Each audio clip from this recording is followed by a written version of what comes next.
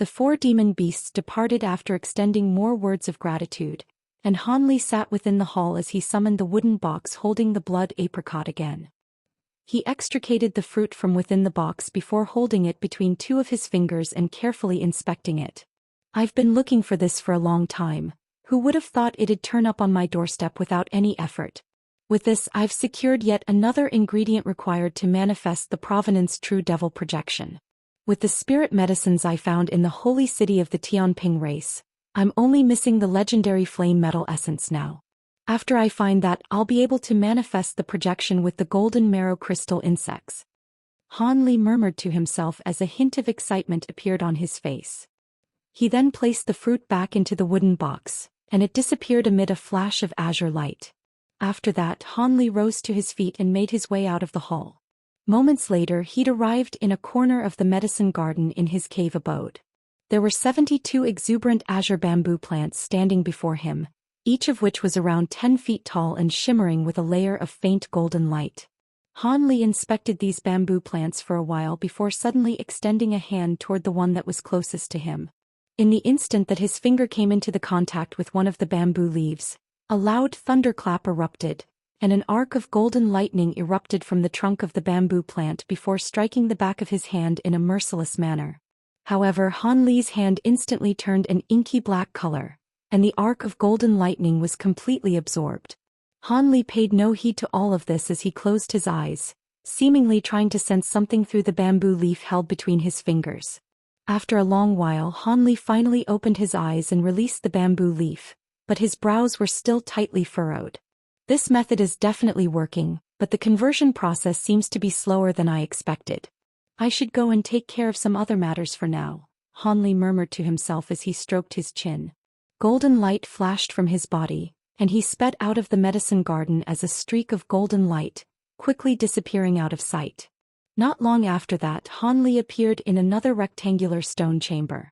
There were 7 or 8 cauldrons of different sizes placed in a circle within the room, and a tall stone platform stood at the center. There was a large round bowl on the surface of the platform that was tightly covered by a white jade lid, and the lid was emanating a layer of faint white glacial qi. The lid had been constructed from a large chunk of profound ice. On the wooden shelves positioned all around the stone chamber were various jars and vials of different sizes, from which a rich medicinal aroma was wafting through the air. This was none other than Han Li's designated pill refinement chamber. All of the jars and vials contained various medicines, most of which were quite ordinary, but were used quite frequently and were indispensable. Han Li couldn't be bothered to stow them away in his storage bracelet, so he stored them all in here. After sweeping his gaze across all of the cauldrons, his eyes settled on a medium-sized azure cauldron. Han Li lifted a hand and made a grabbing motion toward the lid on the stone platform, and the lid immediately rose into the air before falling heavily onto the ground beside the platform with a loud thump, indicating that it was quite heavy.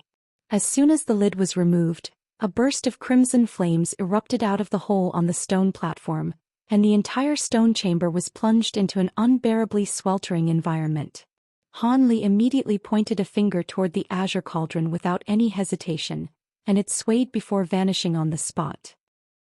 In the next instant, the cauldron appeared in the air above the crimson flames, rotating in mid-air as it was illuminated by the scorching fire. Han Li chanted something and made a hand seal before casting an incantation seal toward the azure cauldron. The cauldron then shrank and swelled erratically before plummeting straight downward, descending onto the hole in a tight fit and concealing all of the crimson flames beneath it. Han Li exhaled upon seeing this before sweeping a hand over the storage bracelet on his wrist, and azure light flashed as a jade box appeared. He carefully removed the lid of the box to reveal several purple fruits, each of which was around the size of a fist. The fruits were all very round and supple, seemingly filled with translucent fruit juices, and emanating a peculiar alluring aroma. Each fruit possessed a core in the form of an extremely lifelike miniature dragon, creating quite a mesmerizing sight to behold. These were none other than the Zhou Xian dragon fruits that Han Li had obtained during his trip to the Wood Tribe territory. The rising dragon pills refined using this precious fruit was extremely effective for cultivation progression for early spatial tempering and mid-spatial tempering cultivators. Han Li had now reached the spatial tempering stage, so he was naturally going to begin refining this pill. However, this was the first time he'd ever seen a spirit pill with such a difficult refinement process. Just the ingredients required to refine this pill had to be refined on their own, and that would take the better part of a month. Thankfully, Zhou Xian dragon fruits also took an extremely long time to mature, requiring roughly 30,000 to reach maturity. He was too busy accelerating the growth of his golden lightning bamboo and azure shifting fruit earlier, thereby neglecting the Zhou Xian dragon fruits, so he'd have to wait a few years for them to mature.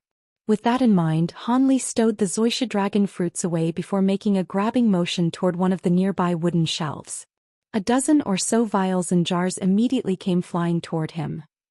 Han Li stayed in the pill refinement chamber for half a month. When he emerged again, he entered his secret chamber to consolidate his new cultivation base. Of course, at the same time he began studying the Spring Dawn Sword formation. During this time, the 4 demon beasts returned to offer up a bunch of valuable materials and ingredients, all of which were quite valuable, but most of them were not very useful to Han Li at the moment.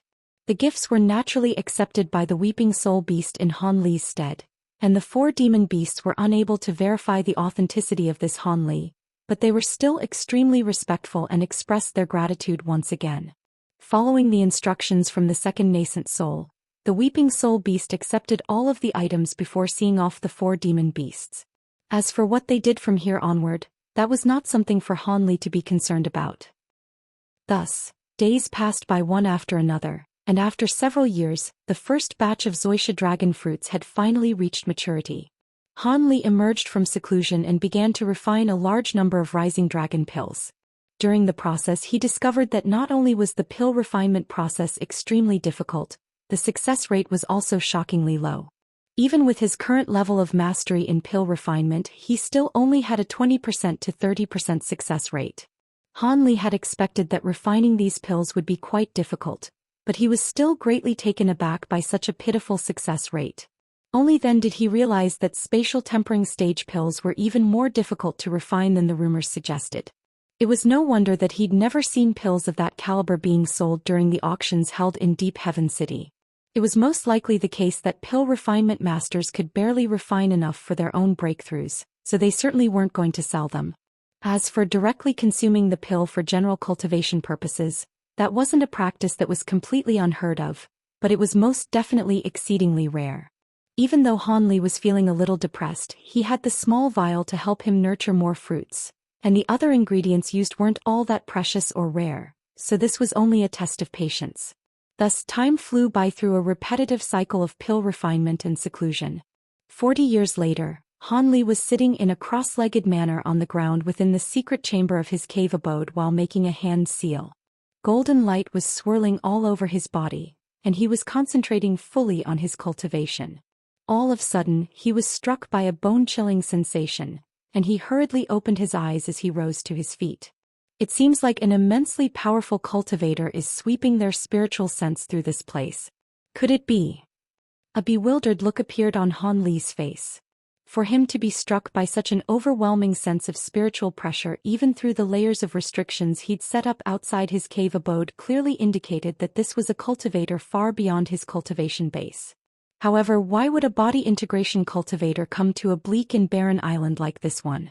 Could it be the elders from the Tianping race or perhaps other old monsters from the flying spirit race? Countless thoughts raced through Han Li's mind, but he only hesitated momentarily before opening the stone doors and departing from the secret chamber. Moments later, Han Li appeared in a hall where a massive formation had been carved onto the ground. At the center of the formation was a stone platform, upon which was placed a hexagonal bronze mirror that was emanating faint silver light. This was none other than the myriad dragon bead restriction that Han Li had modified several times after mastering the 9 palaces' heavenly talismans. Not only could this restriction now cover an area of thousands of kilometers, it was also far more profound than it had been in the past. Han Li strode forward and stood at the center of the formation before making a hand seal to cast a streak of azure light into the formation. The entire formation instantly began to ring incessantly as lights of different colors appeared, then surged toward the bronze mirror in unison. As soon as the lights disappeared into the mirror, the silver light on its surface flashed, and it projected a silver light screen that was around 10 feet in size. There were specks of light of different sizes flashing on the light screen, and Han Li's gaze was immediately drawn to the two most piercing specks of light in the corner of the silver screen. What? There are two of them? Han Li was given a massive shock before staring at the two specks of light with an intense, unblinking gaze. 10 full minutes passed, but the two specks of light remained completely stationary on the light screen, showing no intention of approaching Han Li's cave abode, but seemingly not in a hurry to leave either. Han Li was becoming more bewildered by the minute. It was quite clear that these two fearsome beings weren't targeting him. Otherwise, they would have flown here as soon as their spiritual sense had swept over his cave abode. However, they weren't departing either, which suggested that they weren't just passing through. As such, Han Li was truly perplexed. With their cultivation bases, they clearly wouldn't just appear here for no reason to have a chat. Who knew if these two were friend or foe? At present, the two of them were only several thousand kilometers away from his cave abode, and they could even attack him from this distance. With that in mind, Han Li was growing quite concerned. Furthermore, the bone-chilling sensation that he'd been struck with when their spiritual sense had swept through this place was extremely unsettling, particularly when he didn't know their objective. He pondered the situation with a grave expression, then looked down at the formation beneath his feet, and he finally made up his mind as he gritted his teeth. He pointed a finger toward the bronze mirror atop the stone platform, and the mirror tremored slightly before slowly rising up into the air and radiating piercing silver light. At the same time, Han Li began to chant something before opening his mouth to expel a ball of blood essence. The ball of blood essence exploded around a foot away from the mirror, transforming into a cloud of crimson mist that enshrouded the mirror within. Silver light flashed on the surface of the mirror, instantly absorbing the blood mist. The shimmering silver mirror instantly took on a vibrant red color, following which the silver light screen disappeared, only to be replaced by a swath of five-colored light. An incredible scene ensued. In the instant that the five-colored light formed another light screen, bursts of white spiritual mist emanated from its surface. The mist tumbled and surged before forming an extremely clear image. Everything within the image was manifested from mist, and aside from the fact that they were several times smaller than in real life, they were all extremely lifelike and realistic. Han Li peered into the image and his pupils abruptly contracted. The setting in the image was very familiar. It was the area near a certain small mountain located quite close to the edge of the sea of black infernal mist. There were two beings from different foreign races standing beside one another atop the mountain. At first glance, the two of them appeared to be rather similar in appearance to humans. One of them was a tall and broad handsome young man who appeared to be in his 30s with a shimmering silver horn on his head. The other being had crimson hair reaching all the way down to his waist with a pair of dead fish eyes and faint fish scales on his face. This being wore a set of green beast-hide clothing. The two of them were currently looking into the sea of black infernal mist and discussing something among themselves. The image being manifested from the white mist couldn't broadcast any sound, so Han Li couldn't hear what was being said. However, his heart immediately sank at the sight of these two beings, who were clearly not from the flying spirit race.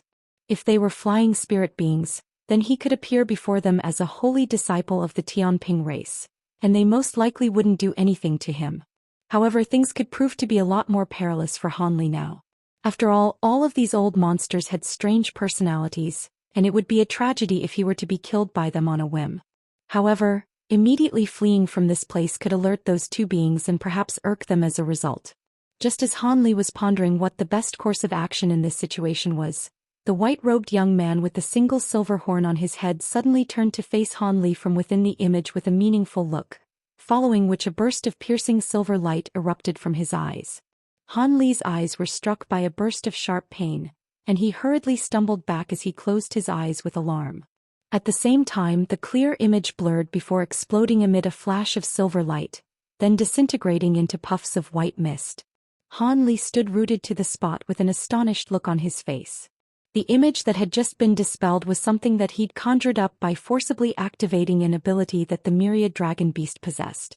Through the use of this ability, the beads buried in an area could broadcast the scenes unfolding in that nearby area to him in an extremely discreet manner. However, never would he have thought that the white-robed young man would possess such powerful spiritual sense that allowed him to identify what he was doing almost right away. These two were most definitely body integration stage beings, and it was possible that they could even be mid-body integration or late-body integration cultivators. Seeing as they had already identified what he was doing, should he get away from here right away? Han Li was still feeling quite indecisive.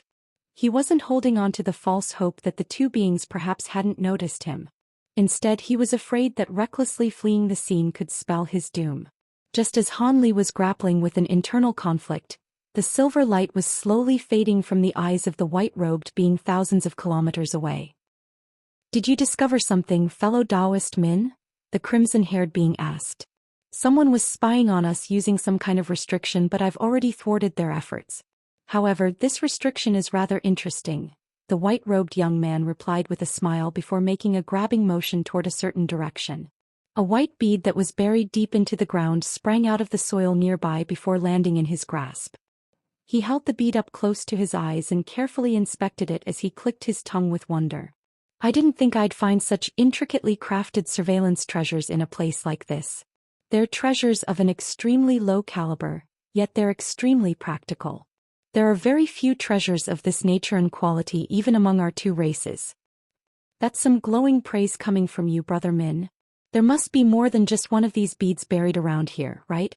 The crimson-haired faltered slightly before sweeping his spiritual sense through the nearby area. Spiritual light then flashed through his eyes, and he suddenly disappeared on the spot. In the next instant he appeared somewhere extremely far away before also making a grabbing motion. Thus, another myriad dragon bead shot forth before landing in his grasp. The crimson-haired being then swayed before disappearing again, then soundless reappearing where he was standing before. "It is indeed rather unique, but I feel like your praise was unwarranted. Our two races definitely have better surveillance treasures at our disposal." The crimson-haired being chuckled coldly as blue light flashed from his palm, and the bead was frozen before exploding into countless tiny shards of ice. "I beg to differ, Brother Jian. It is indeed true that our races have similar treasures, and that these treasures possess various flaws, but this shows us that the tool refinement prowess of the flying spirit beings seems to far surpass the level suggested by the rumors that are going around. It appears that the appraisal of the flying spirit race made by our two races was a little inaccurate," the white-robed being replied in a calm voice. "Oh. In that case, why don't we capture that flying spirit being and interrogate him?" the crimson-haired being suggested with a sinister smile. "Forget it, we're here to correspond with the flying spirit race for the first time, not to declare war on them. We'll be able to assess the tool refinement skill level of the flying spirit race once we enter their core territory, so there's no need to stir up unnecessary trouble. On top of that, this being possesses a decent cultivation base. If he's closely related to one of the old monsters of the flying spirit race, then we might be digging a hole for ourselves by capturing him. Besides, we've stumbled upon an unexpected reward, haven't we?" The white-robed man cast his gaze toward the black mist in the distance with a greedy look in his eyes. You're right, Brother Min. These flying spirit beings sure are wasting a precious resource, though. I can't believe they'd just leave such valuable true spirit Xianxia here without anyone to look after it. Although that certainly is a good thing for us," the crimson-haired being said with an excited look on his face. "Normal flying spirit beings may be oblivious to this, but there's no way that those old monsters of the flying spirit race won't know what this mist can be used for, so we should be more careful. In all honesty, if it weren't for the fact that we truly need this stuff right now, I really don't want to stir up additional trouble in the flying spirit race territory," the white-robed man said in a hesitant voice. "Haha, are you afraid that the flying spirit race would dare to attack us, Brother Min? We're here on behalf of our two races. Those old farts wouldn't dare to lay a finger on us unless they want the entire flying spirit race to be wiped off the face of the spirit realm. Even if we take this Xianxia away from this place, they wouldn't dare to do anything to us," the crimson-haired being chortled in a nonchalant manner. "Perhaps. However, I'm not sure whether we've been lucky or unlucky. We detected that this area was where the profound heavenly spirit/sword had appeared, but after coming all the way here and performing a blood sacrifice, we were unable to summon the profound heavenly treasure. If it weren't for the fact that the high priest of our race conducted another bout of divination, we wouldn't even know that the treasure had been taken into flying spirit race territory. Come to think of it, that's quite strange. Could it be that the flying spirit beings got their hands on the profound heavenly spirit/sword before us?" The white-robed man sighed. "That's most likely the case. Otherwise, It had to have been one of the smaller races securing the treasure, then taking it to the flying spirit race. Either way, it makes no difference to us, the crimson-haired being chuckled coldly. Indeed, it doesn't matter to us in the slightest. Our two races had to expend a vast amount of spirit stones to teleport us to this continent that lies on the other side of the ocean. We can't let the profound heavenly spirit/sword fall into anyone else's hands. If it were just a normal profound heavenly treasure, then we'd most likely just leave it, but the profound heavenly spirit/sword is one of the three most powerful profound heavenly treasures. Such a prized weapon cannot be allowed to fall into the hands of other races. Regardless of which race on the Tianyuan continent refuses to hand over the sword, our two races will join forces to eradicate them. The flying spirit race is a relatively powerful one on the Tianyuan continent, but they'd stand no chance against our two races. It's just a pain having to teleport people over across the sea. Otherwise, we just take the sword by force. A hint of killing intent flashed through the white-robed man's eyes. Indeed. If your Jiaoqi race and our Sea Monarch race can deploy even a tenth of our forces, we'd be able to easily destroy a race like the Flying Spirit race. However, due to the vast distance that separates us, we'll have to resort to negotiation first. The Flying Spirit race better obey our wishes or else. The crimson-haired being chuckled in a sinister manner. Alright, seeing as neither of us wants to give up on this true spiriting chi, then let's get started right away. After that, we'll pay a visit to those old farts of the flying spirit race. The white-robed man sighed as if he'd finally made up his mind. That's the spirit, Brother Min, the crimson-haired being cackled before suddenly rubbing his hands together. Waves of blue ripples immediately proliferated from his body, expanding to cover an area of several hundred acres in the blink of an eye, almost encompassing the entire sky. Spiritual light then flashed, and the blue ripples instantly transformed into blue waves. The crimson-haired being then opened its mouth to expel a glittering and translucent gourd that was several inches tall, then gently shook it toward the waves. A string of loud rumbling booms erupted as the surrounding waves began to swirl in a frenzy around the gourd before rising up to several hundred feet tall, thereby completely enshrouding the crimson-haired being within. The white-robed man smiled upon seeing this before suddenly laying hand onto the top of his own head, following which howling gusts of azure winds erupted from his head. Those winds then swelled drastically to several tens of feet in just a few flashes before surging into the heavens. A long cry that punctured the entire heavens erupted from within the fierce winds, and the winds suddenly fell away as if they were feeble papier-mâché structures. A strange horned azure creature that was over 1,000 feet tall emerged in the air. The creature had a single long silver horn on its head and a mouthful of sharp fangs. There was a suit of azure armor draped over its body, and its upper body was long and thin while its lower body was shorty and stubby. It wielded a strange black blade in one hand while holding an azure jade vial in the other. The monstrous creature tossed the jade vial in its hand into the air, and a ball of azure light instantly appeared in midair. A projection that was completely identical to the jade vial then emerged, and after a few flashes, it swelled drastically to around 100 feet in size. A buzzing sound rang out from within the vial, following which the opening of the vial slowly aimed itself toward the sea of mist in the distance. Almost at the exact same moment, the blue waves on the other side also underwent a drastic transformation. A piercing pillar of light erupted from the center of the blue waves, and all of the water swept outward in all directions like a waterfall. At the very center of the waves, the projection of a blue gourd that was not inferior in size to the vial projection appeared, then also aimed its opening at the sea of black infernal mist. The two beings then made hand seals in unison, and a thick pillar of azure light erupted from the vial while bursts of blue light swept forth from within the gourd. The two disappeared into the sea of mist in a flash, causing the mist to tumble violently before surging toward the azure and blue lights in a frenzy. The black mist then swirled before forming two pillars of mist that gushed into the two container treasures. The rate at which the two treasures were taking in mist was truly astounding. In mere moments, a vast expanse of empty space had been cleared out in the wake of the blue and azure lights, but the black mist quickly filled up that space again.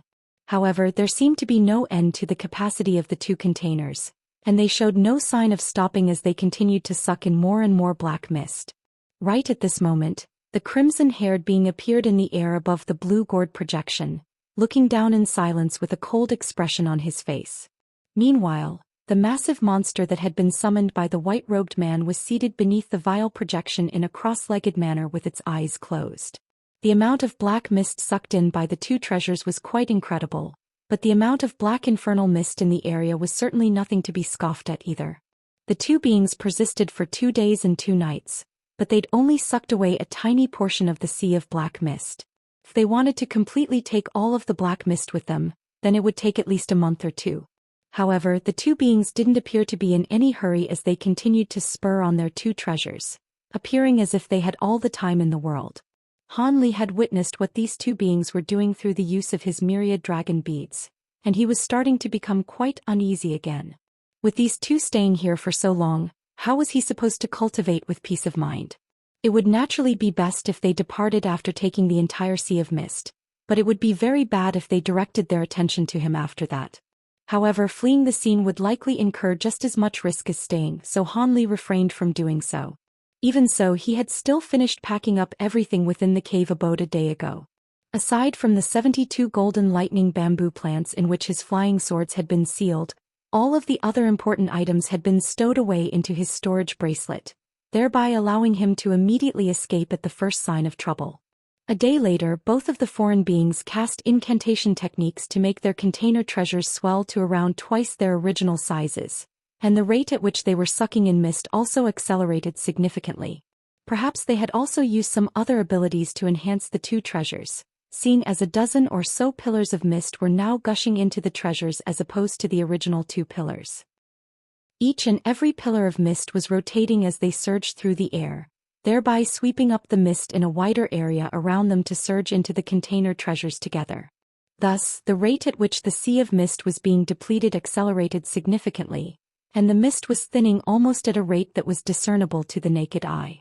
The crimson-haired being chuckled upon seeing this before turning to the white-robed man. "Brother Min, looks like we'll be able to take all of the true spirit Yin Qi here in around a dozen or so more days." The white-robed man smiled upon hearing this, and he was just about to say something in reply when his expression suddenly changed slightly. Immediately thereafter, an infuriated cry erupted from deep within the sea of mist. As soon as the roar rang out, the black pillars of mist surging toward the container treasures faltered before dissipating amid a string of dull thumps, as if they'd been struck by some kind of invisible power. Even as the pillar of azure light and waves of blue light continued to sweep through the mist, the black mist remained completely tranquil and refused to be taken. The 2 beings glanced at one another upon seeing this, and both of them could see their own grim expression mirrored in one another's eyes. At this moment, the monstrous cry within the mist became slightly louder, as if there were something flying quickly toward them from deep within the sea of mist. "Is it that thing?" the crimson-haired being asked without any context. However, the white-robed being seemed to be aware of what his companion was referring to, and his brows furrowed as he replied, "It most likely is. I was wondering why those Tianping beings hadn't touched the true spirit Yin Qi here. Turns out such a thing was lurking within it. They've always regarded bird-type true spirits as divine deities, so the thing in there was most likely left behind by such a true spirit as well," the crimson-haired being said with a wry smile. "That's most likely the case. We don't know what state it's evolved to yet, but if it's already evolved to the final stage, then we have to retreat right away," the white-robed man sighed. "Indeed, I have no intention of falling to that thing. Even my soul won't be able to reincarnate in that case," the crimson-haired being sighed in a grim manner. The white-robed man didn't say anything in response this time. Instead, he made a hand seal before pointing a finger at the massive gourd projection. The projection shattered amid a dull thump, and a speck of azure light shot forth from within before landing in his grasp. It was none other than that azure jade vial, and it disappeared without a trace amid a flash of azure light. The crimson-haired being also made a grabbing motion in a cautious manner, and the waves down below vanished as the massive gourd instantly shrank down to its original size before landing in his grasp. The 2 beings then stood side by side, looking on into the sea of black mist in silence. Judging from the sound of that monstrous cry, whatever they were waiting for seemed to be quite close already, but only after 10 minutes did a gust of fierce winds erupt from within the sea of mist. Immediately thereafter, a white figure appeared in a flash, revealing itself to be a gargantuan creature that was several thousand feet in size. As it flashed through the sea of mist, it swept up a rank odor as it appraised the two beings with a frosty light in its eyes. This was a white skeletal bird with 9 different heads. Each and every one of the heads had eerie green ghostly flames burning within their eye sockets, and wisps of inky black yin-chi were swirling around its body, giving the bird an even more sinister appearance. "Those are the remains of a 9-headed bird," the crimson-haired being exclaimed as soon as he caught sight of the skeletal bird. "Thankfully, it's still only at the second stage of its corpse transformation and hasn't yet evolved to become an infernal nether corpse of the final stage, so it's only comparable to the two of us in power. The only problem is that we don't know how much of this bird's vicious baleful chi remains. If it's retained more than half its baleful chi, then we'll most likely have to retreat," the white-robed man said in a calm voice, but a faint hint of fear flashed through his eyes as he spoke. "Let's give it a try to find out. Would you really be willing to give up on the true spirit yin-chi here, Brother Min?" the crimson-haired being asked with gritted teeth as he stared at the skeletal bird with a grave expression. "Of course I don't want to give up on it. The cultivation art I'm using desperately requires this stuff to enhance its power. We'll each try one attack each to test it. If it's too powerful, then we retreat right away." The white-robed man finally made up his mind. As soon as his voice trailed off, one of the 9-headed bird's huge heads reared up before letting loose a shrill cry, following which all 8 of its other heads opened their beaks in unison. Loud booms rang out as fireballs, blades of wind, ice spikes, bolts of lightning, and other attacks of countless different attributes erupted from the 8 heads at the same time, obscuring almost the entire sky. The ferocity of the attack was truly astounding. However, the 2 foreign beings suddenly became a lot calmer upon seeing this. "I'll go first," the crimson-haired being volunteered before making a hand seal, upon which blue light immediately began to surge around his body. He then pointed a finger toward the oncoming wave of attacks in a seemingly casual manner, and a burst of blue light shot forth from his fingertip. The blue light was initially only a thin line, but after leaving his fingertip, it immediately transformed into a blue light barrier that shielded the 2 beings behind it. The crimson-haired being then made another hand seal, and the light barrier flashed erratically before forming a resolute blue wall of ice. In that instant, all of the oncoming attacks finally struck, crashing into the blue ice barrier like a torrential downpour. Loud explosions, dull thumps, and sharp screeching sounds rang out at the same time from the surface of the ice wall. Spiritual light of all types of different colors radiated from the attacks, completely inundating the ice wall in a spectacular display of colorful lights.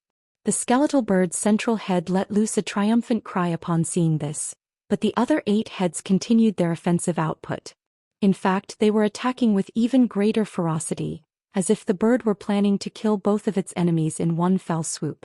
However, right at this moment, a cold harumph suddenly sounded from beyond the wall of ice, following which a burst of blue light surged forth. The blue light proliferated at an incredible rate, expanding to encompass an area with a radius of over 1,000 feet in the blink of an eye.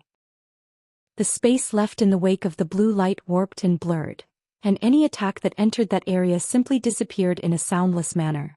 The crimson-haired being's urgent chanting then sounded from within the blue light, and the light swelled dramatically, sweeping toward the massive skeletal bird in a counterattack. The blue light was traveling at such an incredible speed that it was upon the skeletal bird in the span of just a single breath. The skeletal bird was startled by this, but remained unflustered as it swiped its massive talons toward the oncoming blue light. Dozens of inky black claw projections appeared before hurtling forth like sharp swords, striking the blue light amid a resounding boom. Dozens of rifts were instantly sliced into the blue light by the claw projections, making it appear as if it were a shredded rag. However, the blue light returned to its original condition following a flash of spiritual light, but all of the claw projections were trapped within the blue light before being sealed in chunks of blue ice. The blue light then swept into the air above the skeletal bird's head before crashing down with devastating might. The skeletal bird's central head let loose a sharp cry of shock and fury as it abruptly flapped both of its massive bony wings at once. 2 bursts of gray chi erupted from the wings before striking the descending blue light, and as the 2 clashed and intertwined amid bursts of rumbling akin to loud thunderclaps. The blue light then intensified in brightness before quickly engulfing the gray chi, then transforming into blocks of ice of different sizes that hovered in midair. However, the blue light was also unable to descend any further as a result, and was kept at bay by the relentless gray qi. Just as a stalemate was beginning to eventuate, a startling turn of events unfolded. The skeletal bird let loose an eerie cry, and light flashed within the blocks of ice before countless holes suddenly appeared on their smooth surfaces. Gray qi then surged out of those holes in a frenzy before instantly engulfing the blocks of ice and reducing them to nothingness. The gray qi possessed powerful corrosive attributes, and it took only the span of a few breaths to completely eradicate the blocks of ice and blue light up above. As expected, this nine-headed bird still possesses some of its baleful qi from when it was alive, but let's see just how much of that it's managed to retain, the crimson-haired being mused in a cold voice. Immediately thereafter, the blue light began to tremor violently, then increase significantly in brightness, following which countless balls of blue light shot forth from within.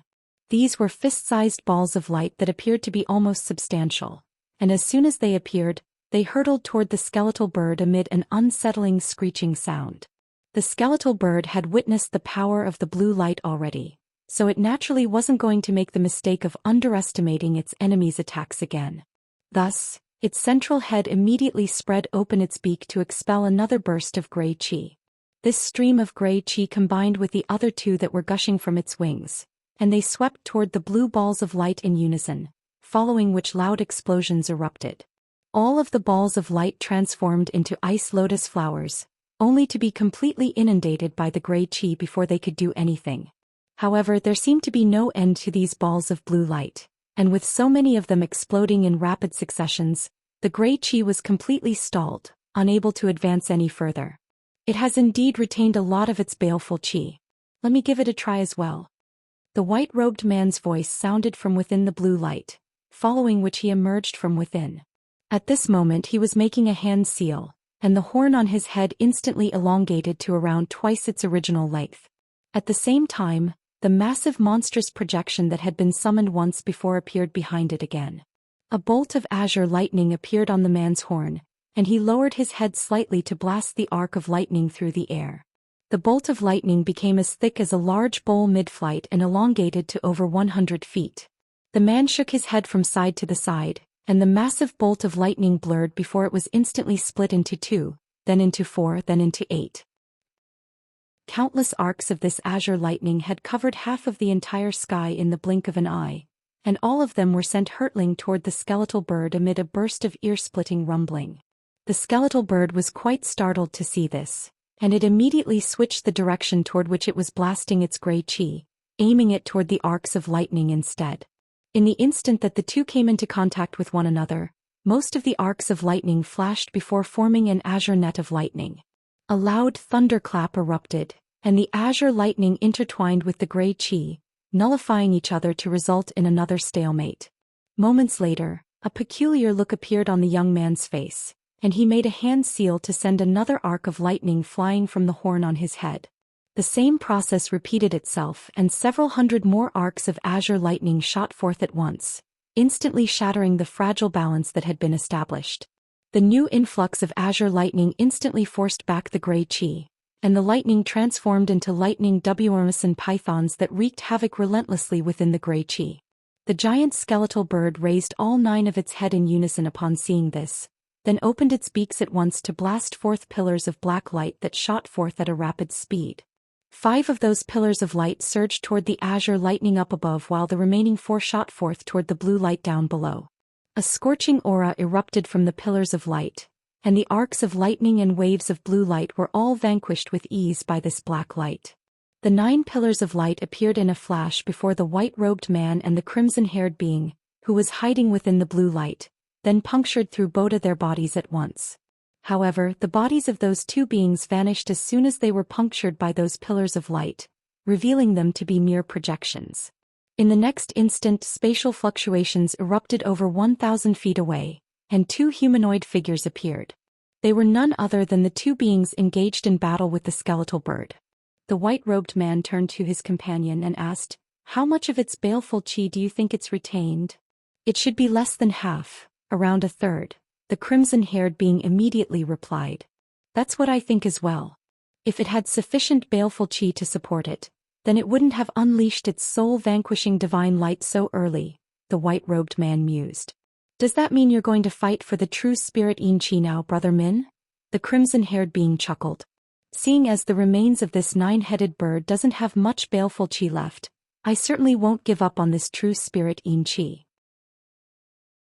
However, what's troubling me is that a nether corpse of this caliber shouldn't be capable of producing so much true spirit Yin Qi of such a high degree of purity, the white-robed man replied with furrowed brows. That is indeed rather suspicious, but what does it matter to us unless there's a second nether corpse within this true spirit Yin Qi? If there were too little of this Yin Qi, it wouldn't be enough to split between us, so this is ideal, the crimson-haired being chuckled. The white-robed man contemplated his companion's words momentarily before nodding in agreement. You're right, I was merely overthinking things. Let's go all out and kill this thing as quickly as possible. My thoughts exactly. A cold expression immediately appeared on the crimson-haired being's face.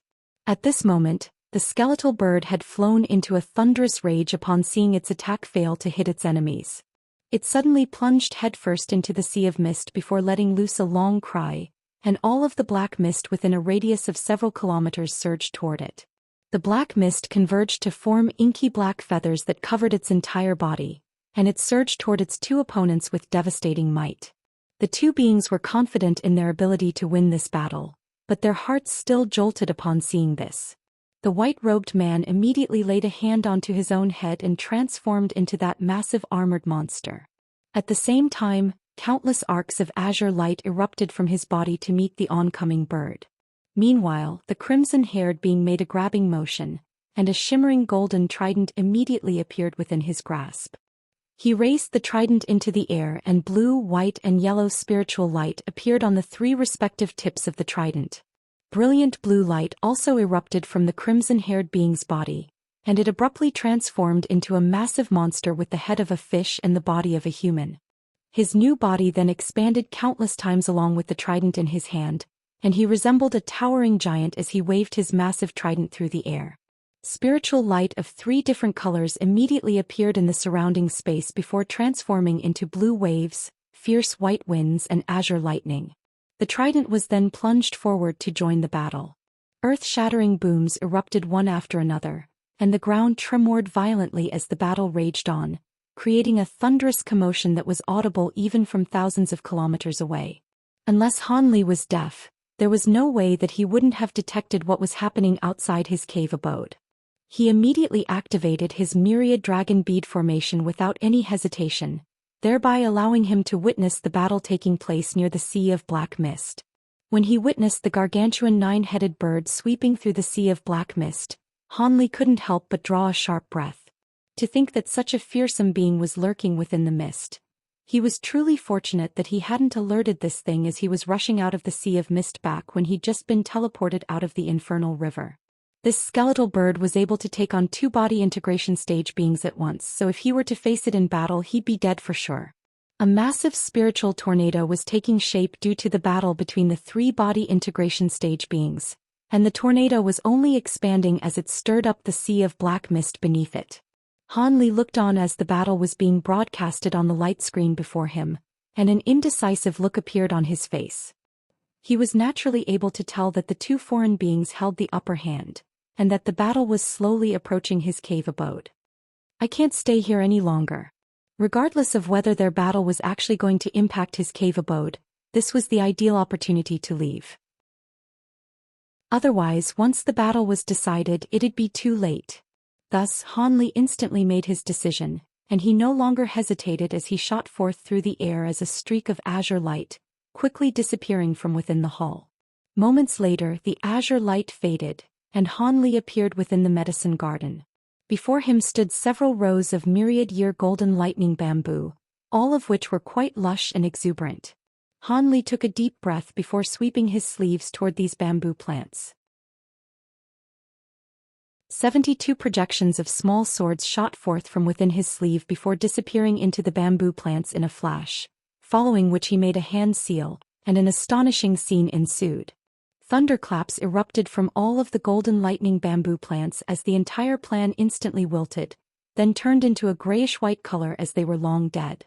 A gentle breeze swept past and all of the plants instantly disappeared into dust. What remained in their place were 72 azure flying swords, each of which around a foot in length, hovering in midair while shimmering with cold light. Han Li swept a hand through the air, and one of the flying swords flew toward him before landing in his grasp. Han Li inspected the azure flying sword for a moment, then abruptly flicked a finger onto the flat part of the blade. Azure light immediately shimmered over the surface of the sword, and a long dragon roar rang out as the sword wobbled like a squirming azure doubloon. Han Li raised an eyebrow upon seeing this, and brilliant spiritual light suddenly erupted from his palm as he held onto the sword, injecting bursts of astonishing spiritual power into the sword. The sword instantly began to flash erratically with azure light, turning the entire sword into an indistinct blur. Han Li's eyes narrowed as he extended a finger toward the sword, only for his finger to pass through it without any impediment, as if the flying sword were merely an illusion. Han Li was ecstatic to see this, and he made a hand seal before sweeping his spiritual sense toward all of the flying swords. The 72 flying swords rose up into the air at once, circling around before disappearing into Han Li's body. Han Li then flew out of the medicine garden as a streak of azure light, and moments later, he appeared at the foot of the giant mountain where his cave abode was situated. A streak of azure light then ascended before flying toward the opposite direction of the sea of black infernal mist. With the powerful spiritual sense of the three body integration stage beings in the distance, there were no concealment measures that Han Li could take that would allow him to avoid detection.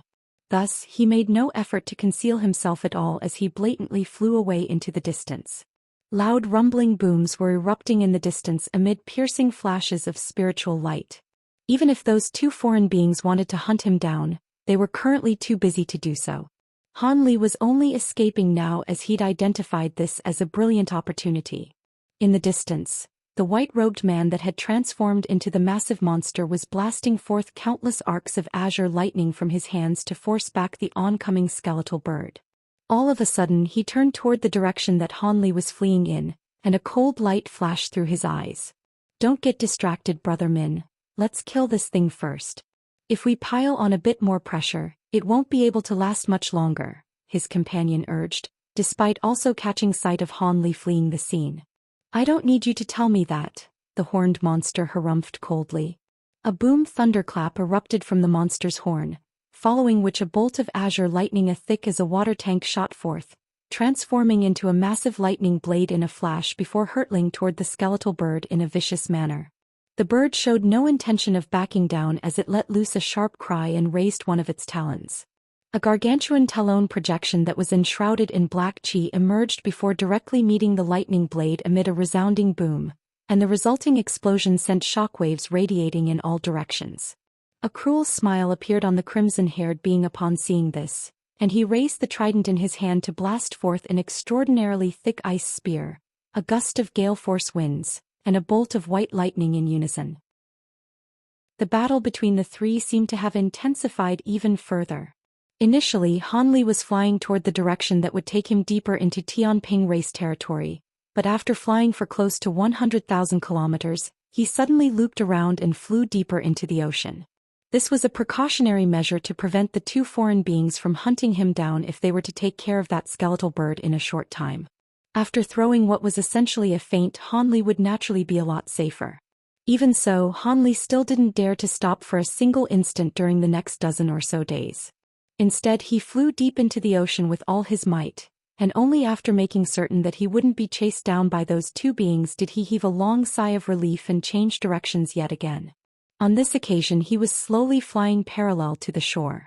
Generally speaking, the powerful sea beasts and perils within the sea were more dangerous than those on land.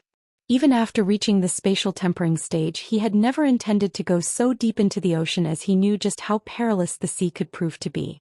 However, Han Li no longer planned to remain in the area controlled by the flying spirit race either. On one hand, he wanted to get away from the Tianping race, and on the other hand, the arrival of the two foreign body integration stage beings struck him with a sense of foreboding, thereby further fueling his decision to get away from this place. He was going to keep flying along the seashore until he flew out of flying spirit race territories. Powerful sea beasts from deeper in the ocean general wouldn't come so close to the shore, and most flying spirit beings detested the ocean. so it was rather unlikely that he'd encounter any of them here. Thus, he'd be able to avoid a lot of trouble by taking this course of action. Having made up his mind, Han Li flew toward the east. At his current cultivation base, even though he wasn't flying at full speed as he was trying to be more cautious in his journey, it was still no issue at all for him to cover millions of kilometers in a single day. As he flew along, he pulled out one of his azure flying swords and stroked it with a finger while wearing a contemplative look on his face. All of his azure bamboo cloudsworm swords had been converted to pure wood attribute treasures, and they'd all become as light as air. Furthermore, injection of magic power could make the swords transition between a substantial state and a light form. Han Li held onto the hilt of the sword and injected his magic power into it.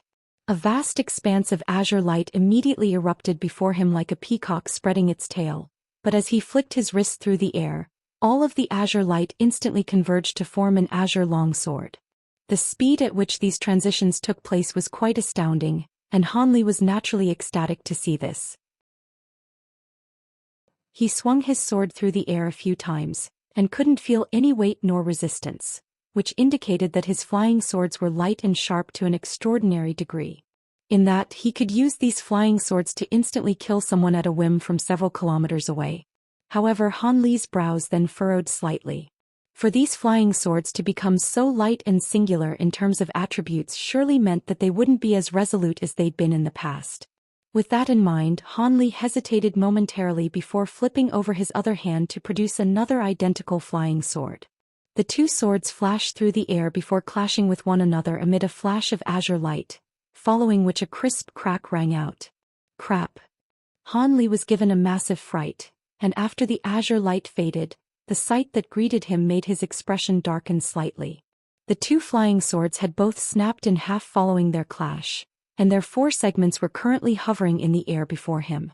His newly refined azure bamboo cloudsworm swords were even more brittle and fragile than he'd feared. Wait, these azure bamboo cloudsworm swords are my bonded treasures. How could I have remained unscathed despite the fact that these swords have been damaged? Han Li was feeling rather bewildered as he tossed the four segments of the two flying swords into the air before making a hand seal. A peculiar scene then ensued. The four segments of the swords joined together again before reverting back to form two completely unscathed swords again. That's the void form ability, Han Li exclaimed as his eyes lit up. The fact that the flying swords had taken on a blurry and indistinct form when he'd injected his spiritual power into them had raised his suspicions about this, and he could completely confirm those suspicions now. This was an extraordinary ability that was rumored to exist among sword cultivators of the human race. Han Li had heard of it on many occasions, but he'd never witnessed any flying swords that possessed such an incredible ability, and he didn't think that his flying swords would attain an ability like this after his sword planting experiment. It was said that flying swords with such an ability could take on a completely insubstantial form and be recovered back to their original form even after being pulverized into countless segments. As such, his flying swords were essentially indestructible, and there was no need to worry about them being damaged unless he came up against some special treasures. Of course, this was only true in theory. Every time the flying swords reconstructed themselves after being shattered, they would still incur a slight amount of damage, and the process would also expend a lot of the wielder's magic power. If they were broken too many times or the wielder's magic power ran out, then even with the void form ability, the flying swords would still be completely destroyed. Even so, Han Li was still overjoyed. He was finally beginning to understand why the elderly man had been so critical of his decision to add materials of other attributes into his flying swords. The man's flying swords most likely possessed this extraordinary ability as well. However, he hadn't employed the sword planting method, so it would have certainly taken him countless years to develop that ability within his flying swords, unlike Han Li, who was able to achieve this in a mere century or so with the assistance of his golden lightning bamboo and the small vial. He opened his mouth to expel a burst of azure light, and the two flying swords instantly shrank down to less than a tenth of their original size within the azure light, reducing them down to around an inch in size each. The azure light then swept back into Han Li's body along with the flying sword. If he wanted to continue to refine his flying swords to truly achieve oneness with them, he wouldn't be able to do so through the use of any external items. He'd only be able to use his own power to slowly nurture them. Thus, Han Li was in high spirits as he continued to fly through the air while studying the spring dawn sword formation. Time passed by one day after another, and Han Li flew along the seashore for over half a year. On this day, a few of Han Li's flying swords had just flown forth at his behest to strike down a sea python that was attempting to attack him, when his expression abruptly changed as he cast his gaze toward a certain direction. The sky in that direction had been bright and clear just a moment ago, but it had suddenly turned into a vibrant red color. Immediately thereafter, countless crimson clouds swept toward him from that direction, soundlessly reaching the air above his head in mere moments before rapidly extending even further into the distance. In the blink of an eye, those clouds had stretched to as far as Han Li's eyes could see in all directions, and the air around him reeked of a strong rank odor. It was as if he'd somehow found himself in a completely unfamiliar world. Han Li sniffed at the air around him and his face paled slightly. The scent in the air clearly belonged to that of fresh blood. How much fresh blood was required to condense into so many blood clouds? Han Li immediately became extremely wary. He abruptly stopped mid-flight as a lightning robe appeared over his body, then transformed into a flickering layer of azure and white arcs of lightning. At the same time, golden light shimmered all over his body as golden scales emerged alongside the projection with 3 heads and 6 arms. Meanwhile, Han Li had his arms crossed as he looked up into the sky. He narrowed his eyes and blue light flashed within his pupils.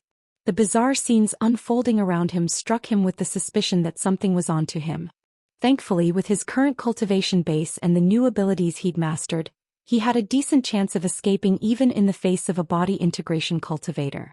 Thus he was still quite calm and collected. Of course, he'd also immediately unleashed his spiritual sense in all directions, trying to seek out the potential hidden enemies lurking within the blood clouds. However, the results of his detection immediately made his heart sink. There was not a single enemy to be found within the vast area encompassed by his spiritual sense. Instead, what he discovered was that the entire sky in a radius of thousands of kilometers around him had been enshrouded under the same blood clouds. Han Li drew a sharp breath upon seeing this.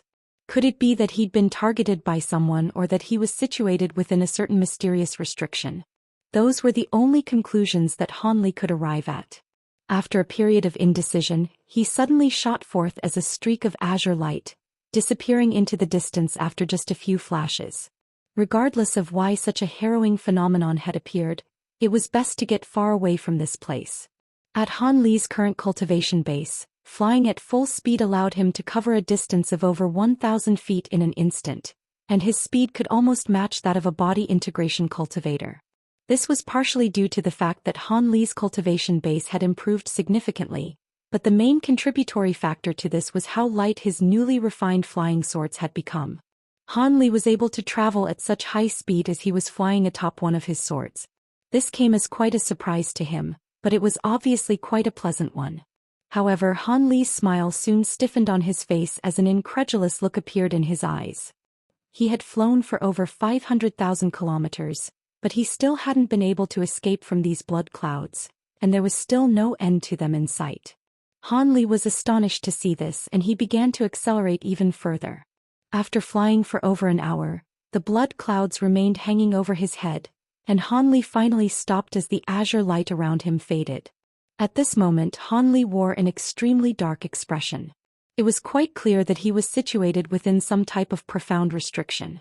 Otherwise, something like this definitely wouldn't be happening. However, the size of this restriction was downright staggering. Han Li hovered in midair as he rapidly scrambled for a way to extricate himself from this situation. However, before he could think of anything, the blood clouds in the air suddenly surged violently, and a series of fist-sized crimson runes emerged from within.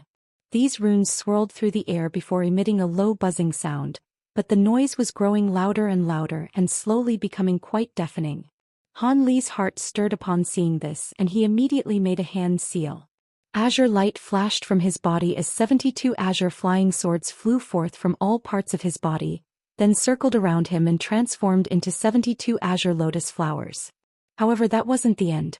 After releasing his flying swords, Han Li made a grabbing motion, and a black shadow flashed as a miniature black mountain that was several inches tall appeared over his hand. He tossed the miniature mountain into the air, and it instantly swelled to over 100 feet tall, creating a massive shield above Han Li. Even though he didn't know what was going to happen, he still instantly set up several layers of defense. Just as Han Li was looking on with a grim expression, the crimson runes up above suddenly converged toward Han Li in unison as if they'd found a target. With the massive divine essence-fused mountain up above, none of the runes overhead were able to reach him. However, the crimson runes in all four directions and down below were surging toward him in a frenzy. Han Li's expression changed upon seeing this, and he immediately pointed at the azure lotus flowers around him.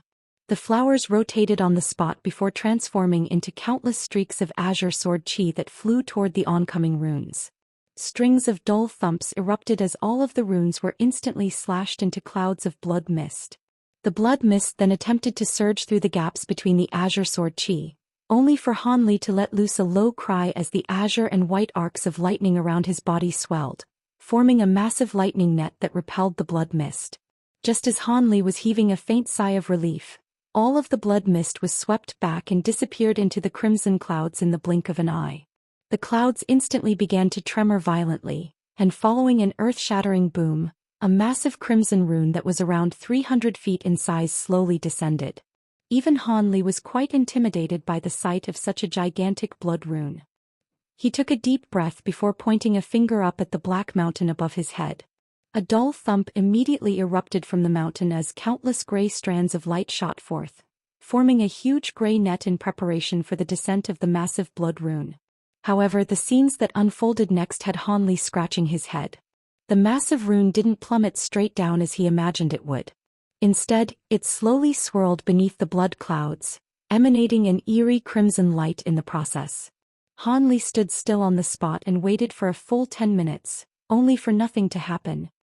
His brows furrowed as he pondered what the purpose of this giant rune could be. However, his expression then suddenly changed, and he seemed to have discovered something as he abruptly swept a hand over the storage bracelet on his wrist. Azure light flashed and a jade box flew forth before landing in his grasp. There were several talismans of different colors plastered to the jade box, but its lid was still tremoring incessantly while flashing erratically with spiritual light. What was even more incredible was that in the instant Han Li summoned the box, the massive blood rune in the sky seemed to resonate as it began to flash violently. The talismans plastered to the box suddenly self-ignited and were burned to ashes in the blink of an eye. Almost at the exact same moment, a resounding boom erupted, and the jade box exploded amid a burst of white light, sending countless shards of shrapnel flying in all directions. If Han Li were a normal cultivator, that alone would have been enough to severely wound him. However, Han Li's body had truly reached an extraordinarily powerful state, to the extent that the shrapnel merely bounced off his body in a harmless manner as if they'd struck a statue forged from steel essence. After the white light faded, the item within the box hovered before Han Li in a motionless manner. The surface of the item was slightly yellow, but there were dark green patterns running all over it, and it appeared to be a long and thin wooden rod. It was none other than Han Li's profound heavenly fruit. As soon as the profound heavenly fruit appeared, the blood rune in the sky tremored violently before disappearing with a dull thump. An extremely bewildered look appeared on Han Li's face upon seeing this. The situation was far too bizarre. These blood clouds had gathered for his profound heavenly fruit? Before he had a chance to ascertain what was happening, a loud rumbling boom suddenly erupted from within the blood clouds up above. Han Li faltered before hurriedly looking upward, and the sight that he was greeted by gave him quite a fright. Countless projections had been manifested within the blood clouds, most of which were projections of all types of demon beasts, while a small portion of them were foreign beings that Han Li had never seen before, many of which appeared to be flying spirit beings.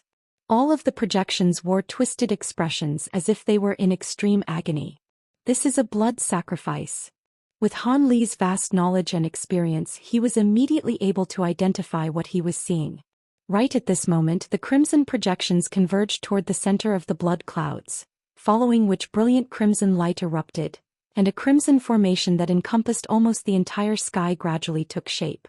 Han Li drew a sharp breath as he abruptly grabbed the profound heavenly fruit, then instantly sped to over 1,000 feet away as a streak of azure light. The situation clearly wasn't quite right, so he decided to flee the scene right away. After just a few flashes, he disappeared into the distance. However, the massive formation was still taking shape in an unhurried manner, showing no signs of stopping due to Han Li's departure. After a while, Han Li had flown to hundreds of thousands of kilometers away after fleeing with all his might. He was still enshrouded under the blood clouds, but he'd lost sight of the massive formation long ago. Han Li heaved a long sigh of relief, and only now did he finally slow down a little. All of a sudden, a loud rumbling erupted within the blood clouds overhead again. Han Li's heart sank upon hearing this familiar sound, and he hurriedly raised his head. The sedentary blood clouds up above suddenly dispersed, and the entire sky warped as crimson light flashed, following which a massive crimson formation appeared. The mysterious light formation was hovering right over Han Li, and his face instantly paled. He didn't know the purpose of this formation, but it was definitely not a good thing for such a massive formation to be stalking him. Thus, Han Li immediately fled into the distance as a streak of azure light again.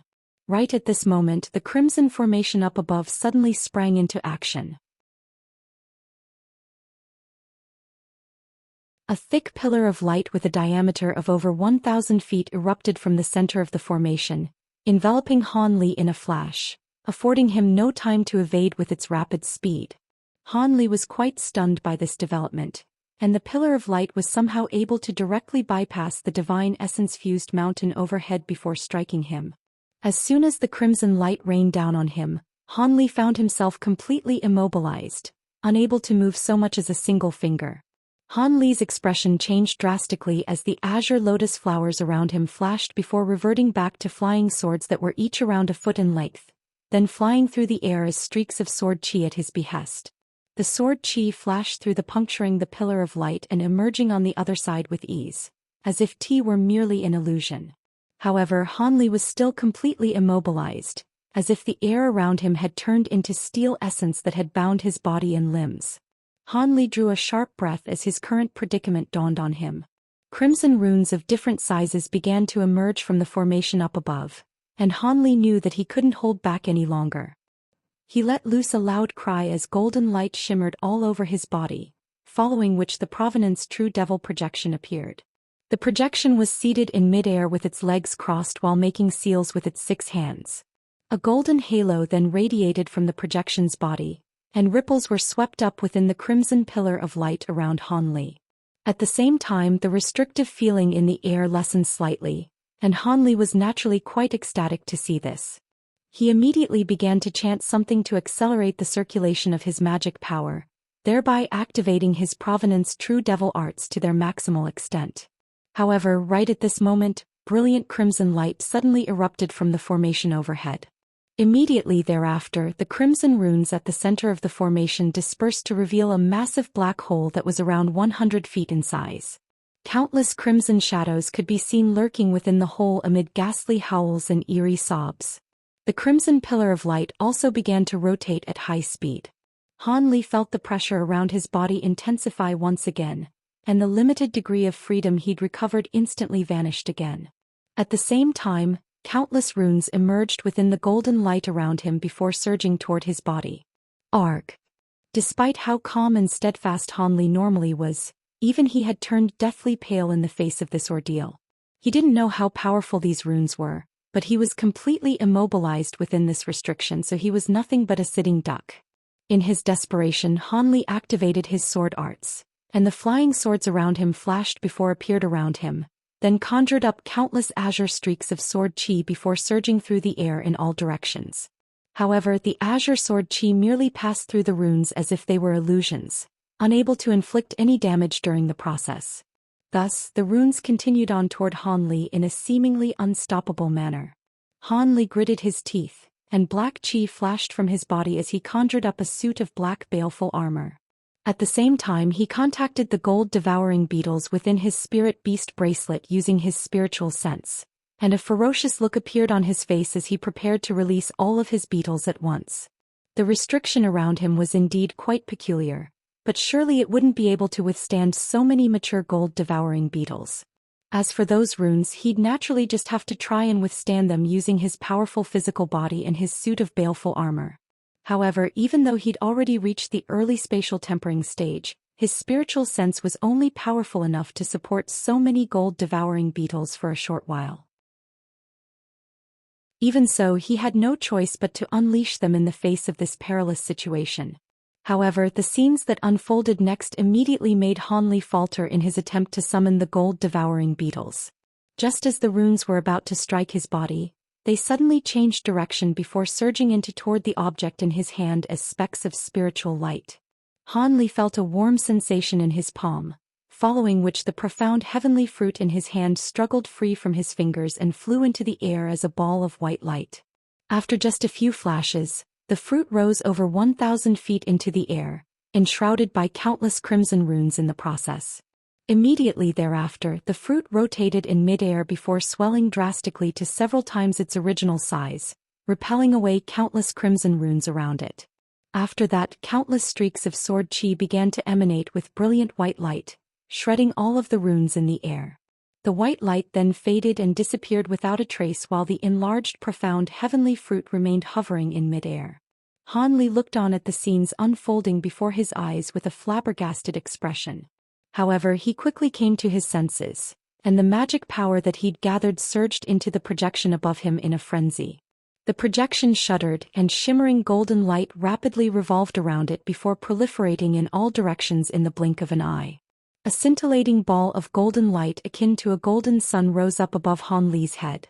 Han Li then began to chant something, and the projection raised all three of its heads in unison while also waving its 6 arms in all directions, then letting loose a low deep cry. The golden sun overhead expanded and shrank before abruptly exploding. Following an earth-shattering boom, waves of golden light proliferated forth like substantial shockwaves.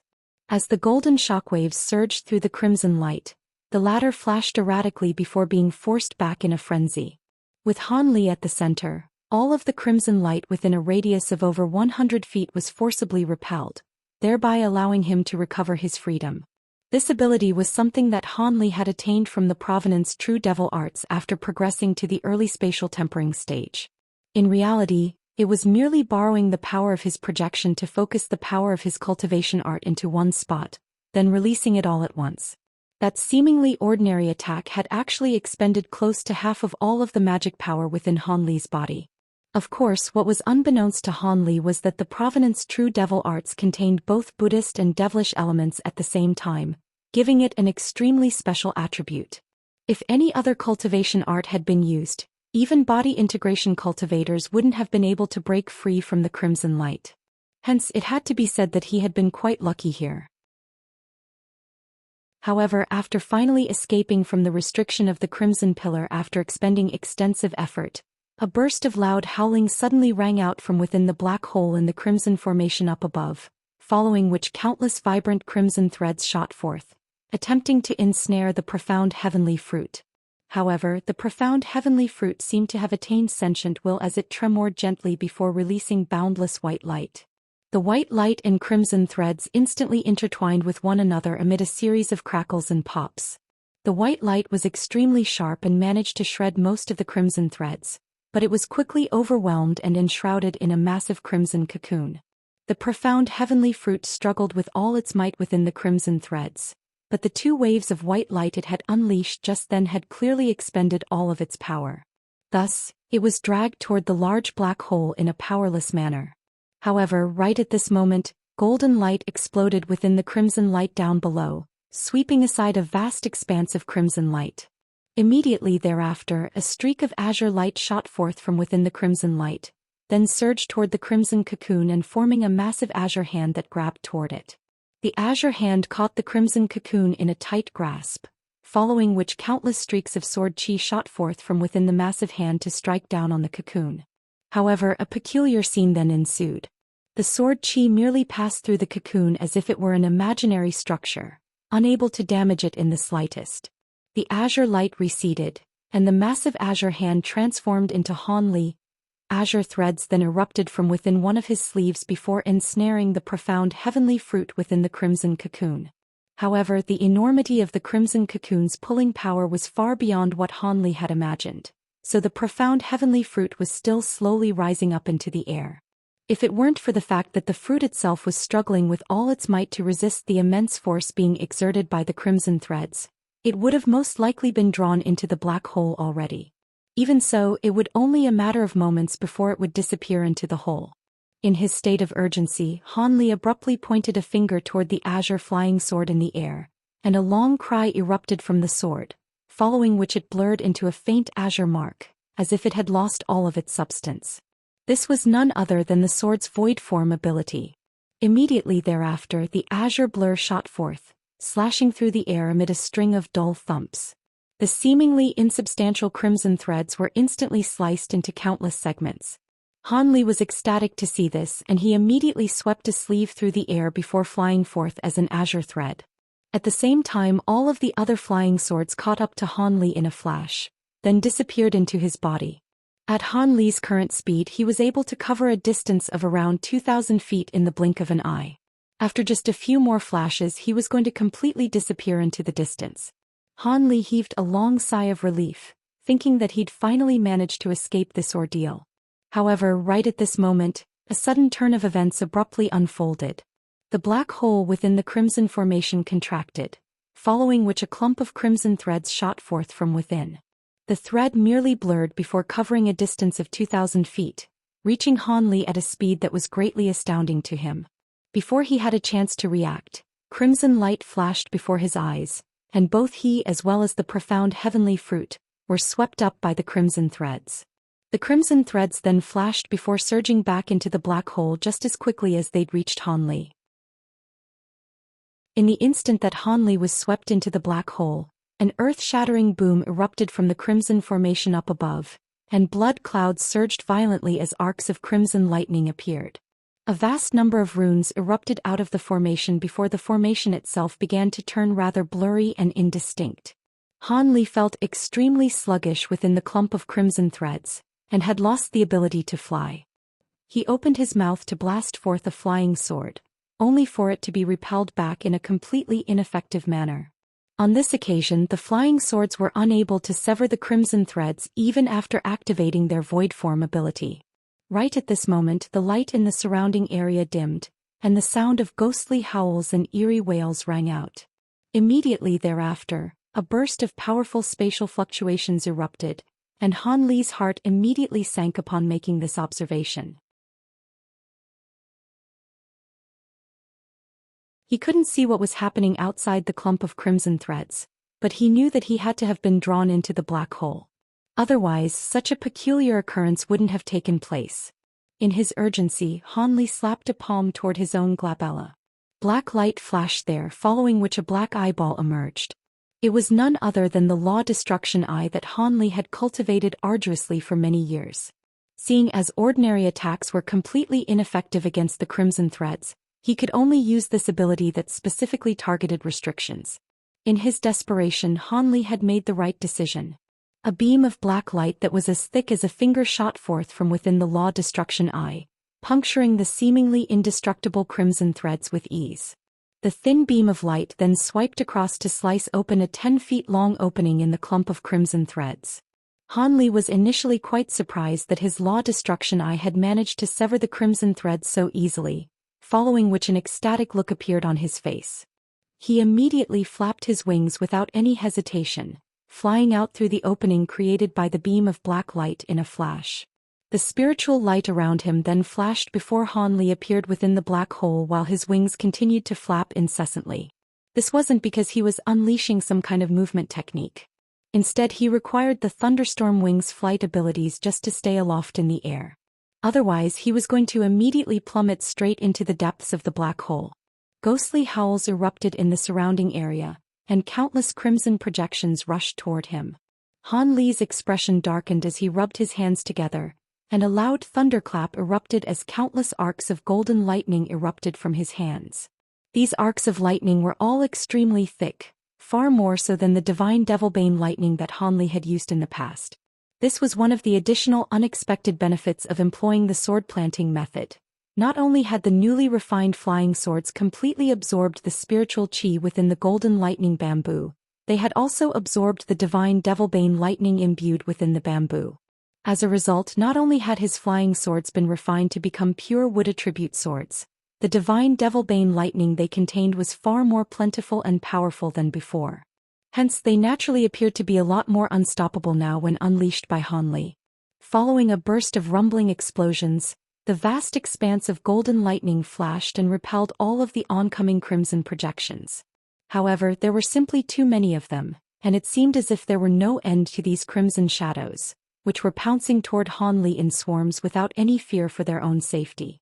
Some of the more substantial ones were even able to open their mouths to blast forth putrid crimson threads then punctured through the net of divine Devilbane lightning, piercing right through to Han Li. However, all of these threads were kept at bay by the void-form sword chi he'd unleashed. Streaks of azure light flashed through the air, shredding crimson threads into countless segments. At this moment, a rumbling sound rang out from within the crimson formation, and the spatial fluctuations erupting from within the black hole intensified even further. Han Li only had to look around to realize that he was facing some kind of unknown peril. His expression changed drastically as he flapped his wings, flashing over to the edge of the black hole in an attempt to escape. However, Han Li then stumbled back following a dull thump, as if he'd crashed into an invisible wall.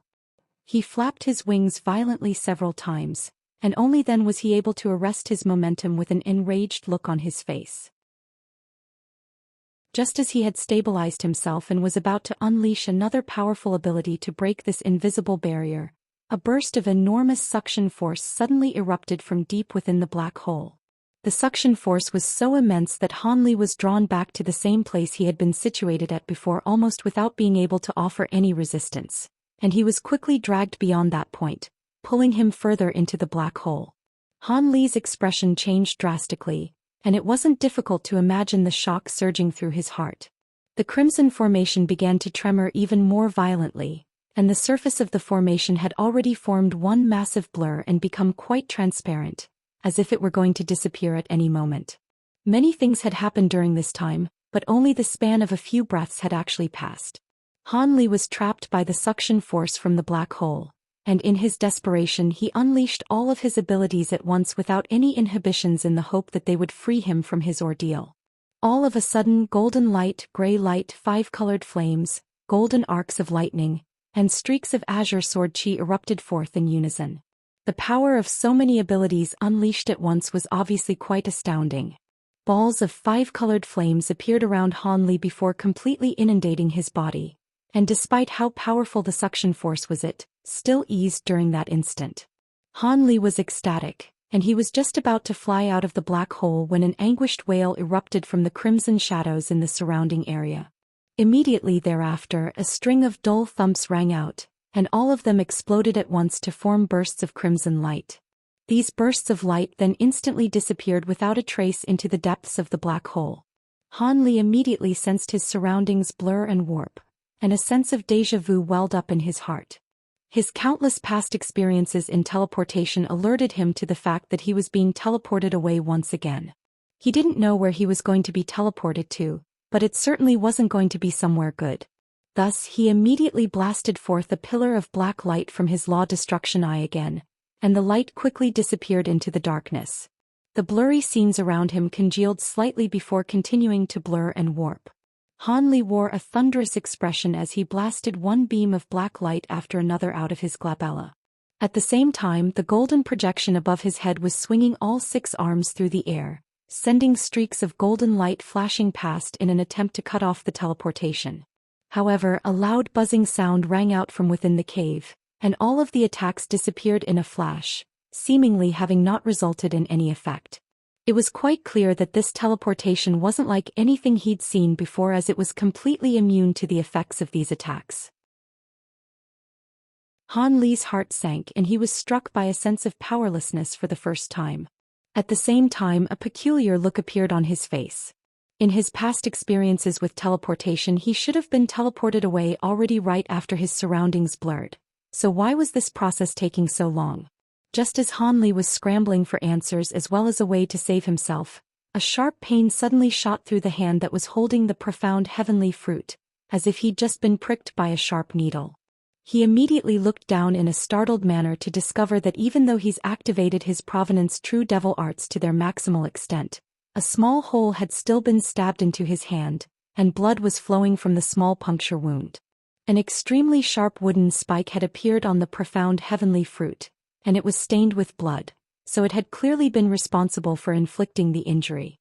Han Li's body was even more resolute than the average treasure, and when activating his Provenance True Devil Arts, his hands were several times more robust than normal. As such, it was simply incredible that he was injured so easily by a small wooden spike. If he hadn't have seen it for himself, he would have found it very difficult to believe. A bewildered look appeared on Han Li's face, and before he had a chance to try and stop the bleeding, white light flashed from the profound heavenly fruit before it began absorbing his blood essence.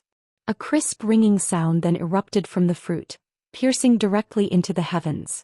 Han Li's expression changed drastically upon seeing this, and he tried to hurl the profound heavenly fruit away as if he'd just been bitten by a snake. However, the fruit remained tightly glued to his palm, refusing to move so much as a single inch. Han Li's face immediately paled even further. He could feel his blood essence surging toward the profound heavenly fruit at an alarming rate, and even though he was trying to arrest this trend with all his might, he was completely unable to do so. In the blink of an eye, he'd lost more than 2/3 of his blood essence before the fruit finally stopped leeching at him. Thankfully, Han Li's powerful body allowed him to handle such a massive loss of blood essence with minimal side effects. If a normal cultivator were to lose so much of their blood essence, they'd most likely be in an extremely feeble state. But then again, if a normal cultivator had been in Han Li's shoes, the profound heavenly fruit most likely wouldn't be satisfied even if it sucked them dry. At this moment, the profound heavenly fruit's skin had turned into a vibrant red color, and the green patterns on its surface squirmed before transforming into countless tiny profound runes. At the same time, countless specks of five-colored light appeared around Han Li's body, all of which flew toward the profound heavenly fruit like moths to a flame. Green light flashed from one end of the profound heavenly fruit, and a sword blade that was around a foot long suddenly shot forth. The blade of the sword as extremely bright and as smooth as a mirror. However, at the center of the blade was a straight line of strange green runes, of which there was a total of 5. The profound heavenly fruit just so happened to have become the hilt of this sword, so Han Li had become the sword's wielder. All of this had Han Li rather flabbergasted. However, as soon as the sword appeared, the crimson formation outside seemed to have received some kind of stimulus. Following an earth-shattering boom, the entire formation and the black hole at its center tremored violently before vanishing on the spot. At the same time, the blurry surroundings of the black hole disappeared, and Han Li was greeted by the sight of a vast expanse of crimson, following which he was struck by a rush of dizziness. In his astonishment, Han Li reflexively slashed the sword in his hand through the air without any direction. In a place countless kilometers away, a burst of blood chi rose up into the air. There was a massive sacrificial altar in this place that was enshrouded under crimson mist, and a dozen or so humanoid figures were standing atop the altar. Beneath their feet was a huge formation that was flashing with faint crimson light, and upon closer inspection, one would discover that this formation was exactly identical to the one that had appeared above Han Li's head earlier. Beneath the sacrificial altar was a giant lake that was filled with crimson liquid. The lake stretched as far as the eyes could see in all directions, and there were sets of skeletons of different sizes from different races floating on the surface of the lake, creating quite a harrowing sight to behold. Impossible! Where did the profound heavenly treasure go? I'd already sensed it and was summoning it back here. One of the humanoid figures on the altar exclaimed with rage and incredulity. Perhaps you were mistaken and the newly appeared profound heavenly treasure isn't actually in our flying spirit race territory, fellow Taoist Jian? In that case, it would be quite understandable that you were unable to summon the treasure using your blood sacrifice technique. A faint female voice also sounded from the altar in response. The one who had spoken was a middle-aged beauty wearing a white cloak with a pair of 5-colored wings on her back, and her voice suggested that she was taking some pleasure from her companion's misfortune. Mistress Bu, Brother Jian and I set up this summoning formation together, and both of us definitely sensed the profound heavenly spirit/sword through the power of our blood sacrifice, but something went wrong during the summoning process and it suddenly disappeared. Could it be that this sword has already attained sentient will, and it sliced open space before hiding into a spatial rift? Another young man suddenly said. This young man had a single shimmering horn on his head, and he was none other than the Jiaoqi being that Hanli had seen on the massive island half a year ago. The one who had spoken first was naturally none other than that crimson-haired being from the Sea Monarch race, and he currently wore a furious look on his face. The two of you set up the formation, so only you two are aware of whether this profound heavenly treasure truly exists.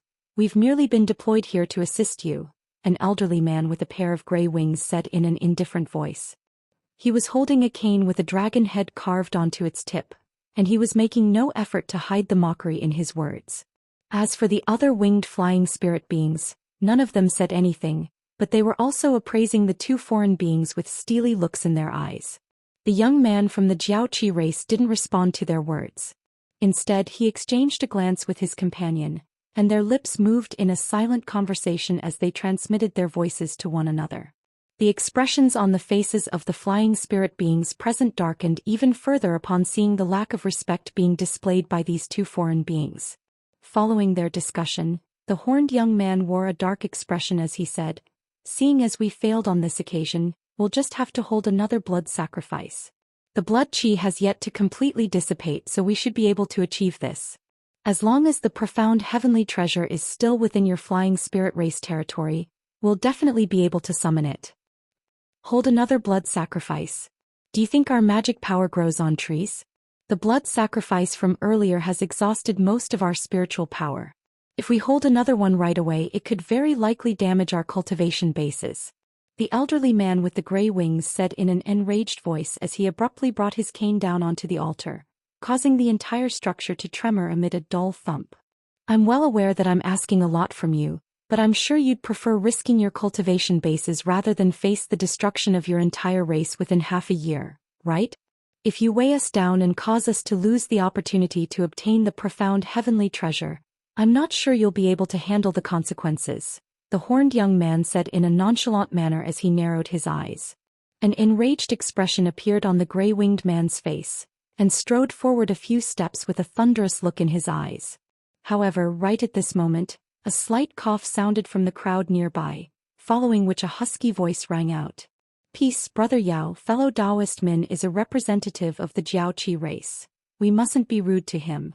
The one who had spoken was a hunchbacked humanoid figure enshrouded under a faint layer of white mist, making it impossible to glean his facial features. The gray-winged man's expression changed drastically upon hearing this, and he immediately stepped back to his original spot before replying in a respectful voice, "You're right, Brother Xiong, please forgive me." The horned young man's expression also stiffened as he identified the one who was speaking, and he forced a smile onto his face as he asked, "Do you have something to say, fellow Taoist Xiong?" "I do indeed.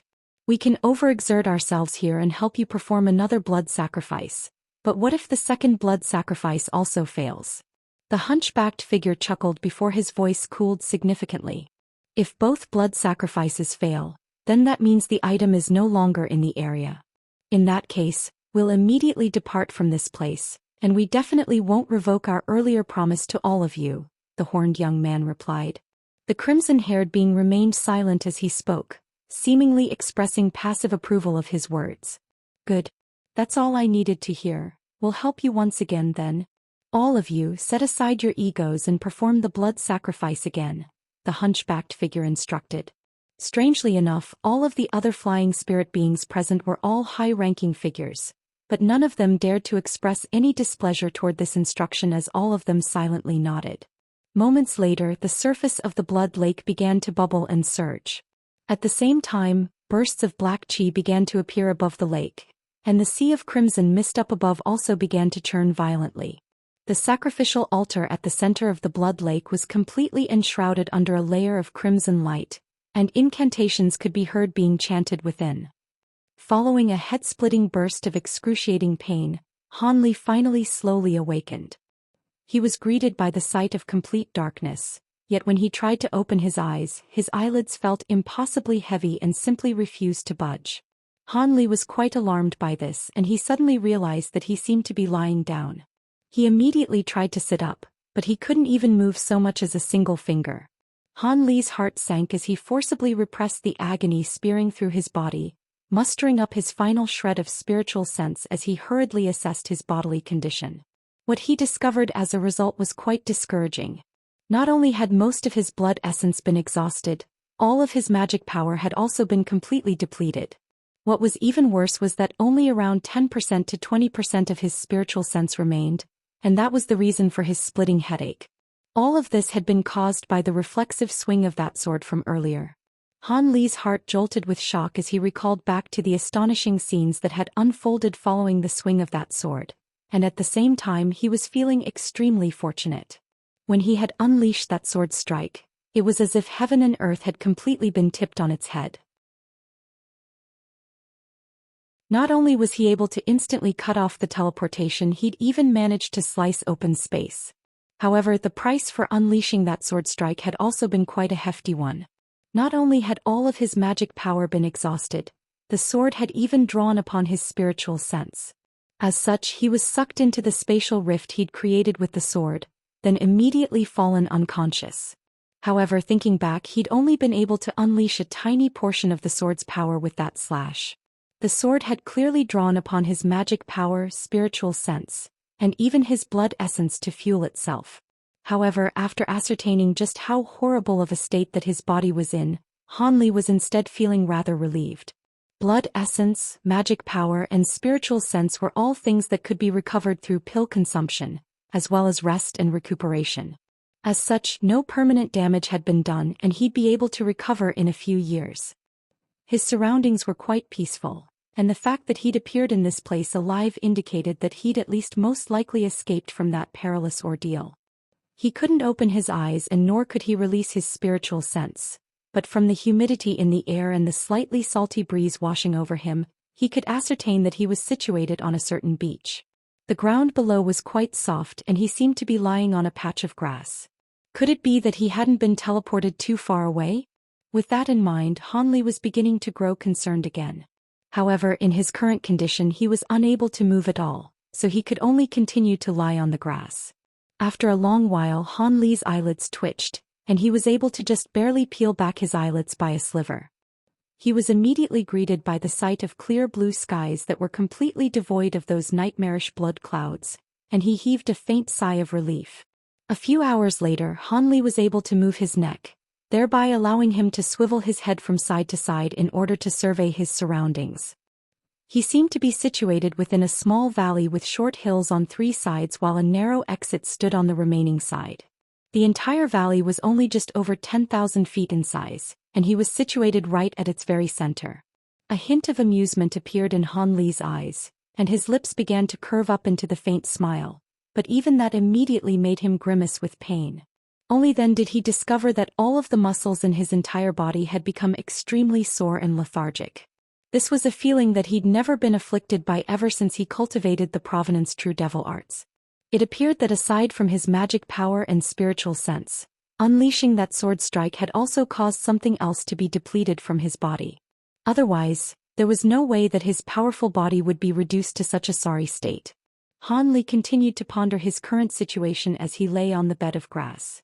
After the better part of a day had passed, Han Li was finally able to move one of his fingers, thereby indicating that he'd recovered a shred of strength. A hint of elation appeared on Han Li's face, but his expression soon stiffened. Right at this moment, a string of dull thumps suddenly erupted from outside the valley. From the tremors running through the ground beneath his body, Han Li could sense that there was a gargantuan being making its way toward the valley. Han Li cast his gaze toward the entrance of the valley as a grave expression appeared on his face. Moments later, a massive creature that was over 100 feet tall barged into the valley. It was a massive crab with hooked spikes all over its body. The crab had a pair of shimmering green eyes, and its exoskeleton was emanating faint azure light, making it appear as if it were wearing a suit of azure armor.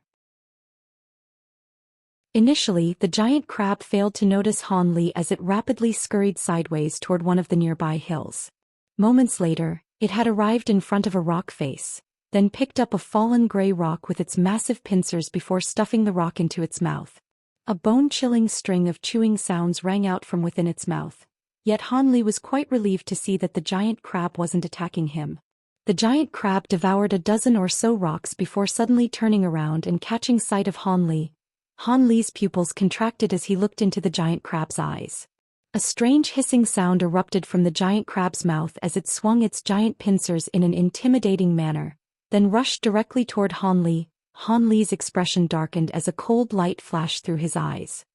He glared expressionlessly at the oncoming giant crab, and even though he could barely move, there was no fear in his eyes. The crab was quite massive in stature, but it certainly wasn't slow. Within moments, it had reached within 70 to 80 feet of Han Li, and it'd be able to attack him with its giant claws after just one more flying lunge. A cold light flashed through Han Li's eye as his lower abdomen bulged slightly. At the same time, he puckered his lips together as if he were about to blast something out of his mouth. Right at this moment, a sharp screech rang out, following which a streak of silver light flashed through the air before striking the giant crab's body. The crab's azure exoskeleton appeared to be indestructible, but the silver light was able to force its way through before plunging into the crab's body. A jet of green blood erupted forth, and the streak of silver light was revealed to be a silver trident that was around 10 feet long. However, its upper half had been completely plunged into the giant crab's back, and only its lower half could be seen. Having been wounded by that trident, the giant crab let loose an earth-shattering screech before immediately rushing toward the opening in the valley. The attack clearly hadn't inflicted any substantial wounds, but had merely enraged the giant crab instead. Han Li faltered upon seeing this before hurriedly also turning his gaze toward the opening of the valley. There he discovered a dozen or so humanoid figures of different heights. There were both male and female humanoid figures around them, and all of them were holding shimmering silver javelins, tridents and other weapons that were made to be hurled. The men among them had their muscle-bound arms exposed while the women wore tight-fitting short-sleeved leather garments, and all of them gave off a tough and formidable aura.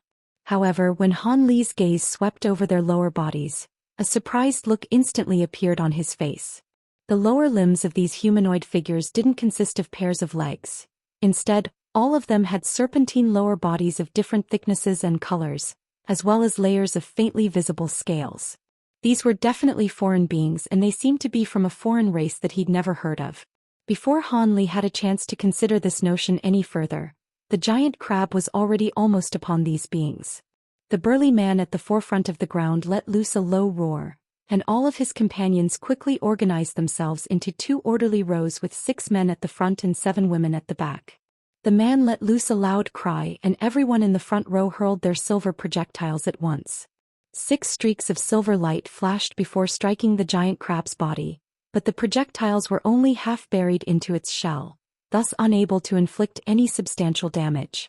Instead, the giant crab only became more enraged as green blood flowed down its body.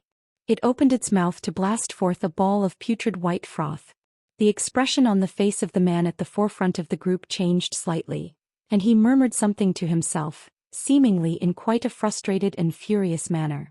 He then pulled out a flat round stone disc from behind his back, and the disc was shimmering with faint light, indicating that it seemed to be a more powerful weapon than the silver projectiles being used. The man hurled the disc toward the oncoming ball of white froth without any hesitation. In the instant that the stone disc left his hand, it transformed into a ball of red light that shot forth through the air before crashing into the white froth amid an earth-shattering boom. A ball of fierce flames then immediately enshrouded the white froth, and both of them nullified one another within moments. However, the giant crab had taken advantage of this opportunity to charge ahead, and it was now only just over 100 feet away from the foreign serpentine beings. Right at this moment, the 6 men in the front row split up into 2 groups that rushed forward on either side. They then flicked their wrists in unison before leaning back together, and the oncoming giant crab was suddenly brought to an abrupt halt. Blue light flashed through Han Li's eyes, and only then was he able to identify that there were semi-transparent threads attached to each of the 6 beings' wrists, thereby ensnaring the giant crab. The threads had been stretched completely taut by the 6 beings, clearly indicating that they had remarkable arm strength. However, what Han Li was more intrigued by were the yellow bracers each of them wore on their wrists. Spiritual light was shimmering from the bracers, and they seemed to be low-grade treasures. The 6 of them were able to use these bracers and their own brute strength to bring the giant crab to a complete standstill. However, the crab was only stopped for an instant before its 2 pincers shot forth like lightning. 2 dull thumps rang out in unison as 2 of the 6 threads were severed, leaving extremely smooth incisions as if they'd been severed by a sharp blade. The 2 men were leaning back to exert force against the threads with all their might, and they were immediately sent tumbling through the air by their own momentum.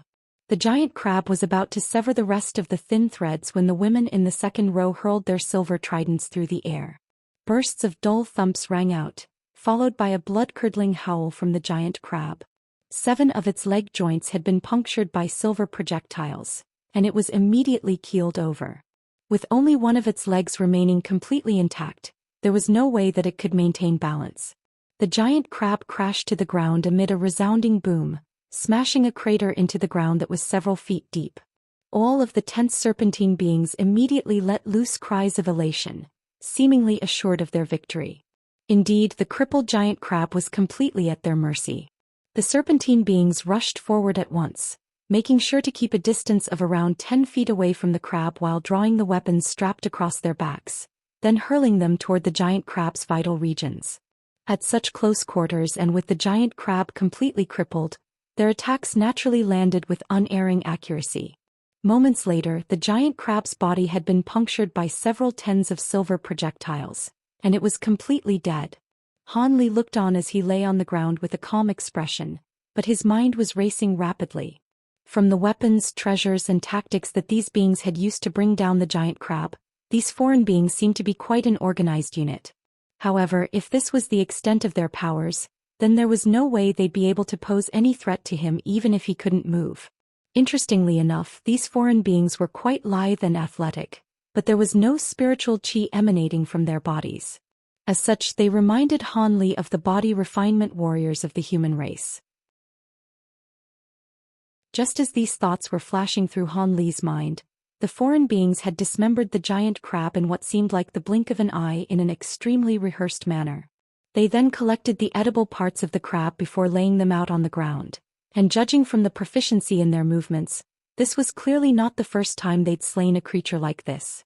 At this moment, one of the female foreign beings with a supple and flexible waist slithered over to the man who appeared to be the leader of the group, following which the former pointed at Han Li and said something in a voice that was quite pleasing to the ears.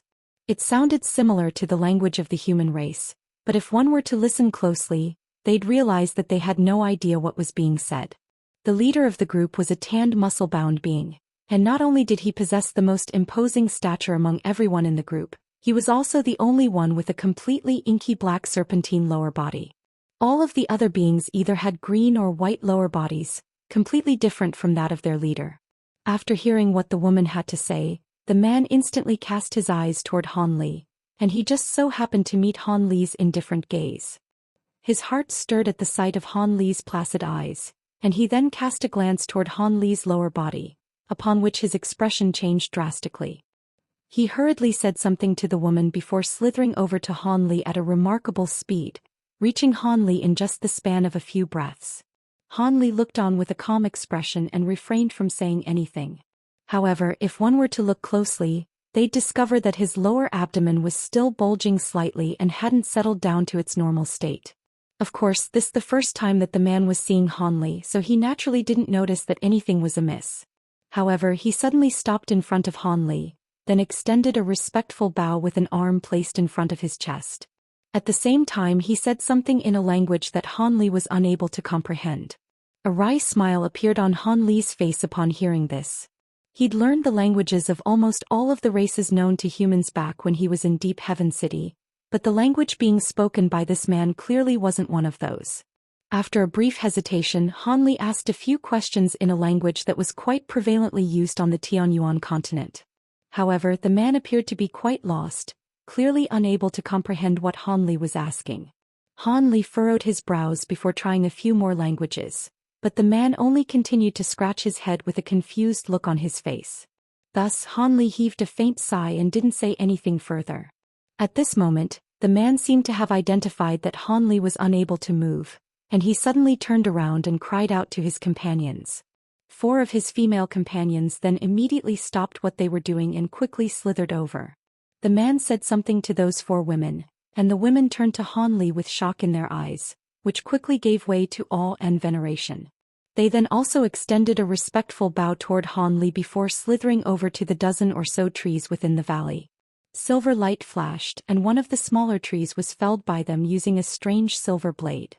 The women swung their silver blades through the air, quickly crafting a stretcher out of the tree and some beast hide that they were carrying with them. After that, the 4 men picked up a corner of the stretcher each, then hurriedly slithered back to Han Li. At this point, Han Li had naturally identified that these beings bore no ill will toward him, and the bulge in his lower abdomen settled down again. The 4 women then placed the stretcher down beside Han Li, and 2 of them slithered toward him before asking a question in a respectful manner. Han Li didn't understand what they were saying, but their intentions were quite obvious. After a brief pause, Han Li nodded in response to their question. All of the beings before him were all ecstatic upon seeing his response. The 2 women beside him extended another respectful bow each before carefully lifting Han Li up from the ground by his arms and legs, then gently placing him onto the stretcher. After that, they carefully adjusted his position to ensure that he would be in the least amount of discomfort possible.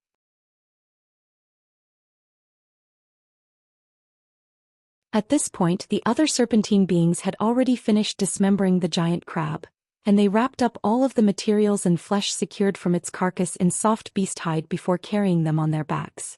These beast hide packages were each over 20 feet tall, and were almost twice the size of the serpentine beings that were under them. However, these beings were able to carry these packages with ease, clearly indicating that they were extremely strong. The 4 women carried Han Li over to the group, and their leader issued an instruction, prompting the group to depart from the valley. Only after exiting the valley did Han Li discover that the ocean was only several kilometers away from here. With the sea so close to this place, it was no wonder that creatures like the giant crab would rush into the valley from time to time. However, the surface of the ocean was very placid at the moment. There was the occasional salty breeze that would blow past, but there weren't any particularly strong waves to be seen. It was exactly because of this that Han Li hadn't heard the sounds of the ocean tide in the valley. The serpentine beings carried Han Li along the seashore for a while as Han Li inspected his surroundings, and he quickly discovered that this wasn't the seashore of some continent.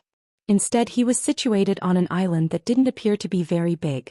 After traveling for about 10 more kilometers, the group arrived in front of a pile of rocks, between which were parked 7 or 8 thin and long bone boats. There was one particularly large one among them that could carry around 4 or 5 people, while all of the other ones appeared to only be capable of carrying around 2 people each. Each of these bone boats had a pointy end while the other end consisted of carvings of all types of different beastly heads. Han Li and 2 of the women got onto the largest boat while the others boarded the other smaller boats, and they set off into the ocean as the bone oars on the boats sliced through the waves. With their remarkable strength and stamina, the serpentine beings were able to row their oars almost without any pause, and the boats sped through the waves like arrows. The ocean was extremely calm and no sea beasts attacked the boats, thereby culminating in quite a smooth journey. After just 2 hours, a black spot appeared up ahead and it was another island. Han Li narrowed his eyes as blue light flashed within his pupils, and he was able to make a rough appraisal of the island from afar. The island was a medium-sized one that was several hundred kilometers in area, and it was filled with undulating mountains as well as lush forests, making it quite a good place to inhabit. However, there was a hint of red visible at the pinnacle of the tallest mountain on the island while the rest of the mountain seemed to be covered in ashes and soot. It was a volcano. Han Li wasn't able to conduct a more thorough inspection of the island as he was yet to recover his magic power, so he couldn't inject more power into his spirit eye ability. The bone boats sped through the ocean, quickly drawing closer to the island. A short while later, they were less than 10 kilometers away from the island. Right at this moment, countless dark clouds suddenly appeared over the clear skies above, following which howling winds were swept up as a torrential downpour came pelting down from the heavens. The rate at which the weather could change when out at sea was truly astounding. However, none of this was able to pose any impediment to the bone boats as the serpentine beings all pressed a certain bump on their boats, thereby summoning miniature spell formations from the undersides of the boats. white barriers of light abruptly appeared, encompassing all of the boats within them. However, the serpentine beings weren't looking much more relaxed despite the measures they'd taken.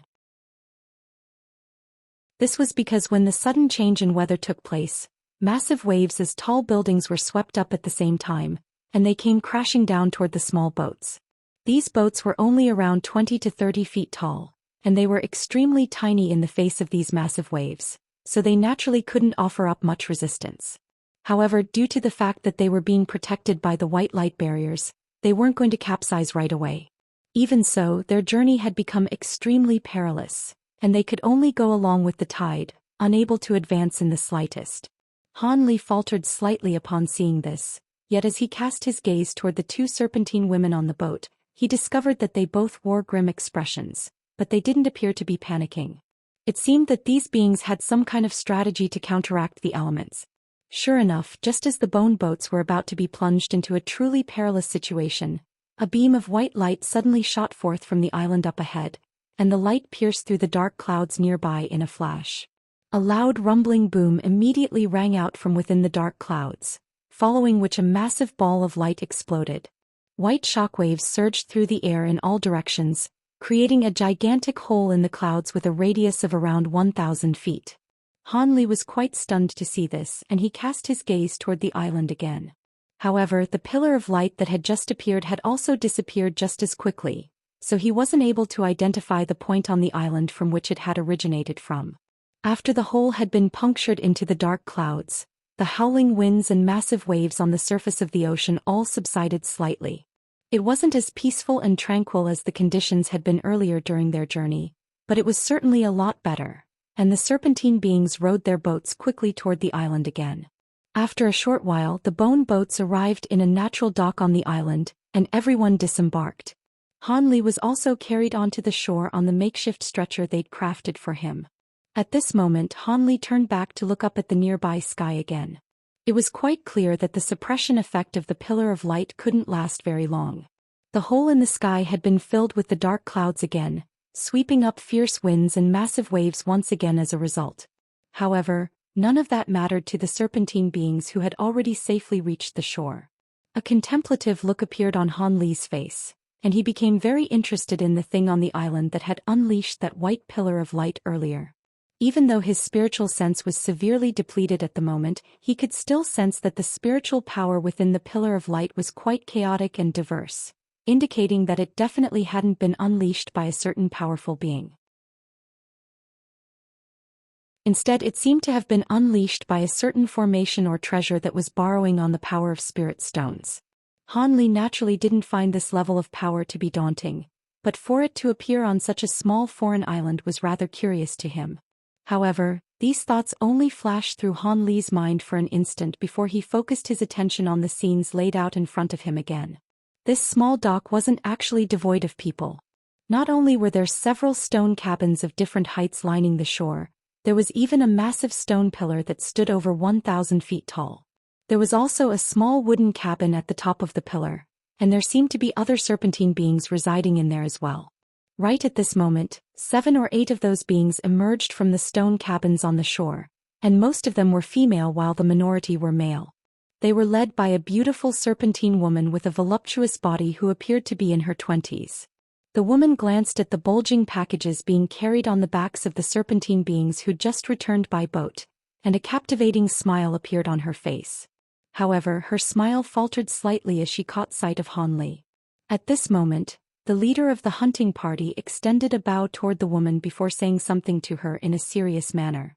After hearing what he had to say, the woman's gaze traveled to Han Li's lower body, and a shocked look also appeared on her face. All of a sudden, she slithered over to Han Li in a graceful and seductive manner, then said something in a strange language. Han Li raised an eyebrow before shaking his head. However, the serpentine woman didn't give up. She switched between using 7 or 8 different languages, and the last language in that sequence really was one that Han Li understood. It was the language of the flying spirit race. However, the woman was stuttering slightly as she spoke in the language, clearly indicating that she wasn't very fluent in it. "You know the language of the flying spirit race?" Han Li asked with a hint of surprise on his face. The woman was ecstatic that Han Li knew the flying spirit race language, and she immediately bowed as she replied, "You know this language as well, esteemed upper being? That's fantastic. I am the assistant priestess of the Fire Yang race, Yan Wu. May I have the honor of knowing your name, esteemed upper being?" "You can call me Mr. Han. The Fire Yang race. This is the first time I've heard of your race. I ended up here as the result of an accident. What is this section of the sea known as?" Han Li asked with furrowed brows. "Our Fire Yang race is only a small branch of the Naga race, so it's not strange at all that you haven't heard of us, Master Han. It is a brilliant honor for us that an esteemed upper being such as yourself has appeared in our race. However, I'm only the assistant priestess, so I do not know much about the upper race beings in the nearby region of the sea. I'll take you to our high priestess right away. If you have any questions, she'll be able to answer them," the serpentine woman replied in a manner that was neither haughty nor humble. Han Li's eyes narrowed slightly upon hearing this. His eyes roamed over the woman as he sensed the faint spiritual qi emanating from her body. This woman was only at around the qi condensation stage, but she was indeed a cultivator. However, seeing as her cultivation base was so low, their high priestess was most likely not powerful enough to pose a threat to him either. This sequence of thoughts raced through Han Li's mind in an instant, and he quickly arrived at a decision before nodding in an indifferent manner. The woman also heaved an internal sigh of relief after securing Han Li's approval. In her eyes, this upper being's aura was truly rather strange. If one were to call him powerful, the issue was that the spiritual pressure emanating from his body was almost non-existent and barely more powerful than her own. However, if one were to call him weak, she'd beg to differ, as her spiritual sense was completely unable to ascertain his cultivation base. Such a strange situation naturally had to be left to the high priestess to assess. Thus, after issuing a few instructions to the hunting party that had just returned, she pulled out a leather pouch, then released a snowy white spirit bird from within. This was a fist-sized bird that resembled a parrot. However, its eyes were of a scorching red color, as if they were a pair of miniature fireballs. The woman stroked the bird a few times while clucking to it in a peculiar manner, then releasing it from her grasp. The bird instantly flew deeper into the island as a streak of white light, disappearing in just a few flashes. "I've already sent a message to our high priestess. Allow me to guide you to our Fire Yang city, Mr. Han," the woman said with a smile. Han Li merely nodded and closed his eyes upon hearing this. Thus, the woman immediately led the other 4 serpentine women who were carrying Han Li's stretcher toward the center of the island, along a small stone path.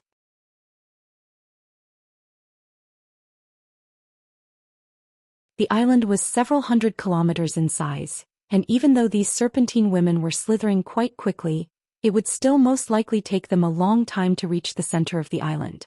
However, with Yan Wu leading the way, a crude shack appeared up ahead after the group had traveled for several kilometers.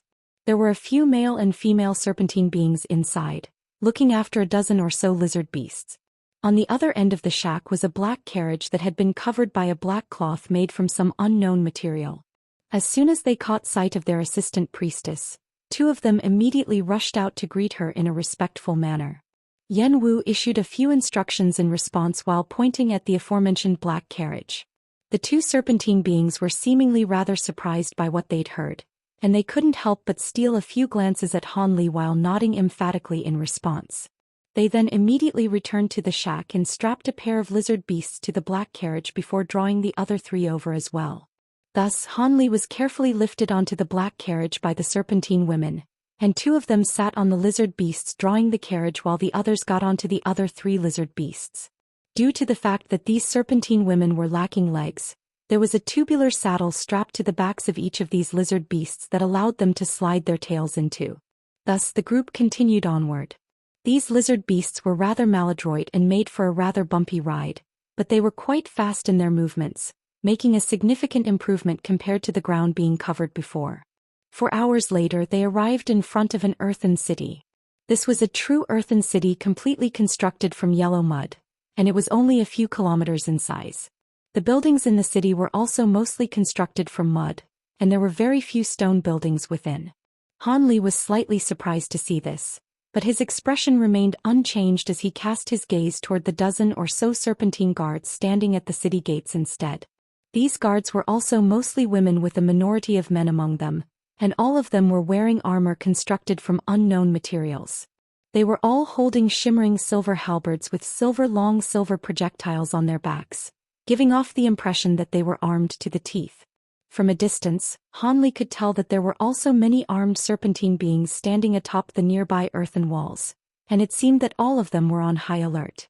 After arriving at the city gates, Yan Wu brought her lizard steed to a halt before jumping down from its back. A serpentine woman among the guards at the gates immediately made her way toward Yan Wu before extending a smiling greeting. Yan Wu also said something in response, but the smile on her face gave way to a serious expression as she pointed toward the carriage behind her. The female guard's smile also faded as she nodded in a solemn manner. She then waved a hand, and the guards behind her immediately opened up a path to allow everyone through. Thus, Yan Wu jumped onto her lizard steed again and the group entered the city. Hanli sat within the carriage and appraised his surroundings. The earthen city wasn't very large, but the streets were very wide and paved with faint white stones, creating a stark contrast with the earthy yellow buildings around them. There were many serpentine beings slithering along the streets.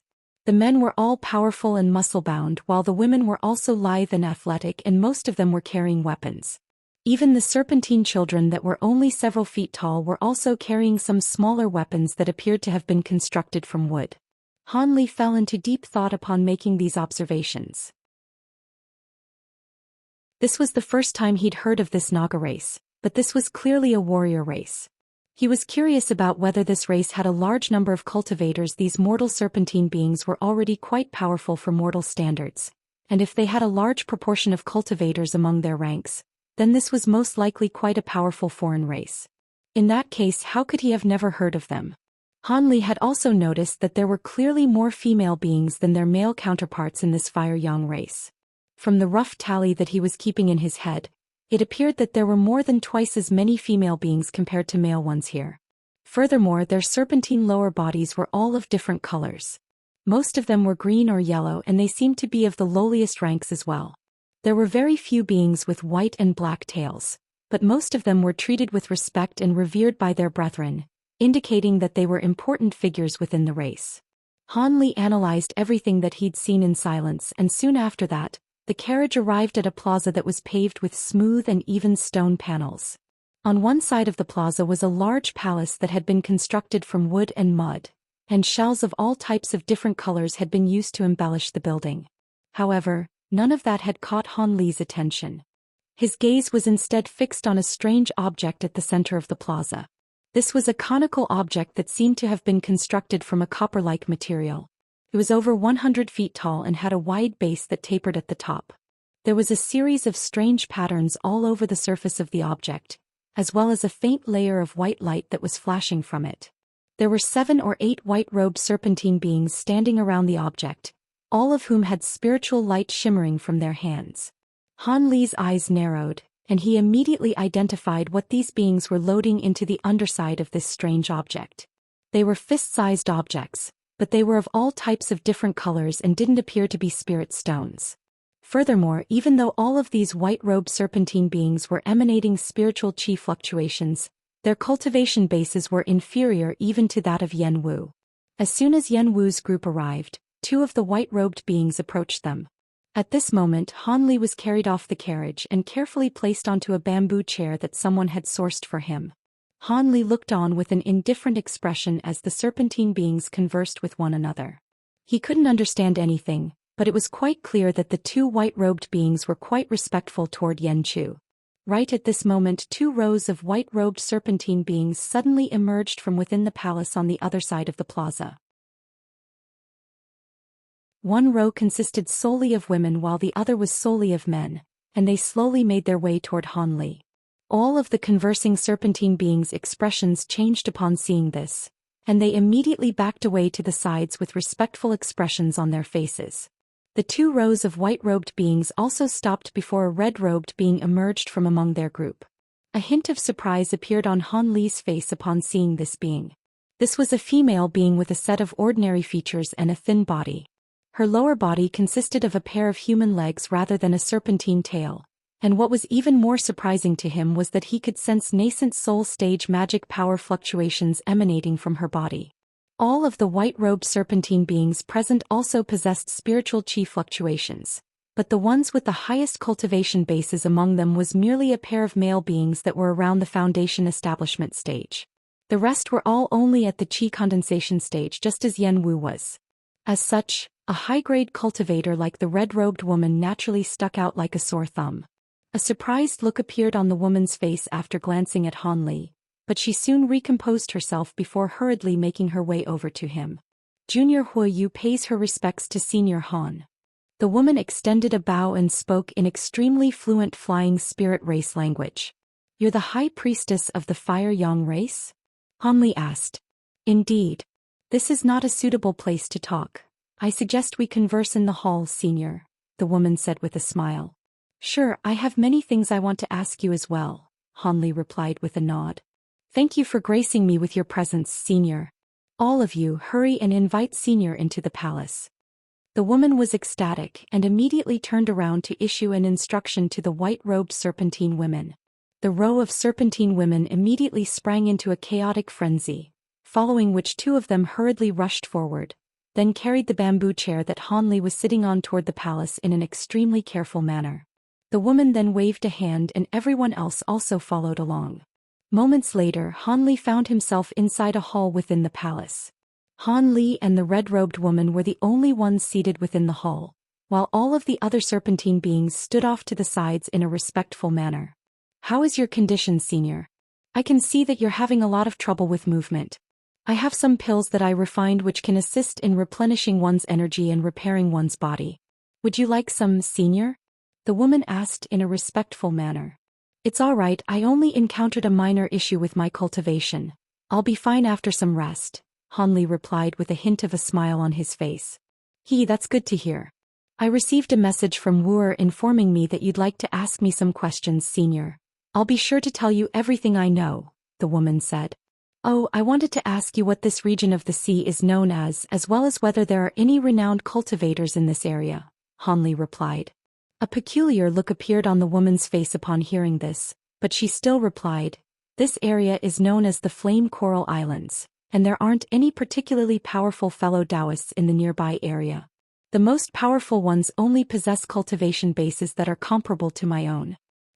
The Flame Coral Islands? Do you have a map of the area? Han Li asked with furrowed brows. Of course. However, the maps I have are all annotated with text from our Naga race, so I suggest that you learn our language first before inspecting the map, Senior, the woman proposed with a smile. Han Li's brows furrowed slightly upon hearing this, and only after a short while did he nod in response. Sure. The little spiritual sense that he'd retained couldn't be released out of his body, but it was naturally no problem for him to read a jade slip or something like that. A fawning smile appeared on the woman's face upon hearing this, and she produced a glossy black stone shard before tossing it toward Han Li. After resting for so long, Han Li had recovered some of his magic power, but he was still feeling quite weak and feeble. He could tell that the stone shard was something that was similar to a jade slip, so he opened his mouth to expel a burst of azure light, sweeping the jade slip toward his forehead to try and examine its contents. However, right at this moment, the stone shard abruptly exploded amid a dull thump, and a burst of inky black mist dispersed through the air, enshrouding Han Li's entire body within.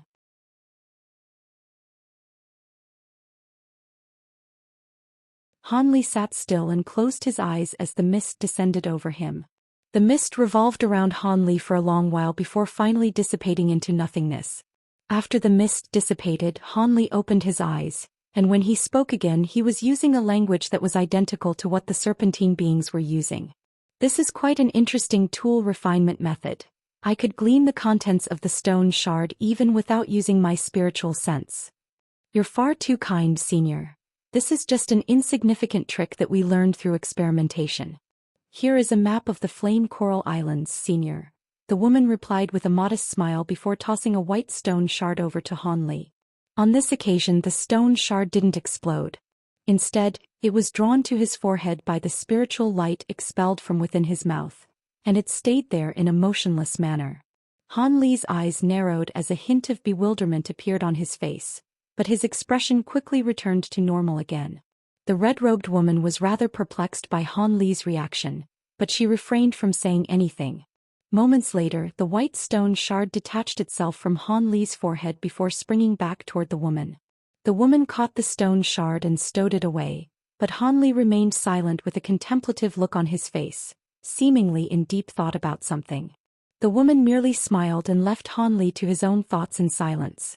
After a while, Han Li raised his head and mused, "From what I've gathered, this place is rather close to the Thunder Continent. It's only about half a year's flight away." "Half a year? That's only at your speed, senior. For us, we wouldn't be able to get to the Thunder Continent without at least a few decades, and that's not even taking into account the perils that we'd encounter along the way," the woman chuckled with a wry smile. Han Li nodded before asking, "From the maps, it appears that your Fire Yang race doesn't have control over many islands. Are the other islands inhabited as well?" "It's indeed true that our race owns very few islands, and in reality this Fire Cloud Island is the only one that's inhabitable. The other islands are merely places that our brethren go to source food and materials from. As for the rest of the Flame Coral Islands, most of them are under the control of other powerful races, and some are inhabited solely by upper race beings like you, senior. Our Fire Yang race is not a powerful nor prominent race by any stretch of the imagination," the woman sighed. "I see." Han Li nodded before falling silent. However, after a brief hesitation, the woman asked, "You seem to have come from somewhere extremely far away, senior. May I ask what business you have here? My cultivation base may be quite pitiful, but our race has inhabited this island for a long time, and we'd be happy to provide any assistance we can." The woman seemed to be quite eager to please. "I am indeed not from this area. I unintentionally triggered some kind of restriction elsewhere and was teleported to this place. During the teleportation process, a minor mishap occurred and I ended up in this pitiful state," Han Li replied in an indifferent manner. "Not at all, senior. Your mobility is hampered at the moment, but I can sense that your cultivation base is completely unfathomable to me. You must require a place with extremely rich spiritual qi for your rest and recuperation, right, senior? Our Fire Cloud Island may not be very large, but we have a few brilliant spirit veins. If you don't mind, we'd be more than happy to provide a place for you to rest and recover at," the woman said with a respectful smile. "You want me to rest on your island?" Han Li chuckled in an ambiguous manner.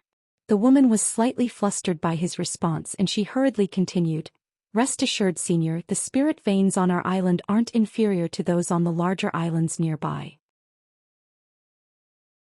On top of that, we also have some rare spirit medicines and a supply of spirit stones on the island that you may use as you please, senior." Han Li's smile faded upon hearing this. His voice cooled slightly as he said, "I don't have a habit of taking free handouts, and nor do I like people who act and speak in a roundabout manner. If you have something to say to me, then just tell me in a straightforward manner." Only then, after hearing Han Li's response, did the woman realize that she'd acted in too desperate of a manner, and her expression changed slightly before she heaved a long sigh. "Seeing as you've already identified my intentions, then I'll no longer hide anything from you, senior. All of you can go for now." The woman's last sentence was directed at the serpentine beings within the hall. All of the serpentine beings immediately bowed before exiting the hall. Han Li looked on with a calm expression and refrained from saying anything. After all of the serpentine beings had left, the woman turned back to Han Li with a solemn expression and asked, "How do you rate my cultivation base, senior?" "It's passable," Han Li replied in a calm manner. "As little as a month ago, I was still like my other brethren and hadn't attained this body that belongs to upper race beings," the woman continued as a peculiar look appeared in her eyes. "What are you referring to when you say upper race?" Han Li asked as he raised an eyebrow. "I'm naturally referring to those who've attained upper race bodies. Only cultivators of my cultivation base can attain an upper race body," the woman explained with a smile. Han Li's heart stirred slightly upon hearing this, but his expression remained unchanged as he nodded and asked, "Oh? From the sounds of it, you don't seem to have reached this cultivation base through conventional means. Could it be that you ingested some kind of spirit medicine or used a secret technique to forcibly raise your cultivation base to this level?" "Your wisdom is truly unmatched, senior. I did indeed consume a few rare pills within the race, then used an extremely damaging secret technique to raise my cultivation base to this level. However, because of this, my cultivation base will never progress again, and my lifespan has also been reduced to less than half of other upper beings at the same cultivation base. I've done this because our fire-yang race is truly in grave peril, and I have no choice but to put my life on the line, the woman said with a grim expression. Grave peril? Tell me about it. Hanli was rather intrigued. Half a year ago, one of our neighboring Naga race branches, the Sabertooth race, was completely wiped out. All of the female beings in the race were eaten with only their bones left behind, while all of the male beings disappeared. Not long after that, the neighboring Scorpion-tail race also suffered the same fate. There are only these 3 branches of the Naga race, including our Fire-Yang race, in this region of the sea, and none of our 3 branches are all that powerful, but we've always helped one another and managed to keep our races alive. Now that the other 2 races have been eradicated, our Fire-Yang race is most likely next.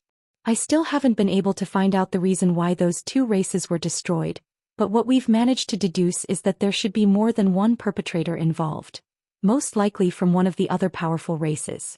The high priests of the other races were not inferior to me in power at the time, which is why I did this to myself and forcibly raised my own cultivation base, the woman explained. Oh, so you want me to stay here to protect your race? Are you that confident in me?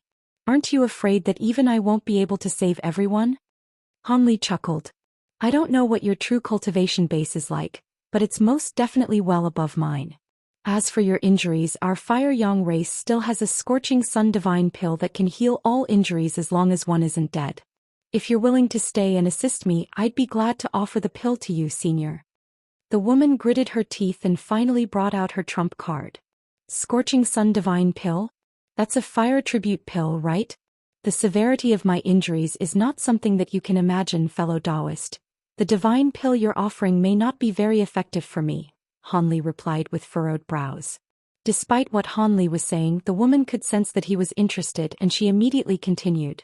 Rest assured, Senior, not only was this pill refined using the inner core of a twin-headed flame WM, it's been nurtured within earthen flames in our race ever since it was first refined, and thousands of years have passed since then.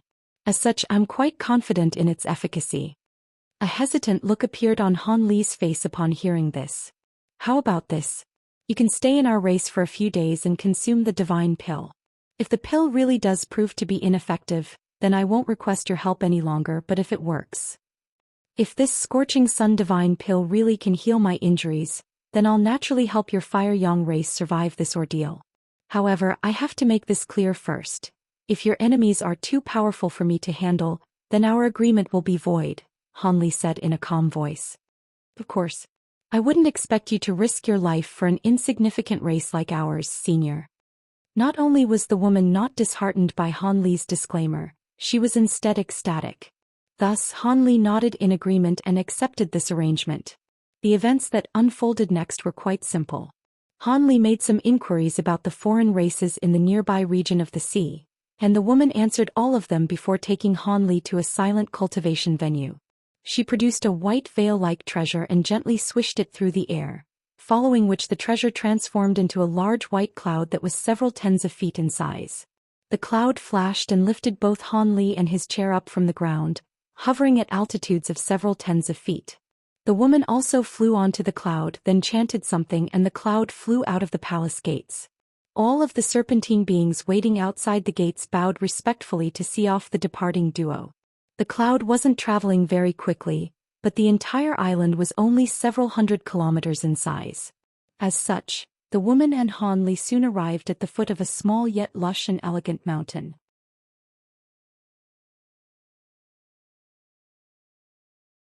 There was a courtyard consisting of several green wooden cabins situated at the foot of the small mountain, and the cloud stopped in front of the courtyard as the woman turned to Hanli with a smile. What do you think of this place, Senior Han? Hanli took a deep breath, and he nodded with a pleased expression as he sensed the rich spiritual qi surging toward him. The woman was ecstatic to see this, and the white cloud immediately descended into the courtyard at her behest. She pushed open the doors of one of the wooden cabins, then turned to Hanli, preparing to carry him into the cabin. However, Hanli suddenly smiled at this moment and said, There's no need to trouble you any further, fellow Taoist. I can go in on my own. Han Li's body swayed as he spoke, and he stood up on the white cloud before slowly hovering down from it. The woman was quite startled to see this. My injuries still haven't healed, but I can at least move around now, Han Li explained with a smile. Then I must congratulate you, Senior. I was considering sending a few of my disciples over to look after you, but it seems that won't be necessary now. I'm sure you don't want to be disturbed, Senior, the woman said as her expression reverted back to normal. Indeed, I'd rather not have anyone close to me while I recover from my injuries.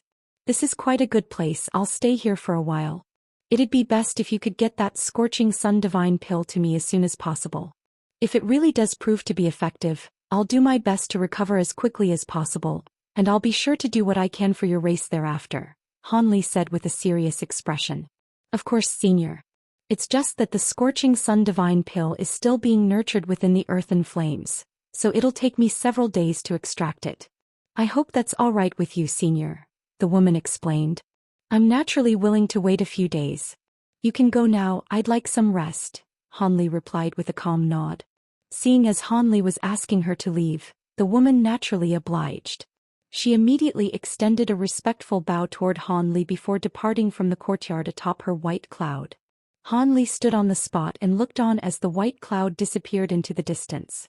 Only then did he turn around and walk into the wooden cabin that had been prepared for him. The cabin wasn't very large, and it was only sparsely furnished with some wooden furniture. Han Li didn't look at anything else. He made his way straight over to the wooden bed in one corner of the room, then sat down upon it with his legs crossed. He exhaled as an exhausted look appeared on his face. Just standing up for a while has completely expended all of the magic power I just saved up. Looks like I really have lost far too much blood essence, Han Li murmured to himself. He then brushed a hand over his storage bracelet, and faint white light flashed as 4 or 5 vials of different designs appeared in his hand.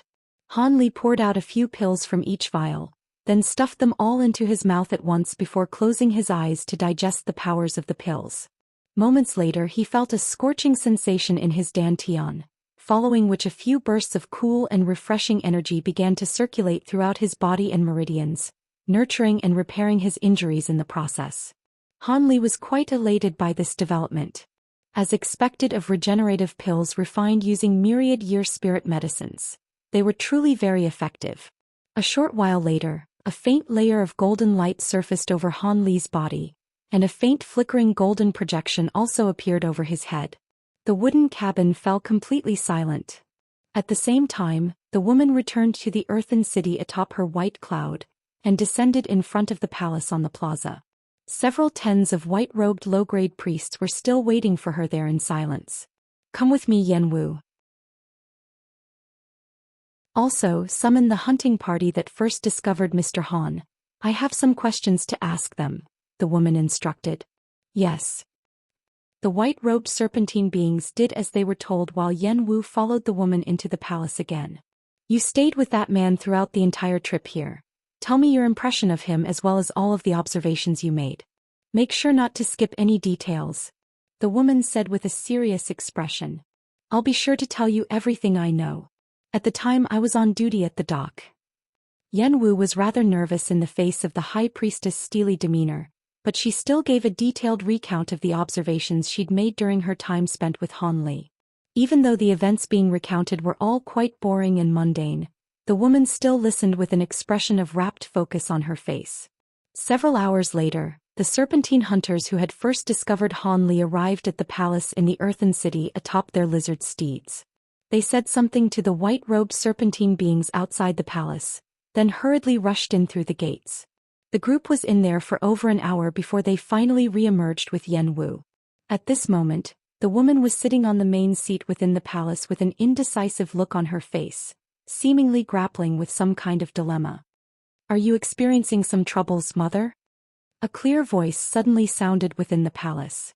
The woman faltered initially upon hearing this voice before an elated look appeared on her face. Zhou, is that you? When did you get back? Right at this moment, white light flashed in front of the woman, and a slender serpentine being emerged. This was a young serpentine woman who appeared to be around 16 to 17 years of age with a head of long black hair and a set of peerlessly beautiful facial features. There was a string of shimmering silver rings woven into her hair, and a large yellow bow as well as 3 bone arrows strapped to her back. There was also a black leather pouch hanging from her waist, and she was holding a white flag in her hand. This woman also had the lower body of a snake, but it was extremely white, to the extent that her scales were barely visible at all. She stood there with a vibrant smile on her face, revealing a pair of sweet little dimples on her gorgeous face. It really is you, Zhou. Your cultivation base really has progressed markedly since I last saw you. The woman hurriedly rose to her feet with a doting look on her face before enveloping the young serpentine woman in a tight hug. I should be saying that to you, mother. We've only been apart for a few years, but you've already reached the metamorphosis stage. Zhou giggled. You think far too highly of me, Zhou. I didn't have the power to break through to this stage on my own. I merely consumed that immortal fruit to assist me. The woman sighed as her smile faded. What? You ate that immortal fruit, mother? Then doesn't that mean your lifespan's been severely shortened? The young woman's expression changed drastically as she grabbed onto her mother's wrist, and her face turned deathly pale as she gauged the woman's condition with her spiritual power. What's the point of having a long lifespan if I won't get to live it? By the way, did your master come back with you? The woman asked with a hopeful expression. When I received your letter, my master just so happened to be visiting a friend on another island. I was afraid that I wouldn't get back in time, so I took the treasures that master left behind to protect the island and came back on my own. When I got here, I saw that you were asking some people about a certain Mr. Han, so I decided to refrain from showing myself until now, the young woman explained with a concerned expression. If your master can't make it, then the situation does not bode well for us. The woman's expression changed slightly upon hearing this. Mother, is our race really in such grave danger?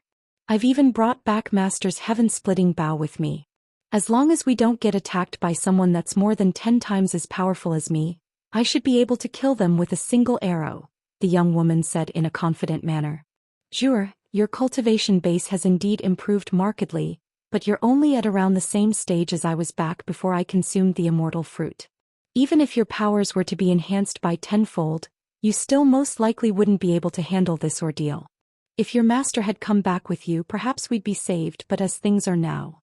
The woman's voice trailed off into a resigned sigh as she stroked her daughter's hair. The letter that you sent to me was quite vague, mother. Just what is our race facing for you to be so desperate? You've even consumed the immortal fruit and are trying to suck up to some unknown upper race cultivator.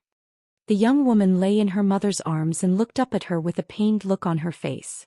The woman hesitated momentarily before finally patting her daughter on the shoulder as she said, "Seeing as you've already returned to the island, asking you to leave now will most likely place you in even more danger.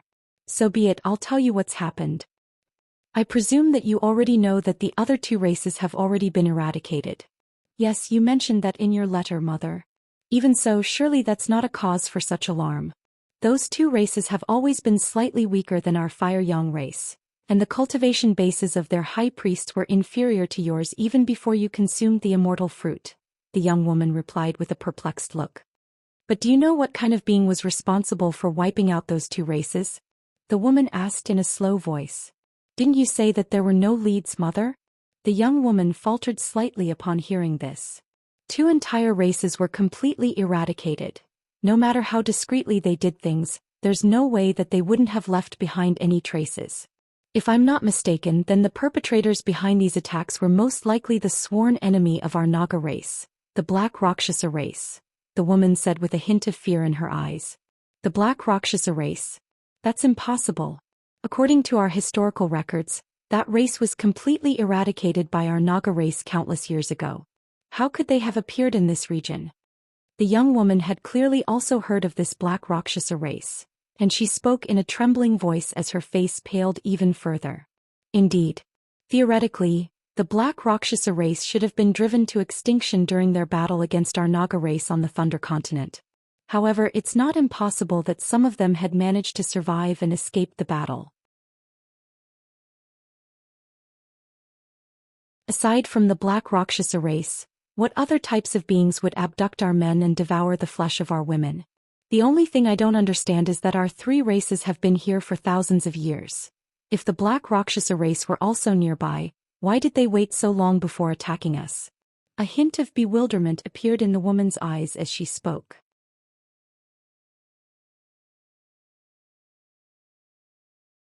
The young woman was naturally unable to answer her mother's questions, but she took a deep breath and responded with a question of her own.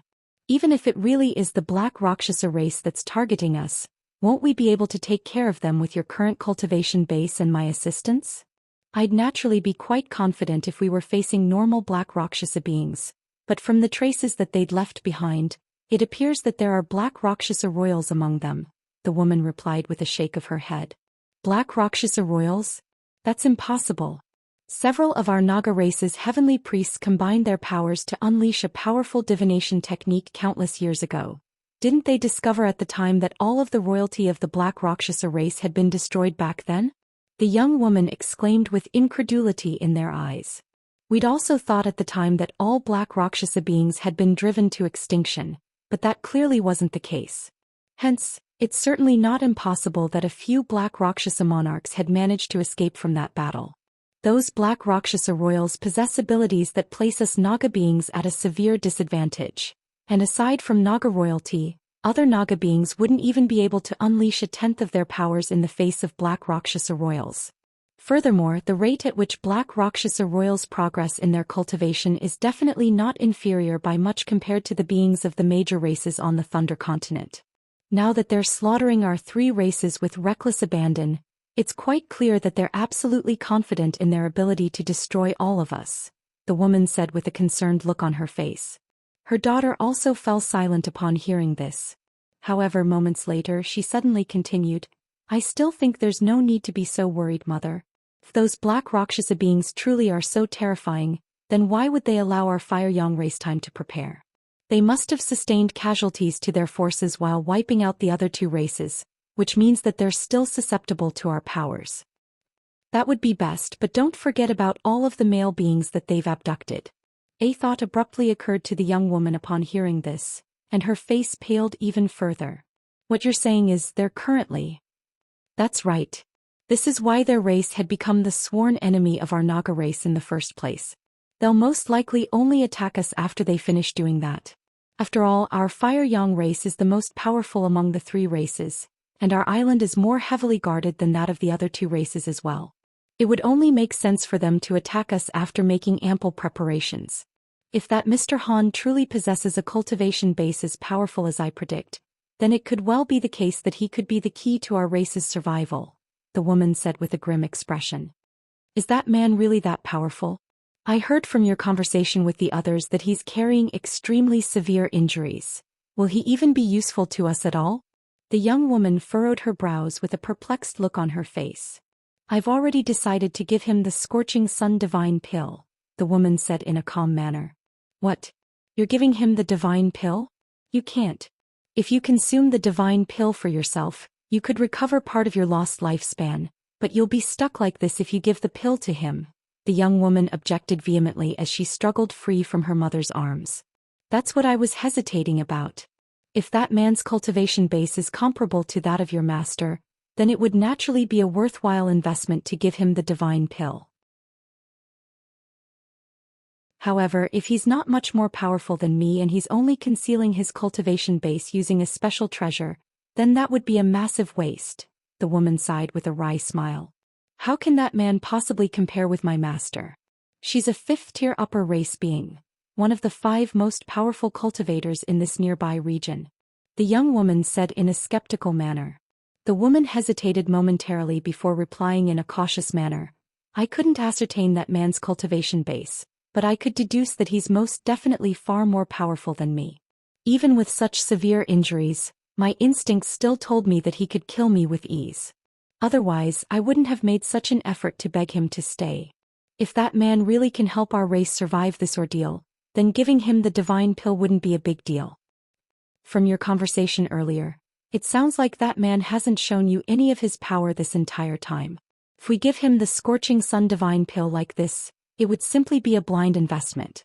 Even if we do choose to give him the pill, we have to test him first, the young woman said with furrowed brows. Test him? How are we going to do that when he's currently nowhere near his peak condition? The woman was tempted by this notion, but she didn't see how it was possible.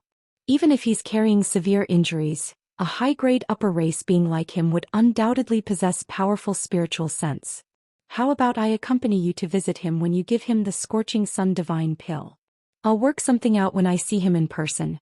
If that man really does possess unfathomable power, then we can give him the pill for the future of our Fire Yang race.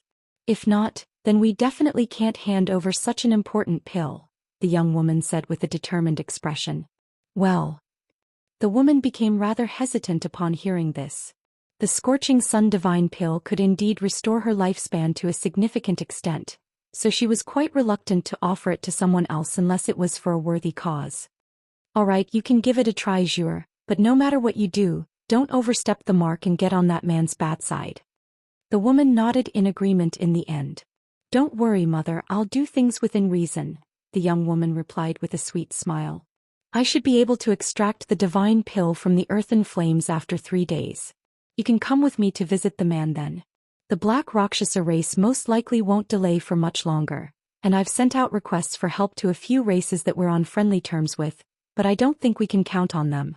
During this time I'll discuss with our race's elders to further bolster our island's defenses, the woman decided in the end. Zhou nodded emphatically in response, and after that the two of them began to discuss some details regarding their defensive efforts against the Black Rakshasa race. A day passed by in the blink of an eye. Han Li was sitting with his legs crossed at the foot of a small mountain close to 100 kilometers away, and he suddenly opened his eyes as the golden light emanating from his body faded. His slightly dull eyes seemed to have brightened a little, and he remained expressionless as he held up a hand in front of his face before slowly clenching it into a fist. He then heaved a faint forlorn sigh. Even though he'd recovered some of his magic power, he'd expended far too much spiritual power and blood essence. Even with his vast supply of pills, it would most likely take 3 or 4 years before he could recover to his peak condition. However, he had agreed to stay on this island, so he was naturally confident in his ability to protect himself. With that in mind, Han Li suddenly rustled his sleeve, and a black bracelet emerged from within, following which a streak of black light and a ball of golden light shot forth. The black and golden lights then revealed themselves to be a small black monkey and a small leopard-like beast, respectively. These were none other than his Weeping Soul Beast and his Leopard Kirin Beast. Han Li wasn't sure about the extent of the Weeping Soul Beast's powers, but he knew that the Leopard Kirin Beast was already comparable to a deity transformation stage being.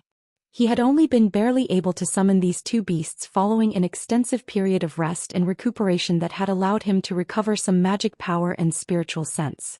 Back when he had just awoken in that valley, there was no way that he would have been able to accomplish this. As soon as the two spirit beasts appeared, the Weeping Soul Beast leaped onto Han Li's shoulder with a cheeky smile on its face. The Leopard Kirin Beast charged into Han Li's arms, leaving an afterimage in its wake before licking the back of Han Li's hand in an affectionate manner, leaving a rather warm and abrasive sensation on his skin. Han Li smiled as he patted the two beasts, then forcibly activated his spiritual sense again to issue a few instructions to them. Thus, the Weeping Soul Beast leaped out off his shoulder, then swelled drastically amid a flash of black light before taking on an appearance that was completely identical to Han Li's, even down to the robes that they were wearing.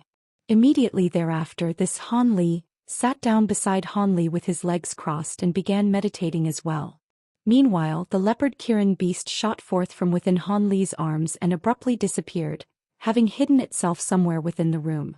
After doing all that, Han Li swept a hand over his storage bracelet, and spiritual light flashed as a stack of formation flags of different colors appeared. He raised a hand, and the formation flags disappeared into the surrounding walls as streaks of spiritual light. At the same time, a flashing barrier of white light appeared outside the wooden cabin. Han Li finally heaved an internal sigh of relief after all that was done, and after a brief pause he suddenly raised an arm before appraising it with a solemn expression. There was an extremely faint yellow mark on his arm, and blue light flashed through his eyes as he carefully inspected. After a brief hesitation, azure light suddenly flashed from his arm, and he focused what little remained of his spiritual power toward the mark. The faint and indistinct yellow mark immediately became clearer and more defined as a result. Judging from its shape and size, one could tell that this was none other than the profound heavenly fruit, which had disappeared right after Han Li had unleashed the sword strike that had rendered him unconscious. As such, he had no idea how the fruit had managed to enclose itself within his arm. Han Li's brows were tightly furrowed as a slightly bewildered look appeared on his face. With the pitiful amount of magic power that remained in his body, all he could do was make the yellow mark slightly clearer than before. That was clearly the extent of his current capabilities. This made Han Li feel quite uneasy. Setting aside the power of the long sword that the profound heavenly fruit had transformed into, just the recollection of the price that he'd had to pay to unleash a single sword strike still sent chills running down his spine. If he were to use the sword in battle, he's most likely inflict just about the same amount of damage to himself as he would to his enemies. After a long while, Han Li finally let his arm fall back to his side. By this time he'd already made a decision. Once he recovered his magic power, he was going to immediately force this treasure out of his arm. Otherwise, it was far too unsettling to have such a volatile treasure enclosed in his arm.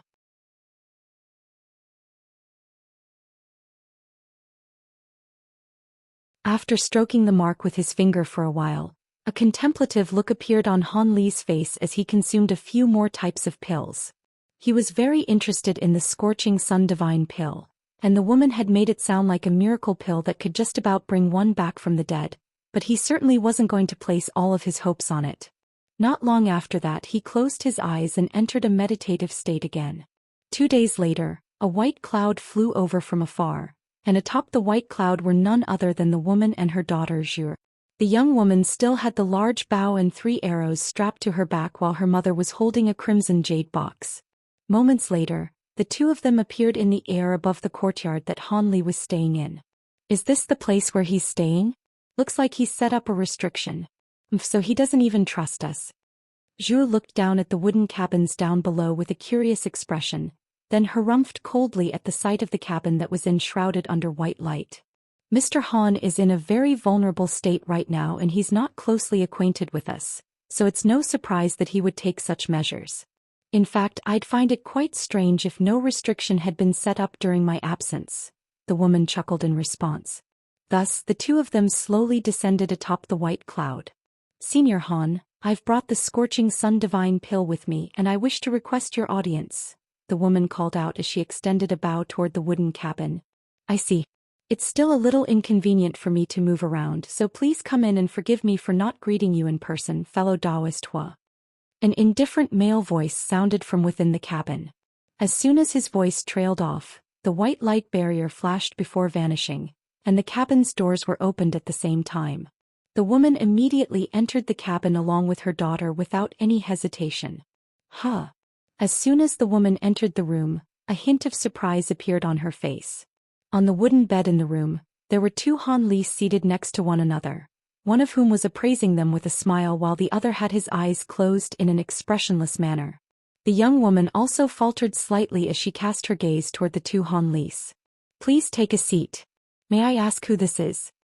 The Han Li with his eyes open pointed toward the chairs in the room before turning to the young woman with a puzzled look. This is my daughter Bai Zhu. She's been cultivating elsewhere and has only just returned to the island not long ago, the woman replied in a respectful manner, and her heart jolted with shock as she swept her spiritual sense toward the 2 Han Lis at once. One of the Han Lis possessed an extremely feeble aura while the other had a more powerful aura, but she was unable to ascertain either of their cultivation bases. On top of that, both of them were completely identical in appearance and attire. The woman was starting to feel quite unsettled. She had heard about techniques that could allow one to create avatars, but those techniques were certainly not for a high priestess of an insignificant race like her to learn. However, just this alone confirmed to her that Han Li did indeed possess unfathomable abilities. As such, she was rather hesitant about whether she should allow her daughter to conduct her test. Right at this moment, the young woman stepped forward and extended a curtsy toward Han Li with a sweet smile as she said, I heard from Mother that an upper race senior had come to visit, so I wanted to meet you. I hope you don't mind, senior. Not at all. I must congratulate your daughter for her splendid cultivation base at such a young age, fellow Taoist Hua, Han Li praised with a smile. You're far too kind, senior. My daughter's cultivation base is nowhere near a noteworthy level for you. By the way, are you finding this a good place to stay? If not, you can tell me and I'll organize alternative lodging for you, the woman replied with a smile. There's no need for that. The spiritual qi here is quite abundant. Is the scorching sun divine pill in that box you're holding, fellow Taoist Hua? Han Li asked with a hint of intrigue in his eyes. That's right. This pill was procured by our very first high priestess back when. The woman nodded with a smile before recounting the origins of this pill to Han Li. Han Li was rather perplexed by the woman's sudden need to launch into a long story, but he still listened in a calm manner. Right at this moment, a sneaky look flashed through Zhu's eyes as a green leaf appeared in one hand while she made an incantation seal with her other hand. Both hands were hidden up her sleeves, so her actions were quite discreet. A burst of invisible spiritual sense immediately surged toward the two Han Lis, and both of them reacted completely differently. The Han Li with his eyes closed remained seated motionlessly on the bed, seemingly as if he hadn't even detected what was happening. However, when the young woman's spiritual sense fell on his body, she felt as if she were sensing an inanimate object without even the slightest hint of spiritual sense fluctuations. This was naturally quite perplexing to the young woman. Such a situation wouldn't occur unless Han Li possessed an incredible secret technique that could completely conceal his spiritual sense, or he really was just a dead body. Before she had managed to figure out what was going on, her expression suddenly changed drastically, and her mouth abruptly gaped open as her face turned deathly pale. When her spiritual sense had fallen upon the body of the other Han Li, she felt as if it had plunged into a massive vortex, and all of the spiritual sense in her body was gushing toward that Han Li in a frenzy. This sudden development naturally made her extremely alarmed and horrified, and she hurriedly withdrew her secret technique while attempting to recover her spiritual sense with all her might. To her surprise, her spiritual sense was easily recovered without any impediment, thereby allowing her to avert what she had thought to be an irreversible crisis. Right at this moment, Han Li cast a glance toward her with a hint of a smile on his face while he conversed with her mother. The young woman's mouth gaped open upon seeing this, and she was at a complete loss for what to do. The woman seemed to have completely failed to detect what had just happened, and she introduced some of the properties of the scorching sun divine pill before handing the crimson jade box over to him. Han Li reverted back to his normal expression and expressed his thanks before accepting the box. After that, the woman bade Han Li farewell before exiting the room with her daughter, who was still yet to recover from her shock and horror. After the two women left, the Han Li that was seated on the bed with his eyes closed suddenly opened his eyes and asked, "Why did you decide to scare that girl for no reason?" He waved a hand through the air as he spoke, and the entire wooden cabin was enshrouded under a white light barrier again. "Master, that insolent little girl was only at a core formation stage, yet she dared to try and test your spiritual sense. I naturally had to make her realize the foolishness of her actions." The other Han Li chuckled in response. Immediately thereafter, black light flashed from his body, and he shrank down to become a small black monkey. The monkey then leaped onto Han Li's shoulder before offering the jade box to him in a fawning manner. Han Li merely shook his head with a smile and didn't speak any further about this matter as he accepted the jade box. Ever since the Weeping Soul Beast had attained intelligence in Deep Heaven City and absorbed all of Han Li's knowledge, it was becoming more and more difficult to tell it apart from the real Han Li when it took on his appearance. After opening the jade box, a swath of red light and a scorching aura wafted toward Han Li, making him feel as if he had been plunged into a furnace. However, not only was Han Li not alarmed by this development, an elated look appeared on his face instead as he appraised the crimson thumb-sized bead in the box. "So this is the scorching sun divine pill. It really is quite interesting," Han Li murmured to himself before extending 2 fingers into the jade box in an unhurried manner.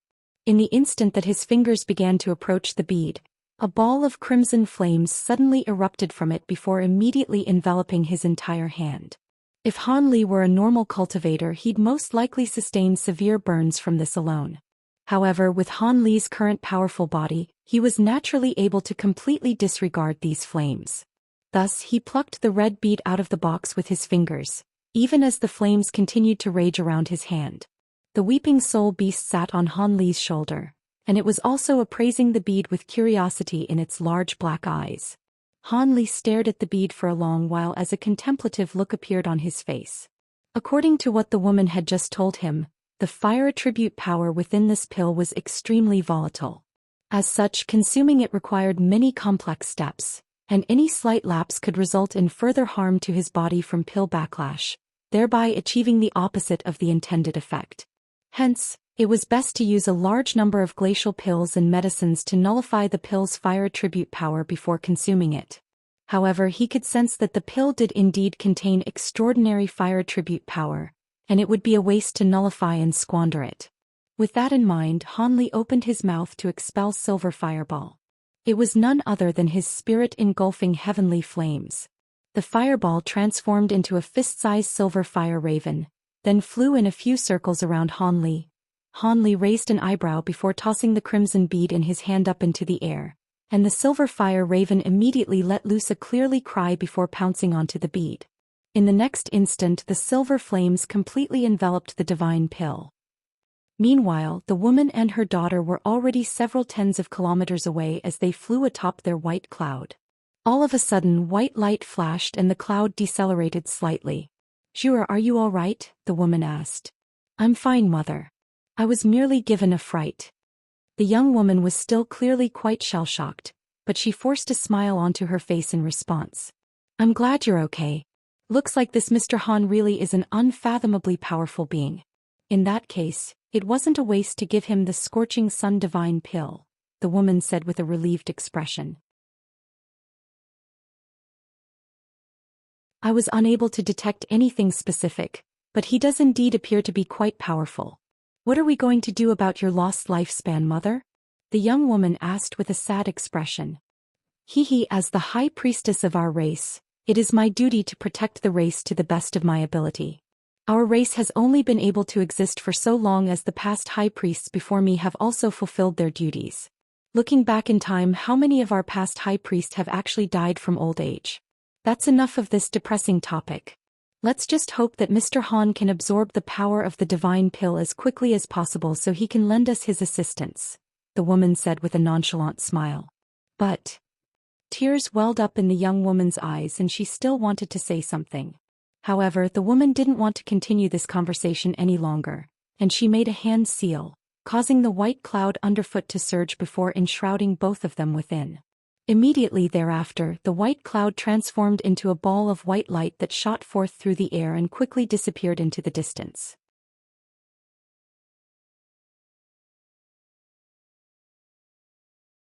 After the two women departed from the wooden cabin, its doors remained shut for 10 consecutive days. During this time, the defenses on Firecloud Island were bolstered significantly. Not only did all of the serpentine beings no longer travel to other islands to hunt and collect materials, the entire race retreated into the Earthen City, and all of the major restrictions in the city were activated despite the vast expenditure of spirit stones that doing so would incur. The Earthen City walls had seemed to be extremely frail and vulnerable before, but they had since been enshrouded under 3 layers of light barrier that were crimson, yellow, and green, respectively. There were also several thousand elite serpentine warriors within the city that were heavily armed and ensuring that the city was constantly patrolled. At the same time, all of the Fire Yang race priests had gathered together, and all of them were priming themselves for the upcoming battle alongside their high priestess and her daughter. The palace they were situated in had also been enshrouded under a layer of 5-colored light, and the source from which the 5-colored light was emanating was none other than that conical treasure at the center of the plaza. As for the normal serpentine beings within the Earthen City, all of them had received instructions from the higher-ups telling them to stay at home unless they absolutely had to come out. A tense and oppressive atmosphere naturally settled over the Earthen City as a result. On this day, just as the priests were meditating within the palace, a voice suddenly pierced through the restriction outside and sounded directly within the hall that they were situated in. "Fellow Taoist Hua, I've already refined the pill and come out of seclusion. Please open up the restriction and let me come in." The voice belonged to none other than Han Li. The white-robed priests were all stirred upon hearing this while an ecstatic look appeared on the woman's face. It was naturally impossible for her not to be worried that Han Li would break his promise and depart as soon as he recovered. However, the entire race was in grave peril and she had no alternatives. Giving the pill to him could earn them a powerful ally, whereas refraining from doing so would spell certain doom. Thankfully, she'd made the right gamble and Han Li hadn't broken his promise to her. Thus, the woman immediately flipped her hand over to produce a shimmering red jade disc with an elated look on her face, then tapped it a few times with her finger. The 5-colored light barrier around the palace flashed before an opening appeared, but it only took the span of a few breaths before the barrier sealed over again. During this brief window of time, golden light flashed outside the palace gates, and a humanoid figure appeared, seemingly out of thin air, before making his way into the palace in an unhurried manner. The humanoid figure wore an azure robe and had a set of ordinary facial features, but his eyes were particularly bright and piercing. He was naturally none other than Han Li.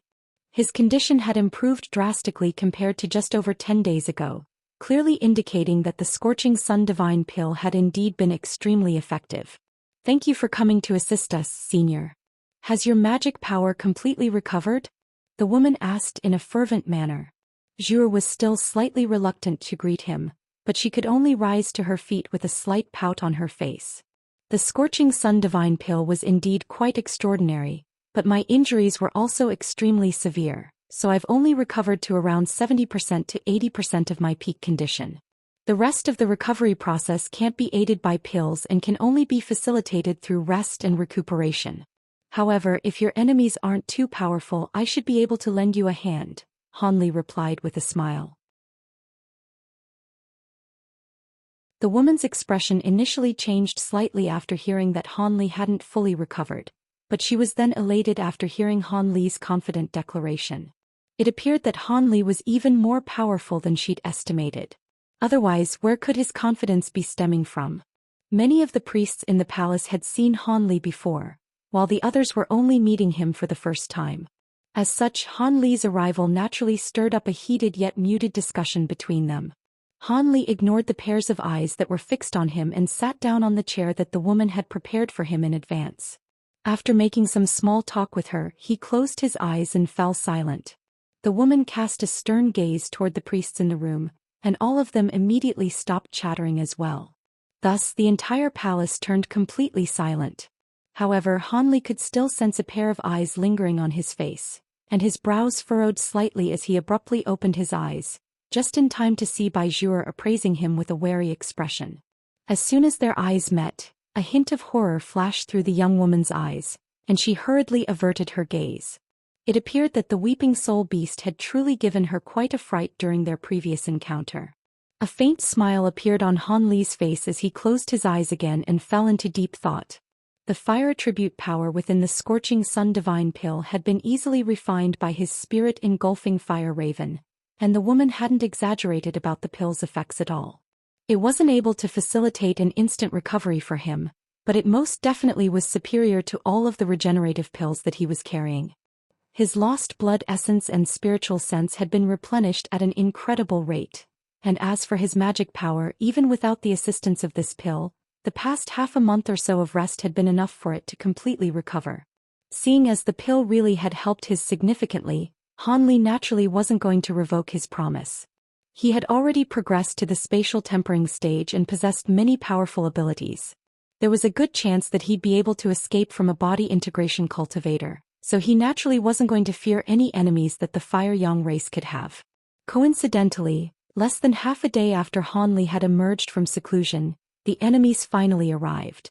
The ground within the Earthen City suddenly began to rumble violently, and it was as if many massive monsters were galloping toward the city from all directions. The priests sitting within the palace rose to their feet almost in unison, and most of them wore extremely anxious expressions. Even though the woman hadn't divulged any information regarding the Black Rakshasa race, it was quite apparent to them that the enemies they were going to face on this occasion were extremely powerful. In contrast, the woman remained quite calm, and she only furrowed her brows slightly even as the ground began to tremor beneath her feet. "There's no need for panic. We've already set up ample defensive measures and it would be impossible for our enemies to break through our 3 layers of restrictions in a short time. Let's ascertain who our enemies are and how many of them we're facing first." The woman immediately rose to the occasion as the leader of the priests, instantly calming everyone with her logical instructions. Han Li also opened his eyes in response to this commotion, but he remained completely expressionless. He'd participated in countless battles more significant than this one in the past, so the events currently unfolding certainly weren't enough to faze him. At this moment, the woman rustled a sleeve, and a red badge suddenly appeared in her hand before she waved it toward the center of the palace. Red light immediately flashed from the surface of the badge, following which a ball of red light shot forth from it before disappearing into the ground. A loud buzzing sound rang out as red light flashed from the ground, and a crimson formation appeared, at the center of which flames were tumbling and surging incessantly. The woman rapidly waved her badge through the air a few times, and the flames converged to form a crimson crystal ball that was around 10 feet in diameter. The surface of the crystal ball was glittering and translucent, and it was slowly revolving above the center of the formation. 8 white-robed serpentine beings suddenly stepped forward before sitting down around the edge of the formation. All of them then began to chant something as they cast one incantation seal after another into the crystal ball. Immediately thereafter, countless wisps of flames appeared within the center of the formation, forming fiery snakes that were around as thick as a human finger before squirming into the crystal ball. An astonishing turn of events then unfolded. Red light suddenly flashed violently a few times from the surface of the crystal ball, following which an extremely vivid image appeared within the flames. The image was broadcasting the scenes unfolding all over the earthen city, depicting groups of armed serpentine beings surging up the city walls. There were also groups of serpentine beings on lizard steeds gathering near the city gates. Among these groups, there were many high-ranking serpentine beings that were yelling war cries and instructions with killing intent in their eyes. Thousands of serpentine beings were gathered in the blink of an eye, and Han Li looked on with a hint of surprise on his face. The function of this spell formation and crystal ball was rather similar to that of his myriad dragon beads, and it was rather surprising to him that a small race like the Fire Yang race had access to such treasures.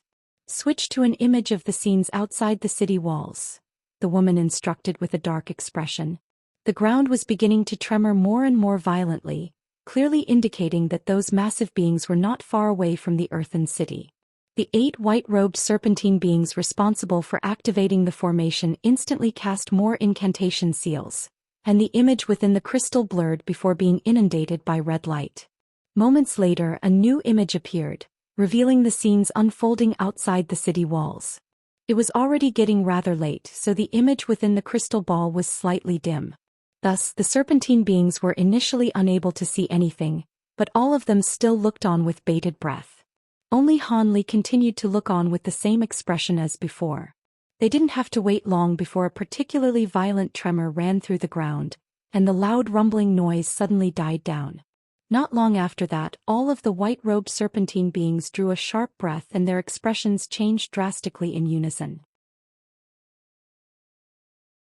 In the darkness of the night, a series of massive cow-like creatures that were around 70 to 80 feet tall and over 100 feet long began to emerge.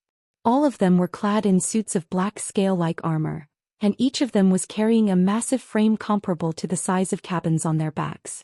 These frames were filled with humanoid figures of different heights, and it was as if they had taken up all of the area on the backs of these giant creatures. Even though these cow-like creatures were all extremely massive, they were currently able to approach the earthen city in a completely silent wraith-like manner after decelerating drastically. Those appear to be black armor beasts. Those beings riding on these beasts, could they be? One of the white-robed serpentine beings murmured in disbelief. They can't be black Rakshasa beings. Our Naga race should have exterminated all of them long ago. Another serpentine being yelled vehemently. That's right, it can't be those beings. Exactly, they should have disappeared tens of thousands of years ago. All of the other white-robed serpentine beings immediately chimed in agreement, seemingly in an attempt to inject themselves with courage. However, once those giant cows emerged from the night and the humanoid figures on their backs became visible, all of the priests fell silent with grim expressions on their faces.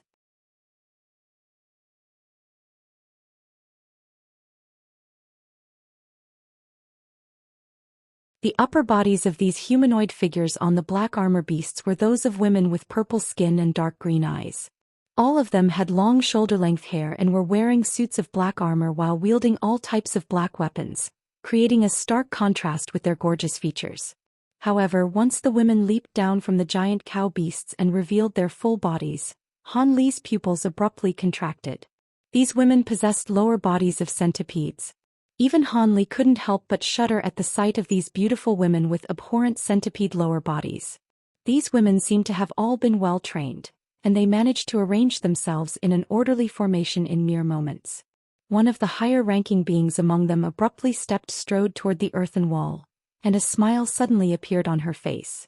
However, this was a grotesque smile that literally spread from ear to ear, revealing rows of small sharp teeth and a serpentine forked tongue. What had been a beautiful woman just a moment ago had suddenly transformed into a sinister nightmarish creature. It would not be impossible for a more cowardly person to faint from fear upon witnessing these beings for the first time. Han Li naturally wasn't that inept, but he had still been given a massive fright. The woman and Baizhu looked on with grim expressions, while hints of fear crept into the eyes of all of the other priests present. So what if these are black Rakshasa beings? They're just a bunch of pathetic cowards that managed to escape the extermination tens of thousands of years ago through sheer luck. Our Naga race was able to eradicate them so many years ago, and we can replicate that feat now. The other two races must have only been destroyed as they'd been caught completely off guard.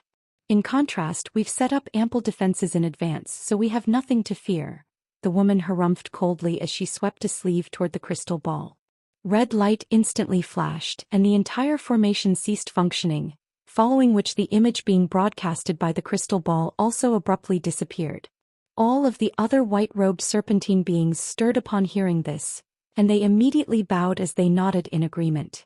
Following the woman's brief yet rousing speech, all of them had been injected with renewed courage, and the fear in their eyes was immediately wiped away. Han Li's expression changed slightly upon seeing this, and a hint of a meaningful smile appeared on his face. The woman didn't appear to have done anything, but in reality she's unleashed a secret technique while spurring on the priests present. The secret technique was quite discreet, but it was naturally unable to escape Han Li's notice, seeing as he'd cultivated the Great Development technique. Otherwise, it would not have been so easy to reinvigorate these low-grade priests. Knowing who our enemies are makes things a lot easier for us. All of you split up into 4 groups and direct our troops at the 4 city gates. If you encounter any black Rakshasa priests, make sure to keep them at bay.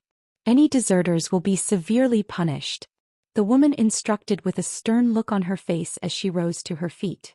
The serpentine beings all accepted their orders with respectful bows before exiting the hall. Thus, the woman, her daughter Han Li, and 4 other serpentine beings were the only ones left in the palace. All 4 of these serpentine beings were quite old and possessed core formation stage cultivation bases, thus making them the most powerful beings within the race aside from the High Priestess. Han Li merely glanced at the 4 serpentine beings in an indifferent manner before withdrawing his gaze. The woman heaved a long sigh before turning to Han Li with the intention of saying something. However, right at this moment, earth-shattering booms suddenly erupted from all sides, and the ground began to rumble once again. They're already beginning to attack the city. A wry smile appeared on her face. Are you not going to go out there and join the defensive efforts? Han Li asked with a curious expression. There's no need for that. If I'm not mistaken, the higher-ups of the Black Rakshasa race will seek me out, the woman replied with a shake of her head. Is that so? Han Li was rather surprised to hear this. Our Naga race has always been the sworn enemy of the Black Rakshasa race, so I'm aware of their habits and mannerisms. Even though we've activated all of our restrictions, we still most likely wouldn't be able to stop the truly powerful beings among them from infiltrating the city. They're extremely proficient in concealment secret techniques, and in battles, they prefer to slay the most powerful being among their enemies before killing the rest of them, the woman explained with a forced smile on her face. I see.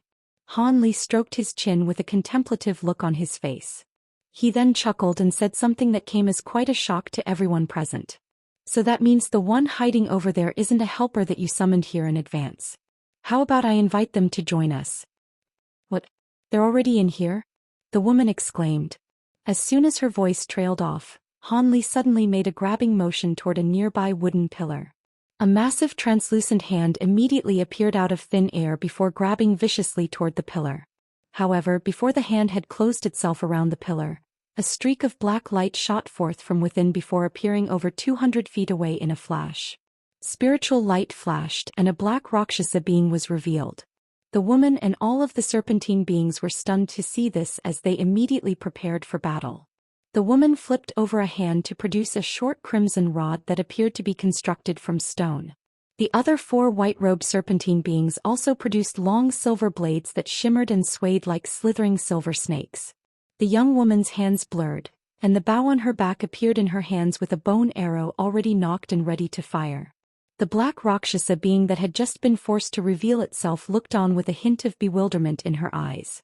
She turned to Han Li in an expressionless manner, completely ignoring everyone else as she said in a cold voice, "Your aura isn't right. You're not a being from the Naga race. Which race are you from?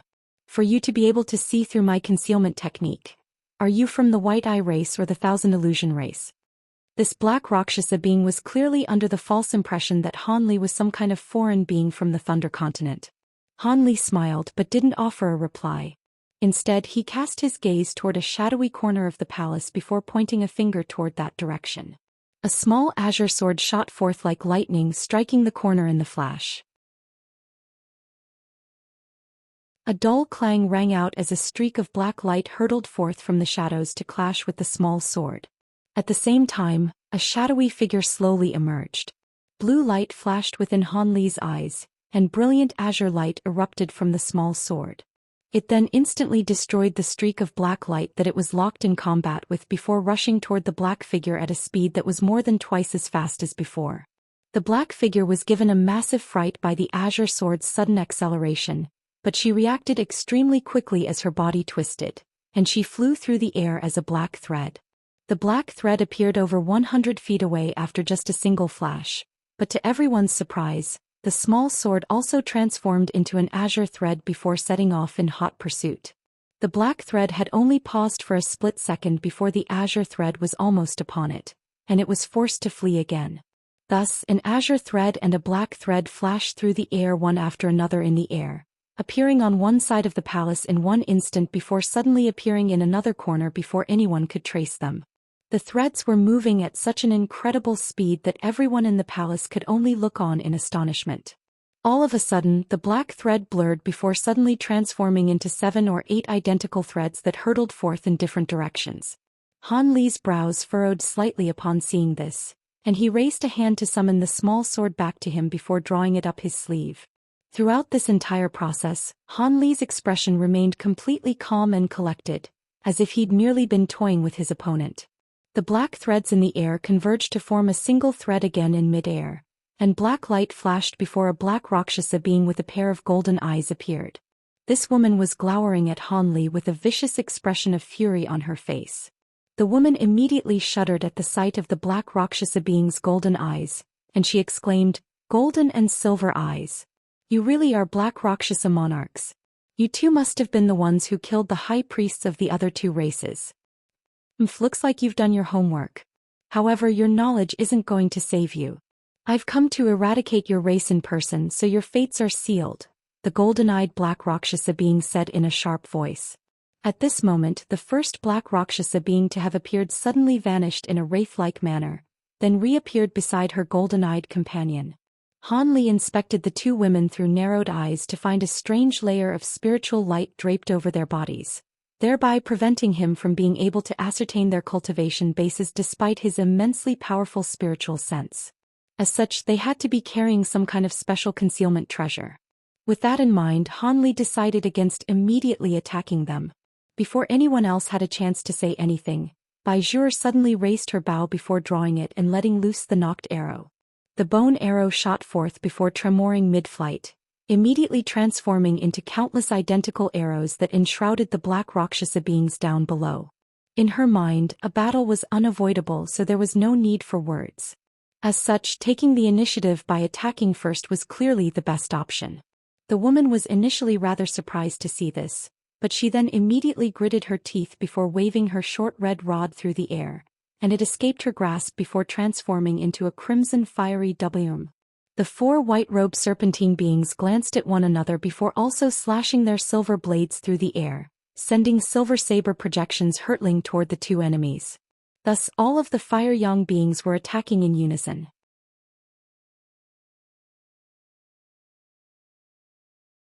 Spiritual lights of different colors intertwined with one another, instantly inundating the two black Rakshasa beings.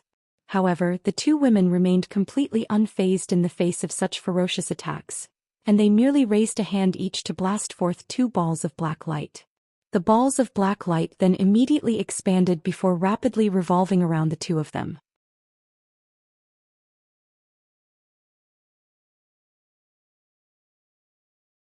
A loud boom erupted as all of the attacks exploded upon making contact with the black light, threatening to tear it apart in an instant. However, right at this moment, golden and silver light suddenly erupted from within the black light, and the golden and silver light swelled drastically before splitting into two. A vast expanse of black light appeared over a radius of several tens of feet with golden and silver light shimmering at its center. All of the bone arrows, silver saber projections, and the fiery wurm vanished without a trace into the black light. The devastating combined attack had disappeared as if it had never even existed in the first place.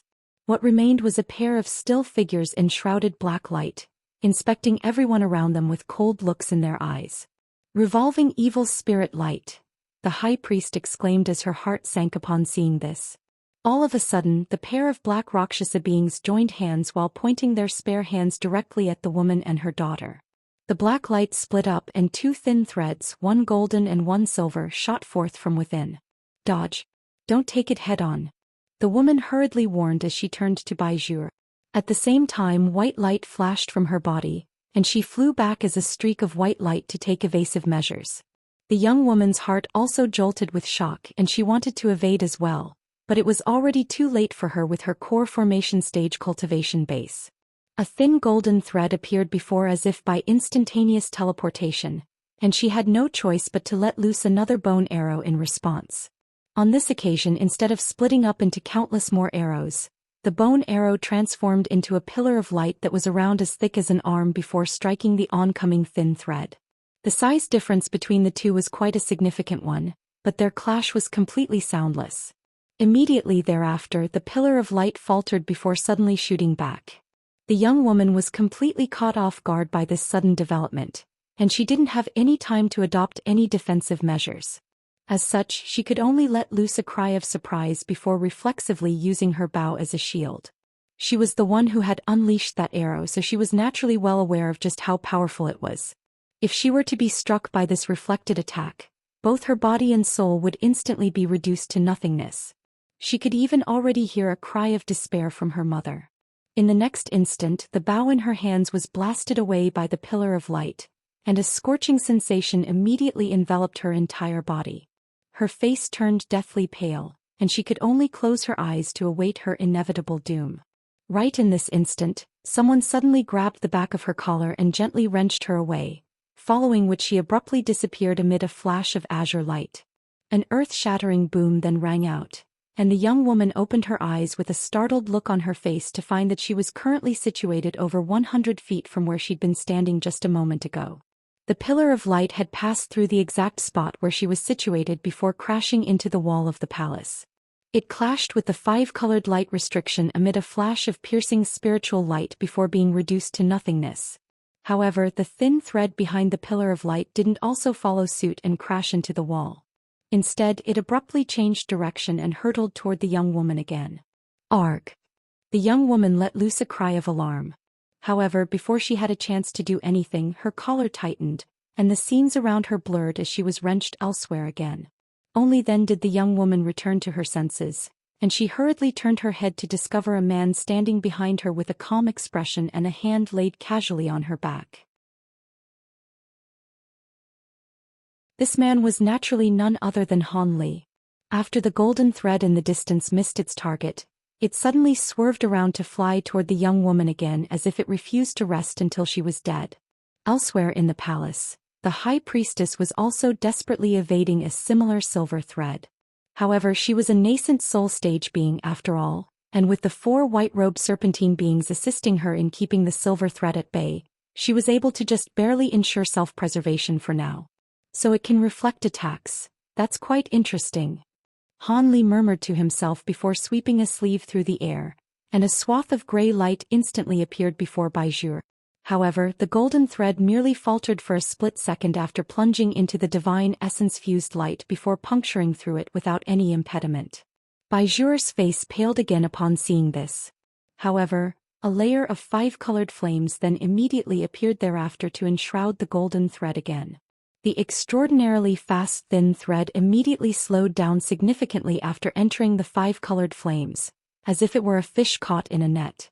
A hint of a smile appeared on Han Li's face, but his smile quickly stiffened in the next instant. This was because the thin thread suddenly pierced through the 5 colored flames just as it had done with the divine essence-fused light, then continued on toward the young woman. Following this startling turn of events, Bai Zhu's heart sank even further, and she was well and truly in despair. However, what unfolded next had her flabbergasted yet again. The thin thread swayed and suddenly disappeared on the spot without any premonition. In the next instant, spatial fluctuations erupted before Han Li, and the golden thread emerged before flying directly toward his face at an astonishing speed.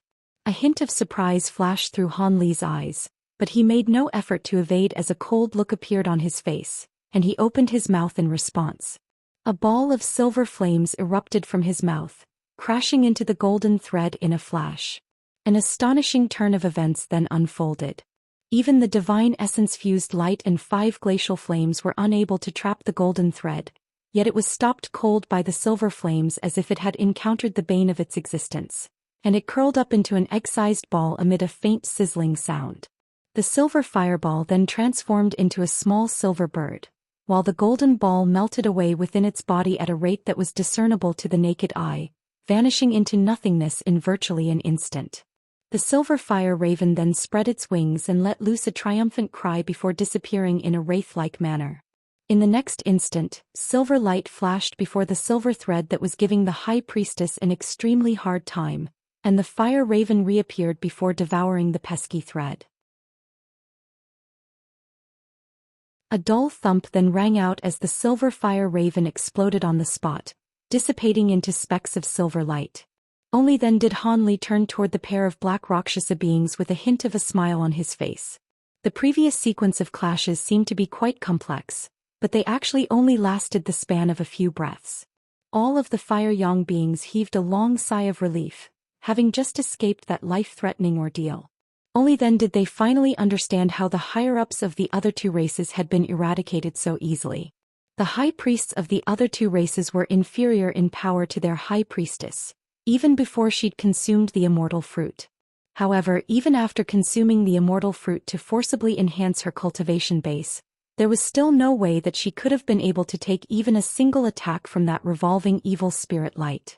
As such, the woman was ecstatic that Han Li just so happened to possess an ability that could oppose this light. It was quite clear that none of them would be able to oppose these 2 black Rakshasa monarchs, so they had no choice but to rely on Han Li.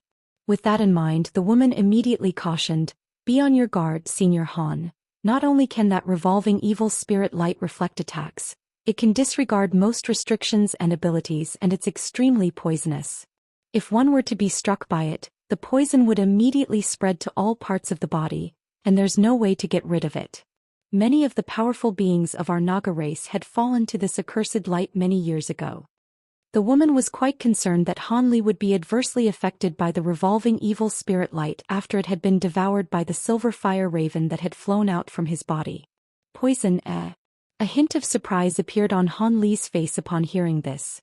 However, seeing as his spirit engulfing heavenly flames were able to devour this so-called revolving evil spirit light, it would have naturally already converted the poison into energy that could be used by him, so there was no way that it'd be able to harm him.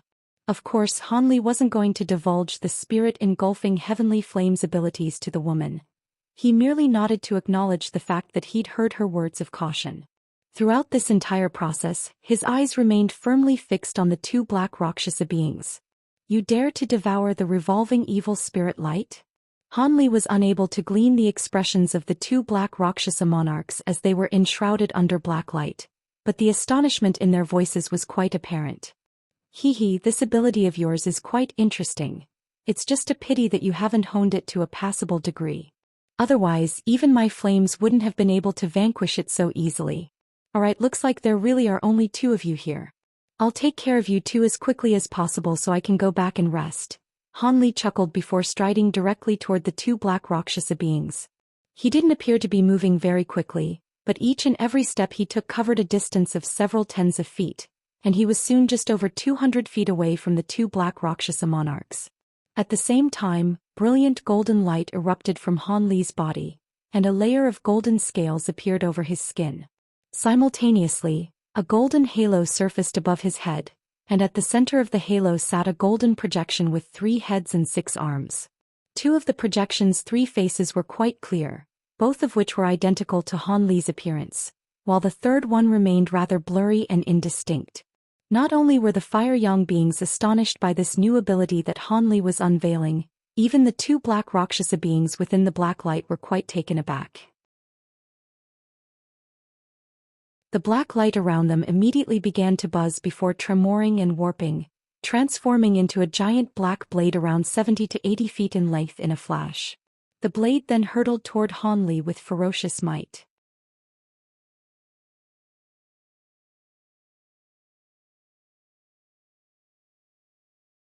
The giant blade was completely inky black with an arc of golden and silver light flashing at its center, creating a rather mysterious sight to behold.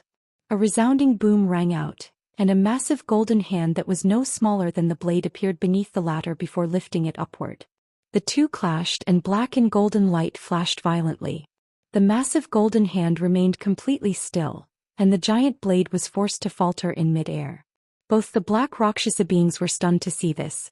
However, the golden-eyed black Rakshasa being then immediately made a hand seal, and her body instantly swelled to several times its original size. At the same time, golden light flashed from her tail, and a massive golden hooked tail was manifested, then hurled toward Han Li like lightning. Meanwhile, the silver-eyed black Rakshasa being opened her mouth, and a sinister look flashed through her eyes as she let loose a guttural beastly snarl. Immediately thereafter, a swath of white mist appeared above her head. Silver light flashed within the mist, and a giant man-faced centipede projection emerged. The silver light flashed again, and the projection also pounced toward Han Li as a streak of silver light. The man-faced centipede opened its cavernous mouth mid-flight, and a vast expanse of silver light was expelled from within. In the face of this joint attack unleashed by the 2 black Rakshasa monarchs, Han Li continued to remain completely expressionless. He merely swept a sleeve through the air and several tens of small azure flying swords shot forth. These swords then blurred before flying toward the giant golden hook as azure sword projections. The golden hook emitted a ringing sound as countless runes suddenly appeared on its surface, making it appear as if it were about to unleash some kind of powerful ability.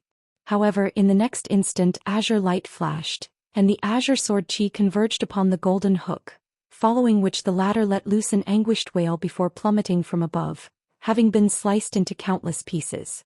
The golden-eyed black Rakshasa being was quite stunned to see this. At the same time, Han Li raised his other hand in the face of the man-faced centipede, and he spread open his 5 fingers as his hand turned into an inky black color. A gray light barrier then instantly appeared before Han Li, keeping the silver light unleashed by the centipede at bay. After that, silver light flashed from the center of his palm, and a miniature black mountain suddenly appeared. Han Li took a glance at the oncoming man-faced centipede and flipped his hand over in a nonchalant manner. An astonishing scene then ensued. The miniature mountain instantly disappeared as he did so, and in the next instant spatial fluctuations erupted above the man-faced centipede, following which the miniature mountain appeared amid a flash of gray light. At the same time, the miniature black mountain swelled drastically to over 100 feet tall in the blink of an eye before crashing down upon the man-faced centipede's back with devastating force. A look of excruciating pain appeared on the human face of the centipede projection, and it let loose a series of shrill screeches as its body was forced to plummet from the sky by the immense weight of the divine Isis-fused mountain. The silver-eyed black Rakshasa being was stunned to see this, and she hurriedly made a series of hand seals. As she did so, a series of silver lines appeared on her gorgeous feminine face, presenting quite a sinister sight to behold. She then opened her mouth to expel a mouthful of silver blood essence, and as soon as this blood essence appeared, it transformed into a string of silver runes amid a dull thump. These silver runes then disappeared in a flash into the body of the centipede projection. As a result, the man-faced centipede seemed to have received a significant power boost. Silver light flashed from its body, and it began to squirm beneath the black mountain. In fact, half of its body had already coiled around the lower half of the mountain, and it was attempting to topple the mountain through brute strength alone. A peculiar look appeared on Han Li's face upon seeing this, and he pointed at the mountain from afar while uttering the word heavy. The black mountain shuddered as a burst of mundane gray light emanated from it. Its form didn't appear to have changed at all, but its weight was suddenly increased in excess of tenfold. The man-faced centipede was just barely able to withstand the immense weight of the mountain a moment ago, but that fine balance was instantly shattered as it was sent plummeting down from above like a shooting star. An earth-shattering boom erupted, causing the entire palace to tremor violently, and the small black mountain forced the man-faced centipede firmly into the ground. A crater that was around 300 feet in size and over 10 feet deep was smashed into the ground, and the black mountain sat firmly at the center of the crater. The man-faced centipede beneath it let loose a cry of anguish before dissipating into specks of silver light. The strange stone blocks that Han Li had fused with the divine Isis-fused mountain were comparable in weight to gargantuan mountains, so the mountain was certainly far too heavy for the centipede to withstand. In the instant that the centipede protection was destroyed, the silver-eyed black Rakshasa being's face paled, and she threw up a mouthful of blood. However, the blood was of a blackish-red color on this occasion, rather than silver color it had been before. All of this had taken place in the mere span of just a few breaths. The golden-eyed black Rakshasa being was still reeling from the fact that her giant golden hook had been vanquished so easily by Han Li's flying swords, and her expression abruptly changed as she realized that her companion had sustained significant injuries. As such, her body swayed, and she immediately appeared behind the silver-eyed black Rakshasa being before laying a hand on her back. Golden and silver light flashed from the silver-eyed black Rakshasa being's body, and her complexion improved significantly.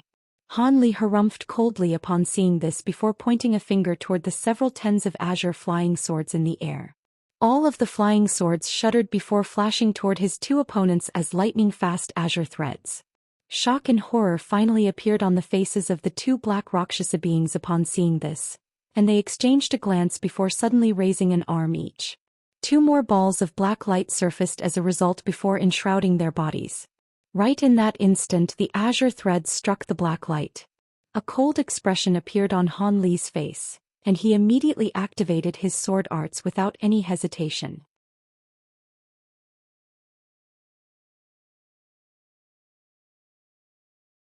Only then did she truly understand that Han Li was far more powerful than she'd imagined.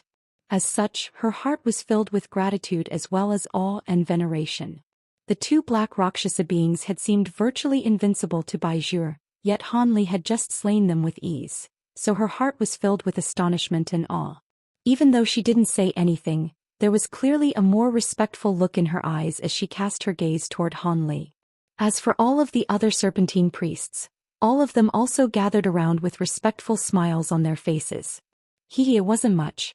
Seeing as I've already decided to help you, I'll take care of all of the other black Rakshasa beings outside as well, Han Li chuckled.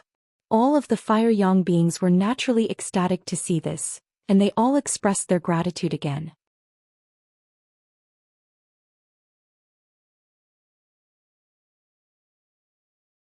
Han Li smiled as he stowed away his flying swords and black mountain.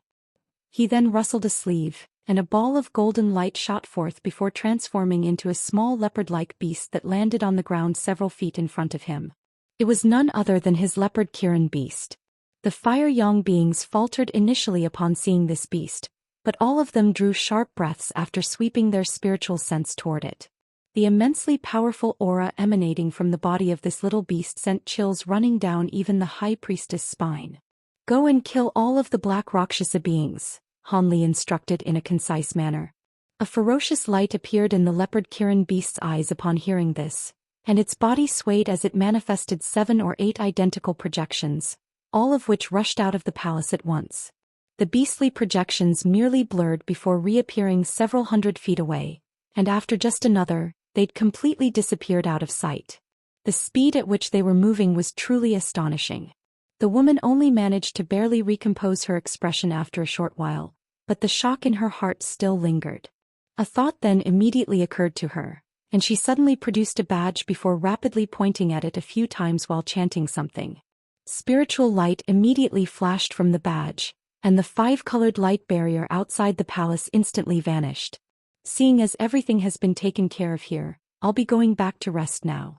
Don't worry about that spirit beast. It'll come back to me after all of the enemies have been destroyed, Han Li said in a calm manner.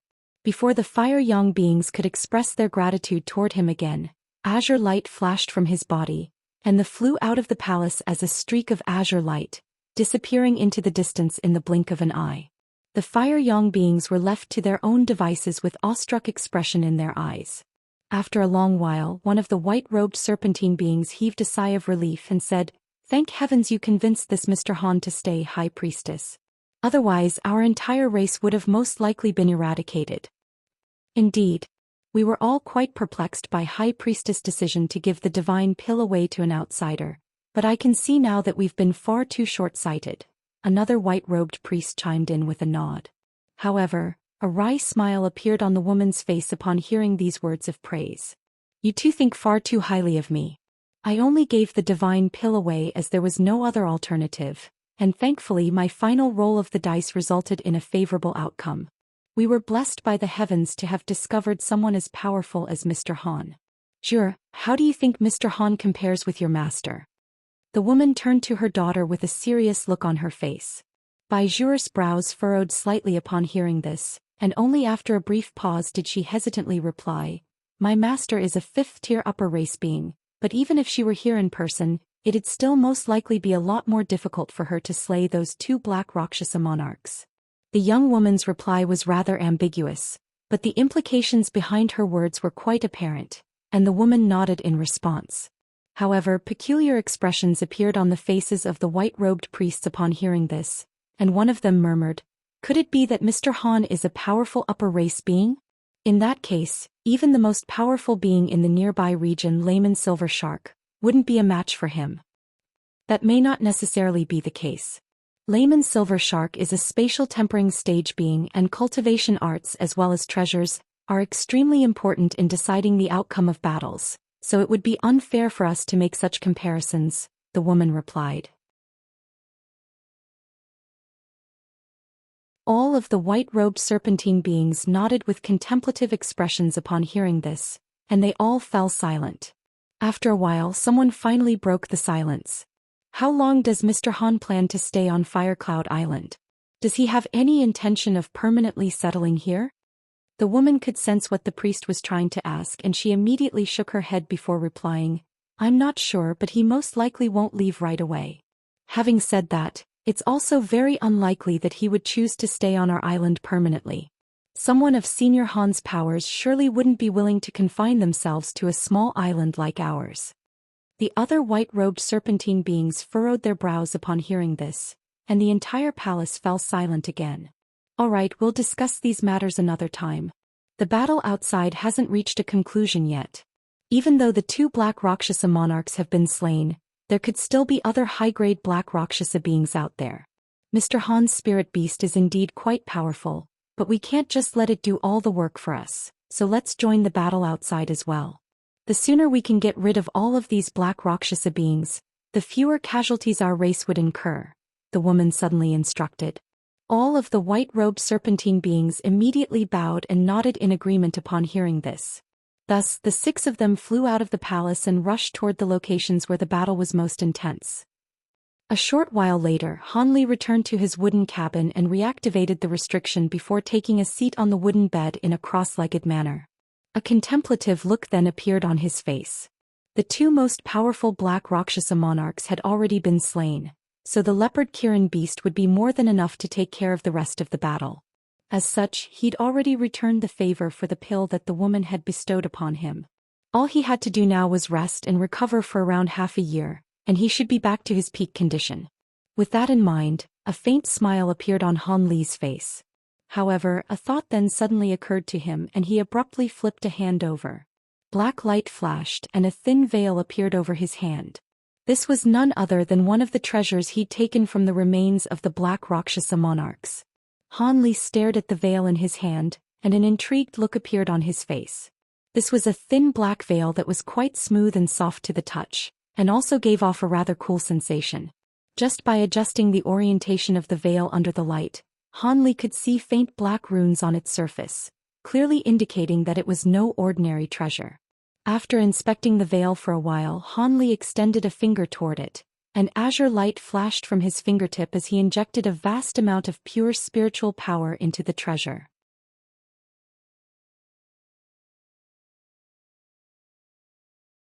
He then flicked his wrist, and the black veil rose up into the air before transforming into a piece of semi-transparent material that was around 10 feet in size. Han Li inspected the item through narrowed eyes, then cast an incantation seal toward it. The incantation seal disappeared into the black veil in a flash, following which it descended toward Han Li and completely obscured his body. An astonishing scene then ensued. In the instant that the veil landed on Han Li's body, he suddenly became quite blurry and indistinct, and he completely disappeared after a few flashes. A hint of surprise appeared on Han Li's face as he inspected his hands, then glanced at his concealed body.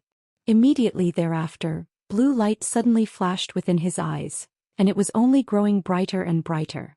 Moments later, a faint smile appeared on his face. As expected, he was unable to see through this veil's concealment ability unless he activated his spirit eye ability to its very maximal extent. Those two black Rakshasa beings had presumably used these treasures to sneak their way into the palace. With that in mind, Han Li released a wisp of spiritual sense and attempted to pierce through the veil with it. However, as soon as his spiritual sense made contact with the black veil, he felt as if it had fallen into a vast expanse of illusionary mist, making it completely impossible for it to pass through the veil. It appeared that this treasure was responsible for his inability to identify the cultivation bases of the two black Rakshasa monarchs. After a brief moment of contemplation, he suddenly grabbed onto a corner of the black veil before casting an incantation seal. Black light flashed from the veil, and it abruptly disappeared into his robes. Han Li then used his spiritual sense to assess his own body several times, following which a pleased look appeared on his face. This black veil was indeed quite a brilliant treasure as it had exemplary concealment abilities. In fact, it was second only to the High Zenith Invisibility Talisman among the concealment treasures that he possessed. The High Zenith Invisibility Talisman did indeed possess extraordinary concealment abilities, but it also had many limitations. Not only did it severely hamper his speed, the treasures and cultivation arts he could use with the talisman activated were also significantly restricted. In contrast, the black veil was slightly inferior in terms of concealment ability, but it had none of the aforementioned drawbacks. Furthermore, its concealment ability would become more potent the more powerful its user was. If it weren't for the fact that the two black Rakshasa monarchs possessed cultivation bases that were far inferior to his, he wouldn't have been able to see through them so easily. Han Li experimented with the black veil for a while longer before stowing it away. After that, Han Li closed his eyes and began to engage in silent cultivation. Golden light flashed from his body, and golden halos proliferated above his head as the seated golden projection appeared once again. Han Li remained completely still and several days passed by in a flash. During this time, the woman had brought a batch of rare spirit medicines and high-grade spirit stones to his doorstep in person. On that occasion, Han Li hadn't opened the door to greet her. Instead, he merely asked her to place the medicines and spirit stones outside the door, clearly indicating that he had no intention of entertaining any guests during the upcoming period of time. The woman naturally didn't dare to express any displeasure toward this, and she immediately set the items down outside the wooden cabin before taking her leave. Only then did Han Li get the weeping soul beast to carry the items into the room. Throughout this process he didn't leave his bed nor open his eyes even once. One day passed by after another and several months flew by in a flash.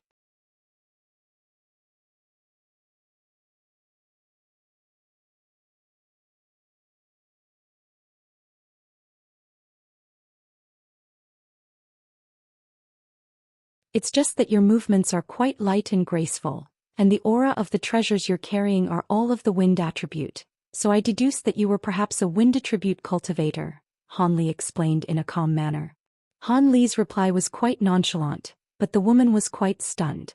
It wasn't difficult to identify a person's cultivation base at a glance, but it was quite extraordinary that he was able to even identify the attributes of the treasures hidden within her body.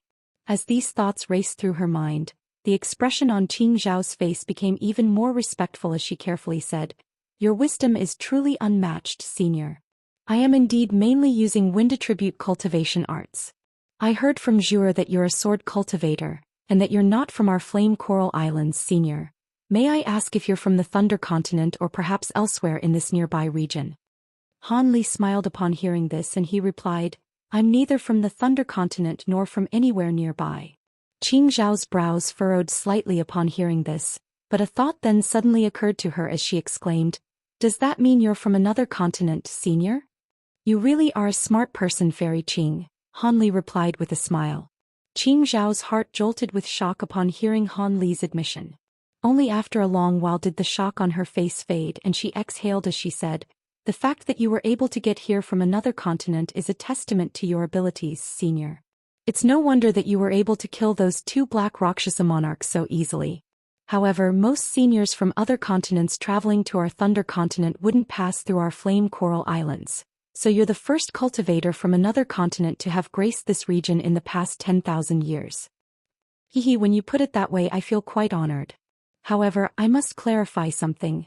I never intended to come here and I only ended up in this place as a result of an accident," Han Li replied with a wry smile. "Regardless of how you got here, it's undeniable that you possess extraordinary powers, senior. I've encountered a few issues with my cultivation recently. Would you be able to enlighten me, senior?" Qing Zhao asked with a smile. "I wouldn't dare to claim that I can provide you with enlightenment, but we can certainly exchange our knowledge with one another," Han Li replied with a calm nod. Qing Zhao was ecstatic to hear this, and she immediately expressed her gratitude.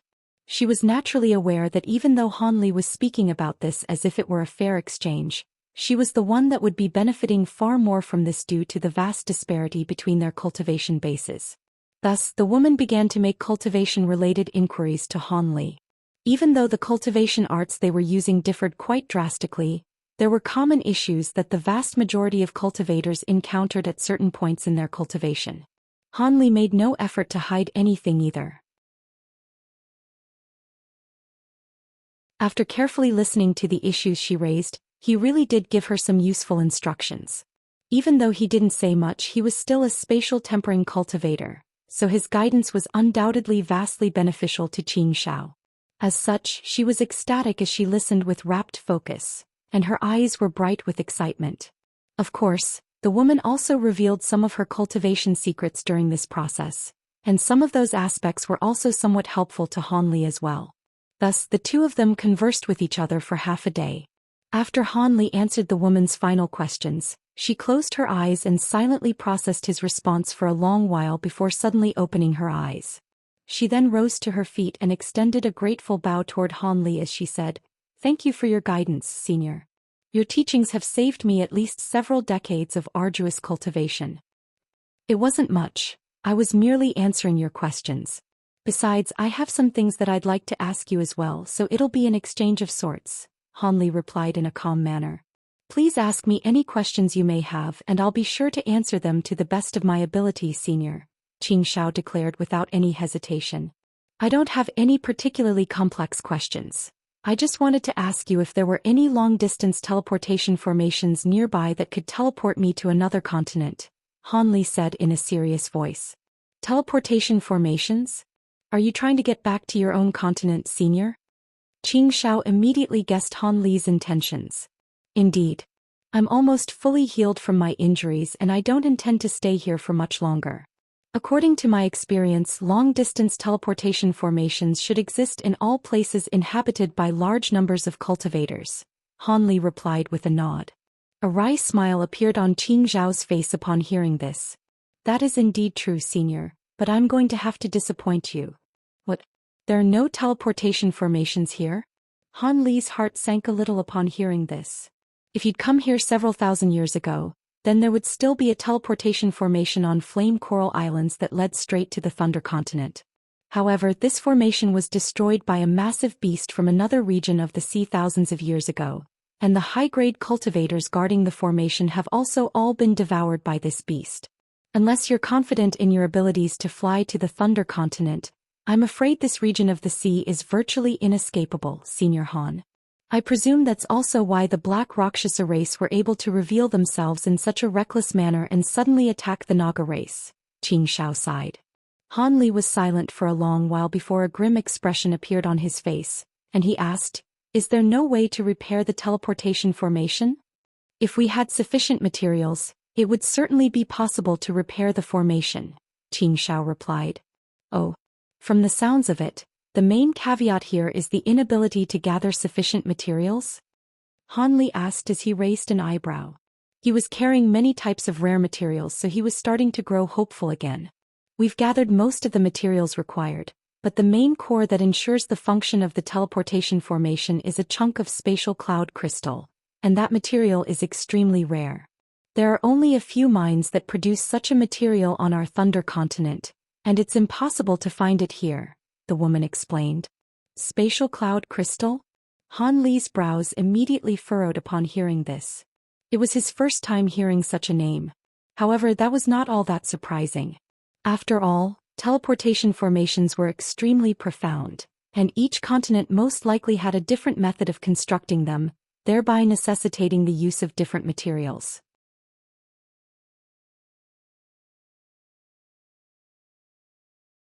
Just as Han Li's expression was gradually darkening even further, Xianxia suddenly said something that instilled him with renewed hope.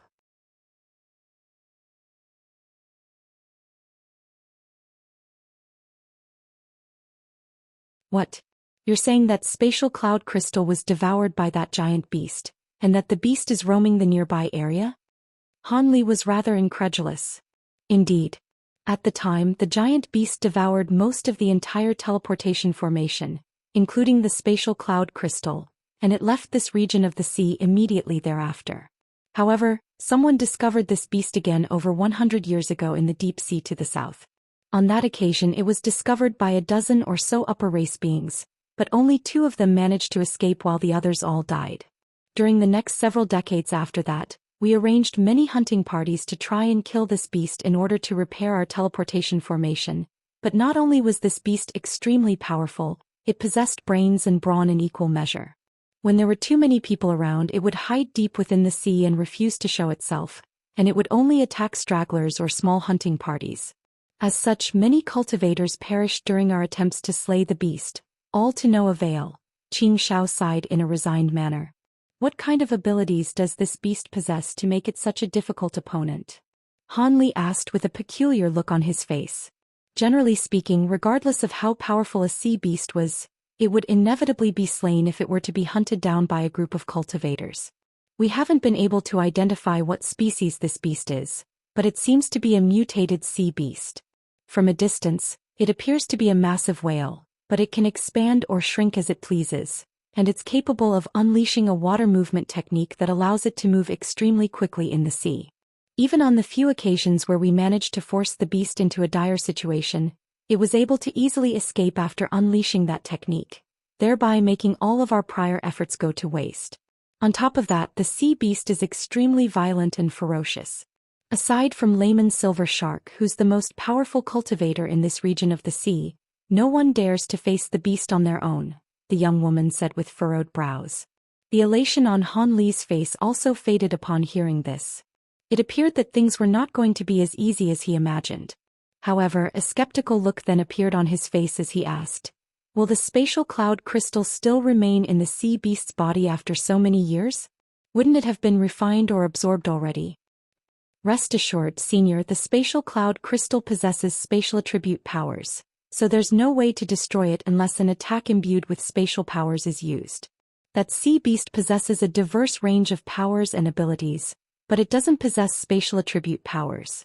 That's something that we've managed to ascertain after hunting it for so many years," Xianxia replied in a confident manner. Han Li nodded in response before falling into deep thought. "Fellow Taoist Qing, do you know the rough location that this sea beast tends to appear in? Han Li asked. Do you intend to kill this beast, Senior Han? The woman asked as a grave look appeared on her face. Indeed. It wouldn't be plausible for me to fly to the Thunder Continent.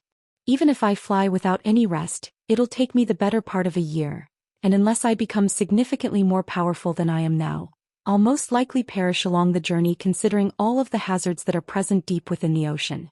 However, if I want to return to the continent that I was originally from, then I have no choice but to visit the Thunder Continent, which is the continent closest to us. Only there will I be able to find teleportation formations capable of teleporting people between continents, Han Li mused as he stroked his chin.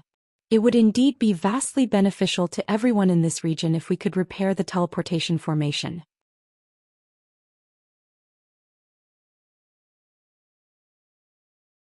This region of the sea has a few decent spirit veins, but cultivation resources are sorely lacking, and many people have reached bottlenecks, only to find themselves unable to progress any further.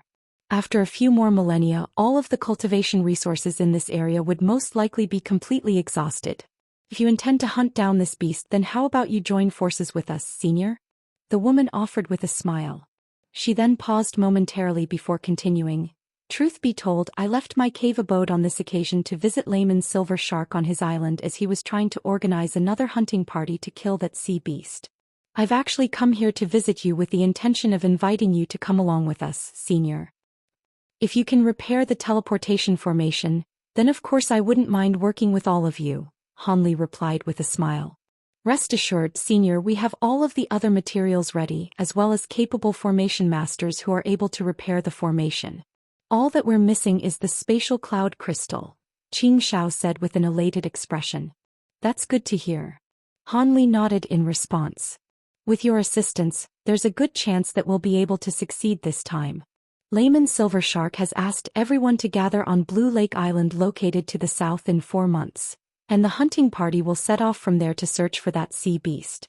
If you truly intend to join us, then you'll just have to turn up on the designated date with this Silver Shark badge. Xianxia flipped a hand over to produce a shimmering silver badge as she spoke. Han Li accepted the badge from her before giving it a quick inspection. The badge was of a gleaming silver hue as if it had been forged from pure silver, and there was a large shark character emblazoned onto its surface. Han Li's expression remained unchanged as he stowed the badge away.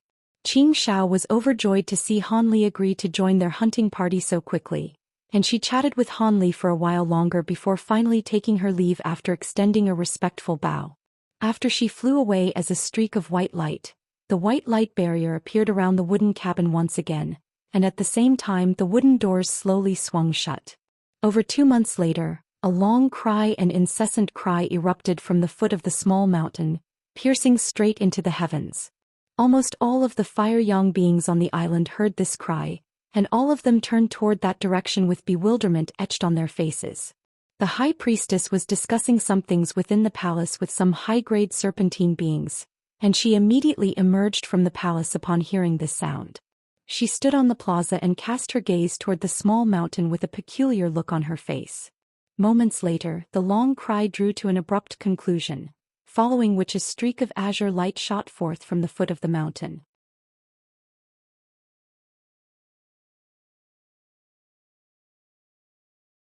The streak of light reached an extremely high altitude in a flash, then flew toward the edge of the island. Not long after that, the silver streak of light appeared over the surface of the ocean several hundred kilometers away from Firecloud Island, heading toward the southern direction without any pause or delay. Han Li flew within the streak of light in a completely expressionless manner while contemplating what he was about to do next. If he could join forces with the hunting party and slay the sea beast, then that would naturally be the ideal outcome. After recovering the spatial cloud crystal, he'd be able to head to the Thunder Continent, then return to the Tianyuan continent from there. If they failed to kill the beast, then he'd have to wait in this area for further opportunities to arise or to hunt down the sea beast again in the future. In any case, he was carrying a large quantity of spirit medicines as well as that small vial, and they would be sufficient to support his cultivation for a long time. Having said that, though, it had been a long time since Han Li had left the territory of the human race, and he was wondering what state the human race was currently in. Had a battle with other foreign races broken out? Was Deep Heaven City still standing? He hadn't stayed in that city for long, but he certainly didn't want to see the human race being wiped out. In reality, the main reason why he wanted to return to the territory of the human race was because he was worried that Nangongwan might ascend to the spirit realm soon. According to his estimations, it would take quite a bit more time before Nangongwan could ascend to the spirit realm through a spatial node, but he obviously couldn't reliably foresee the future. Perhaps Nangongwan could have encountered some kind of miraculous opportunity that had taken her to the deity transformation stage, and maybe she'd already ascended to the spirit realm. With his current cultivation base and abilities, he was powerful enough to protect Nangongwan on his own in the human territories. Even for one as calm and steadfast as Han Li, he couldn't help but be struck by a sentimental feeling at the thought of his beloved wife. However, it only took him mere moments to cast aside that train of thought and refocus on the task at hand. Much to Han Li's surprise, this journey was quite a smooth one. He slew a few insolent demonic birds that dared to attack him along the way, but he didn't even encounter so much as a single sea beast. Thus, over a month later he finally arrived in an unfamiliar region of the sea. As he sped through the air, his spiritual sense scoured the area down below. According to the map that he was consulting, he should have been close to the so-called Blue Lake Island. However, there were no islands to be seen in the nearby area. Han Li felt this to be rather strange, but his expression suddenly changed slightly after he flew ahead for several tens of kilometers further, and he abruptly changed directions while accelerating at the same time. Thus he soon flew into a strange region of the sea. The weather there shifted in the blink of an eye, and it began to snow over the ocean. Countless white snowflakes were swept up by the gusts of frosty winds, striking one with a bone-chilling sensation. What was even more peculiar was that the ocean down below didn't show any signs of freezing despite the frosty weather. Instead, there seemed to be bursts of hot steam rising up from the surface of the ocean. The hot and cold air combined and intertwined in a peculiar phenomenon, creating a vast expanse of mist over the ocean.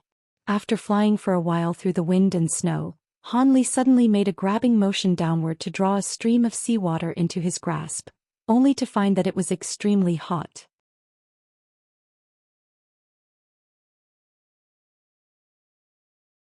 Han Li raised an eyebrow as he looked on at the mist in the distance, which was only growing denser as time passed, but he merely continued onward without any pause. As Han Li forged ahead, the wind and snow in the air above became even more frosty, but the sea was bubbling and churning as if it had reached a boiling point.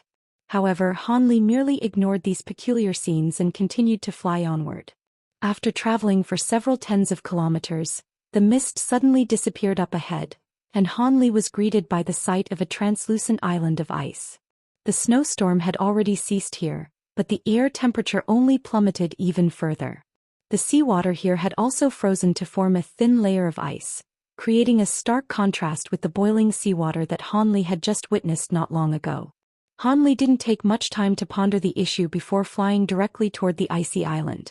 From a distance he could tell that this was quite a large island, one that was several times larger than Firecloud Island. This island was most likely the Blue Lake Island that had been annotated on the map.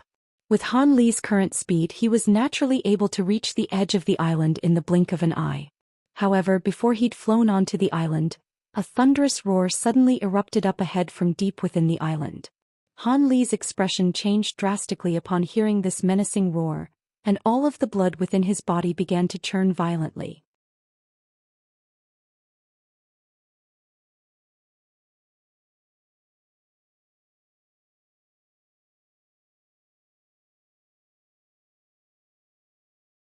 A bewildered look appeared on Han Li's face as he drew to an abrupt halt.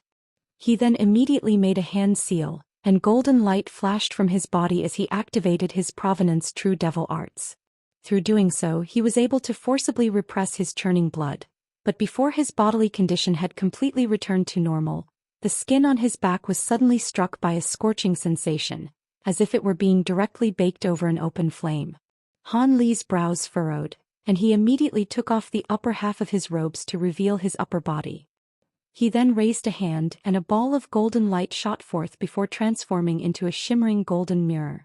The mirror revolved in the air before appearing above Han Li, and spiritual light flashed from its surface as it instantly revealed to Han Li the scenes currently unfolding on his back.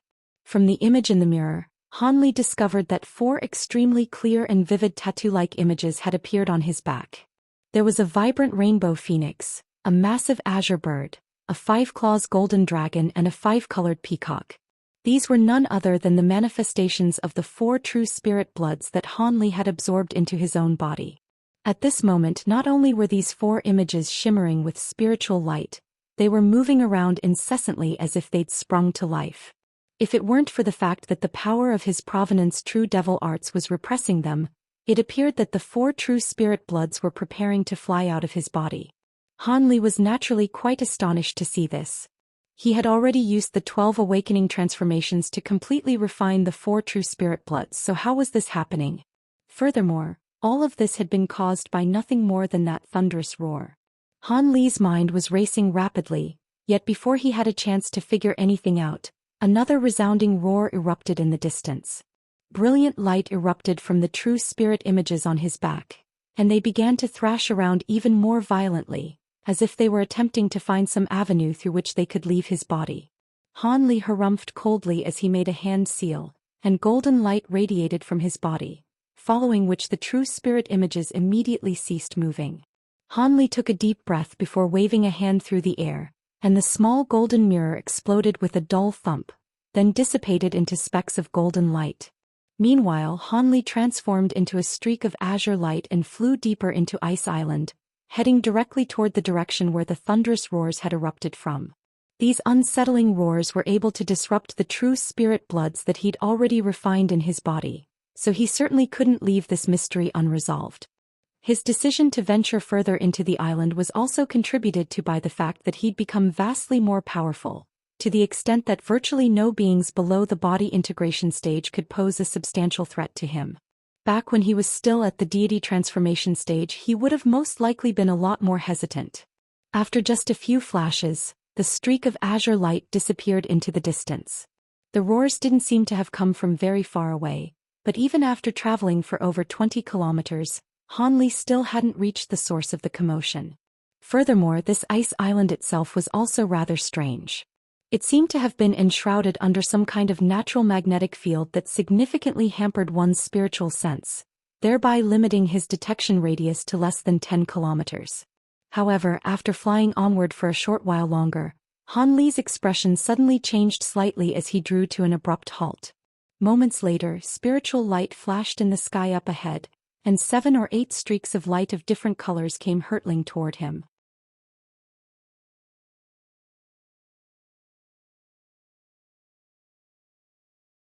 Han Li narrowed his eyes to try and get a better view of what was coming toward him, and the sight that he was greeted by sent a jolt running through his heart. The streaks of light flying in his direction consisted of a group of cultivators, all of whom were at around the nascent soul stage. All of them wore extremely horrified expressions as they flew as quickly as they could, indicating that there seemed to be something extremely fearsome hunting them down. Han Li cast his gaze into the distance behind this group of fleeing cultivators, only to find nothing there. His brows furrowed, and he was just about to call out to these people when a thunderous roar erupted in the distance. One roar after another then rang out in a relentless sequence, and an astonishing turn of events unfolded. As the roars rang out in quick succession, the spiritual light around the bodies of the nascent soul cultivators flickered unsteadily, and their skin suddenly took on a vibrant red color. Immediately thereafter, several blood-curdling cries sounded as these cultivators' physical bodies and souls all exploded into clouds of blood mist in unison, then dissipated into nothingness. A grim look appeared on Han Li's face upon seeing this. Right at this moment, spiritual light flashed once again up ahead, and 2 more streaks of light came hurtling toward him. Han Li focused his gaze on those 2 streaks of light, and a hint of surprise flashed through his eyes. Within one of those streaks of light was a woman in a palatial dress. It was none other than Xianxia. Her companion was a young woman in a black dress who was not inferior to her in the looks department. However, both of them also wore horrified expressions, and their skin had also become quite flushed amid the string of resounding roars. Fortunately for them, they were able to maintain the layers of spiritual light around their bodies, and they managed to stave off the fate of self-detonation that befell those who had come before them. This was clearly because both of these women were mid-deity transformation cultivators, and their superior cultivation basis compared to the others was the key for their survival. Even so, both of them had clearly been severely debilitated and were flying significantly slower than they would otherwise have been capable of. Han Li raised an eyebrow, and he was just about to fly over to them when his expression abruptly changed while his pupils contracted drastically. A murky gray shadow that was several thousand feet in size had appeared several kilometers behind the two women, and it was flying directly toward them.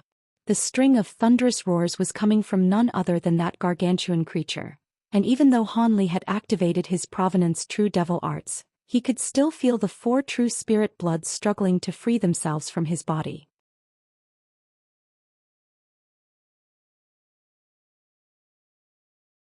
Even a cultivator of Han Li's powers was being adversely affected by these fearsome roars, so it was quite clear that the two women would be suffering to an even greater degree, seeing as they possessed far inferior cultivation bases compared to Han Li and were also a lot closer to the gray shadow in the distance.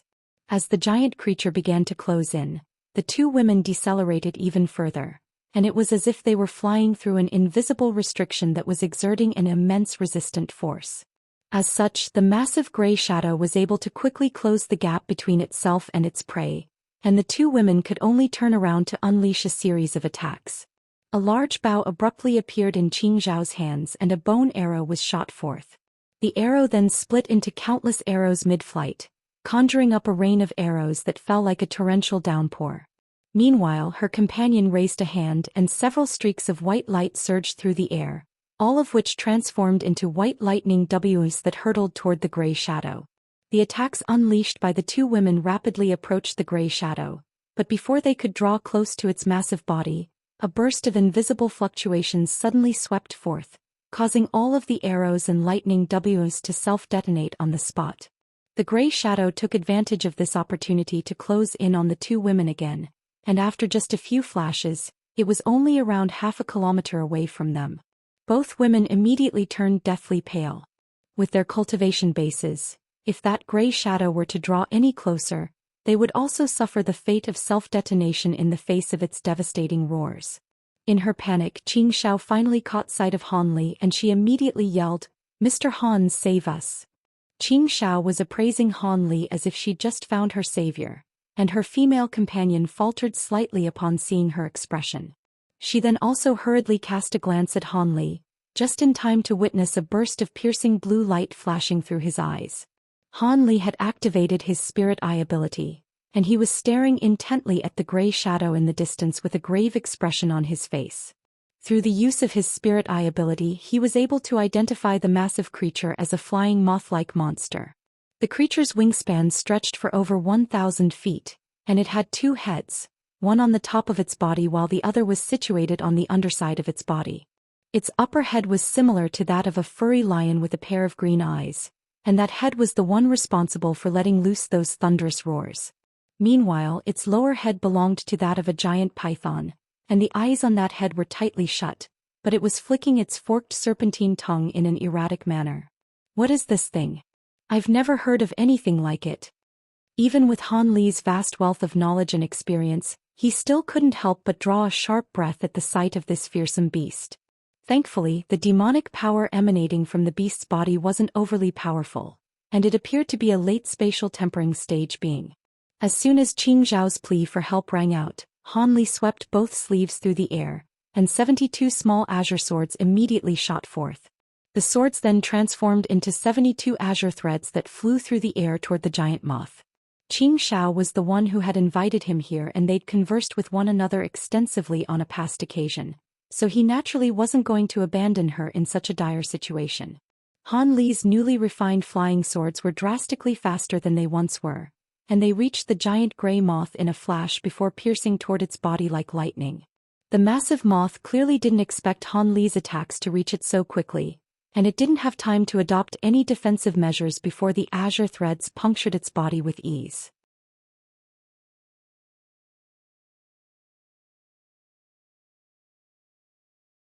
The gray shadow immediately faltered, and the unsettling roars also came to an abrupt halt.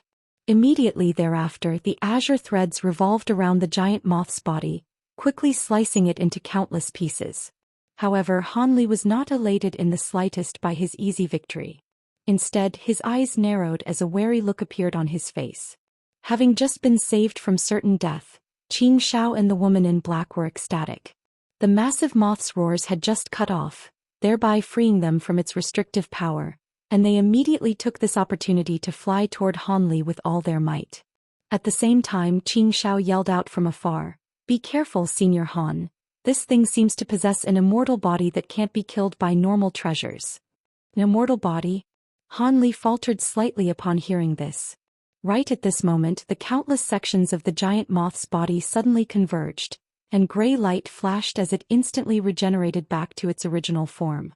Han Li's expression darkened upon seeing this, and all of his flying swords transformed into azure threads again at his behest, then hurtled toward the giant moth. However, the massive creature let loose a thunderous roar of fury, and at the same time, it flapped its wings to emit those invisible fluctuations again. The ripples proliferated in all directions, instantly sweeping up all of the oncoming azure threads. The azure threads shuddered in unison before reverting back to their sword form, then exploding into balls of azure light in quick succession.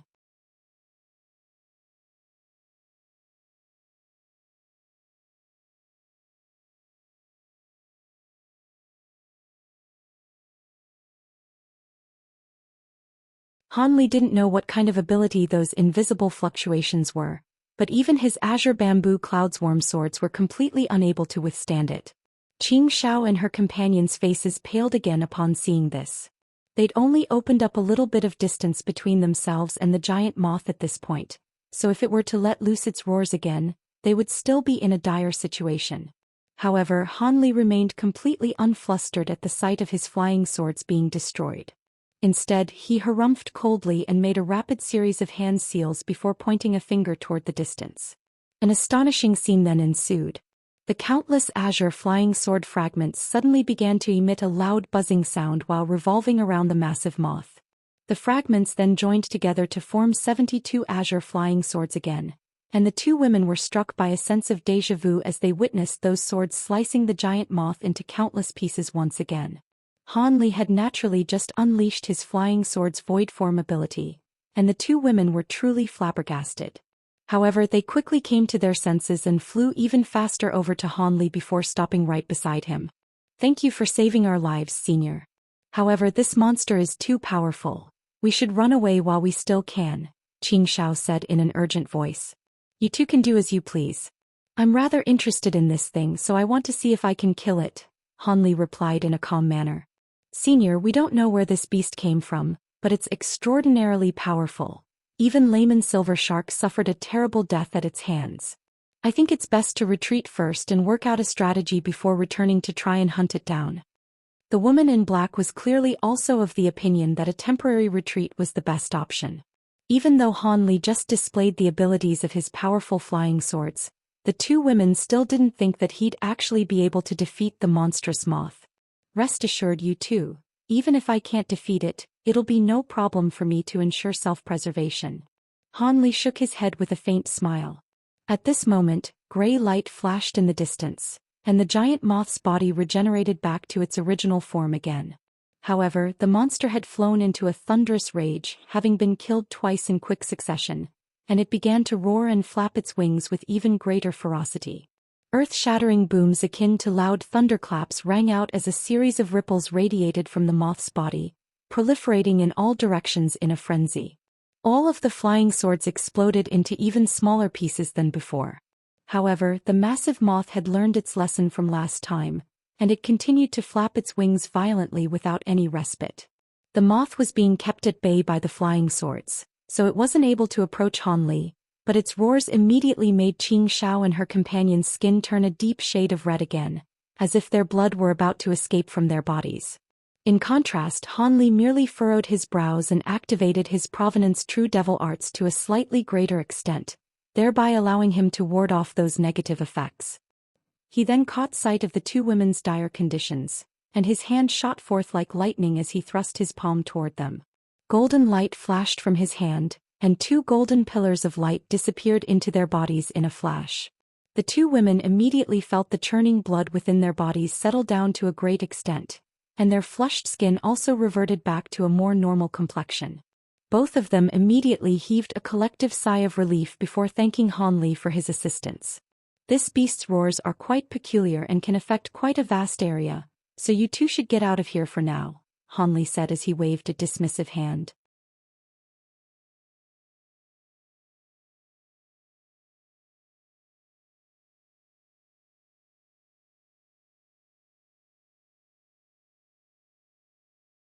After the 2 women departed, Han Li's flying swords continued to be shattered into smaller and smaller pieces by the invisible power unleashed by the moth's wings. However, Han Li merely looked on with a cold smile on his face. This monster was at the late spatial tempering stage and its abilities appeared to be quite powerful as well, but he certainly wasn't going to be fearful of it.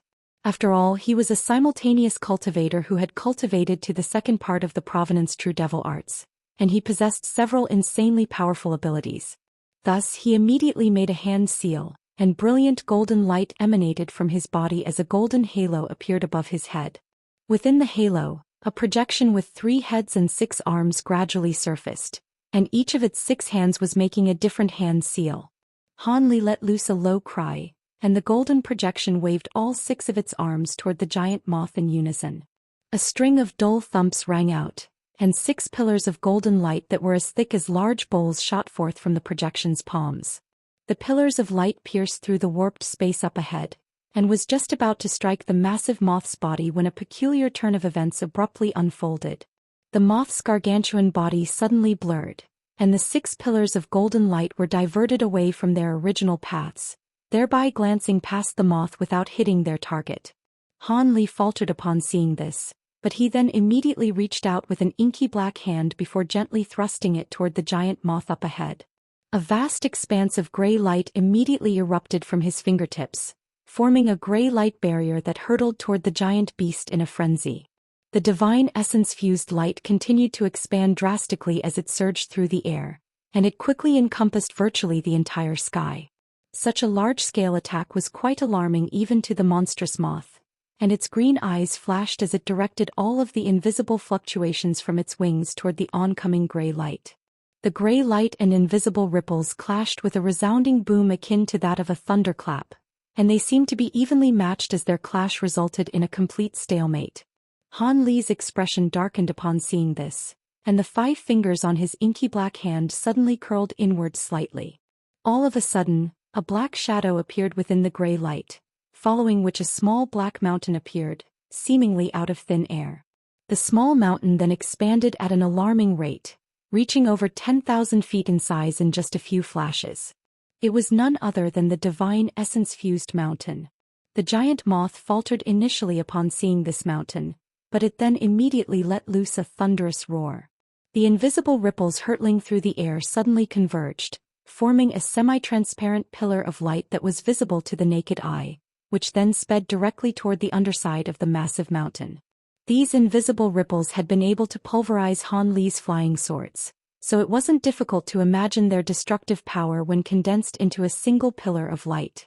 Prior to fusing with those strange stone blocks, the divine essence-fused mountain may not have been able to withstand this pillar of light. However, ever since those stone blocks had been melted into it, the mountain had become resolute to an incredible degree. Gray light flashed from the underside of the mountain, and the pillar of light struck it amid a resounding boom. However, the pillar of light was quickly vanquished, but it had been unable to leave so much as a single scratch on the underside of the mountain. The giant moth was stunned to see this, and it was almost unable to believe its eyes. In contrast, Han Li remained completely expressionless as if he'd anticipated this in advance. He quickly made a hand seal and the mountain came crashing down with devastating might.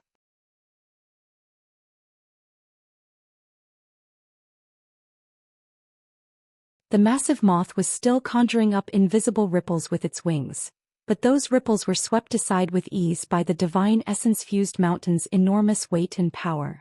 Just as the black mountain was about to crush the massive moth into mincemeat, its lion head suddenly blurred before transforming into the giant serpentine head that had its eyes closed. The green serpentine head then abruptly opened its eyes to reveal a pair of shimmering golden pupils. It wore a frosty look on its face as it raised its head to appraise the oncoming black mountain. An eerie hissing sound escaped its mouth, and as it continued to flap its wings, puffs of gray powder suddenly began to permeate through the air, completely enshrouding and concealing the monster's body within. It seemed to be preparing to unleash some kind of powerful ability. A cold look appeared in Han Li's eyes upon seeing this, and he abruptly made a hand seal, following which the black mountain accelerated in its descent, sinking into the gray powder in the blink of an eye.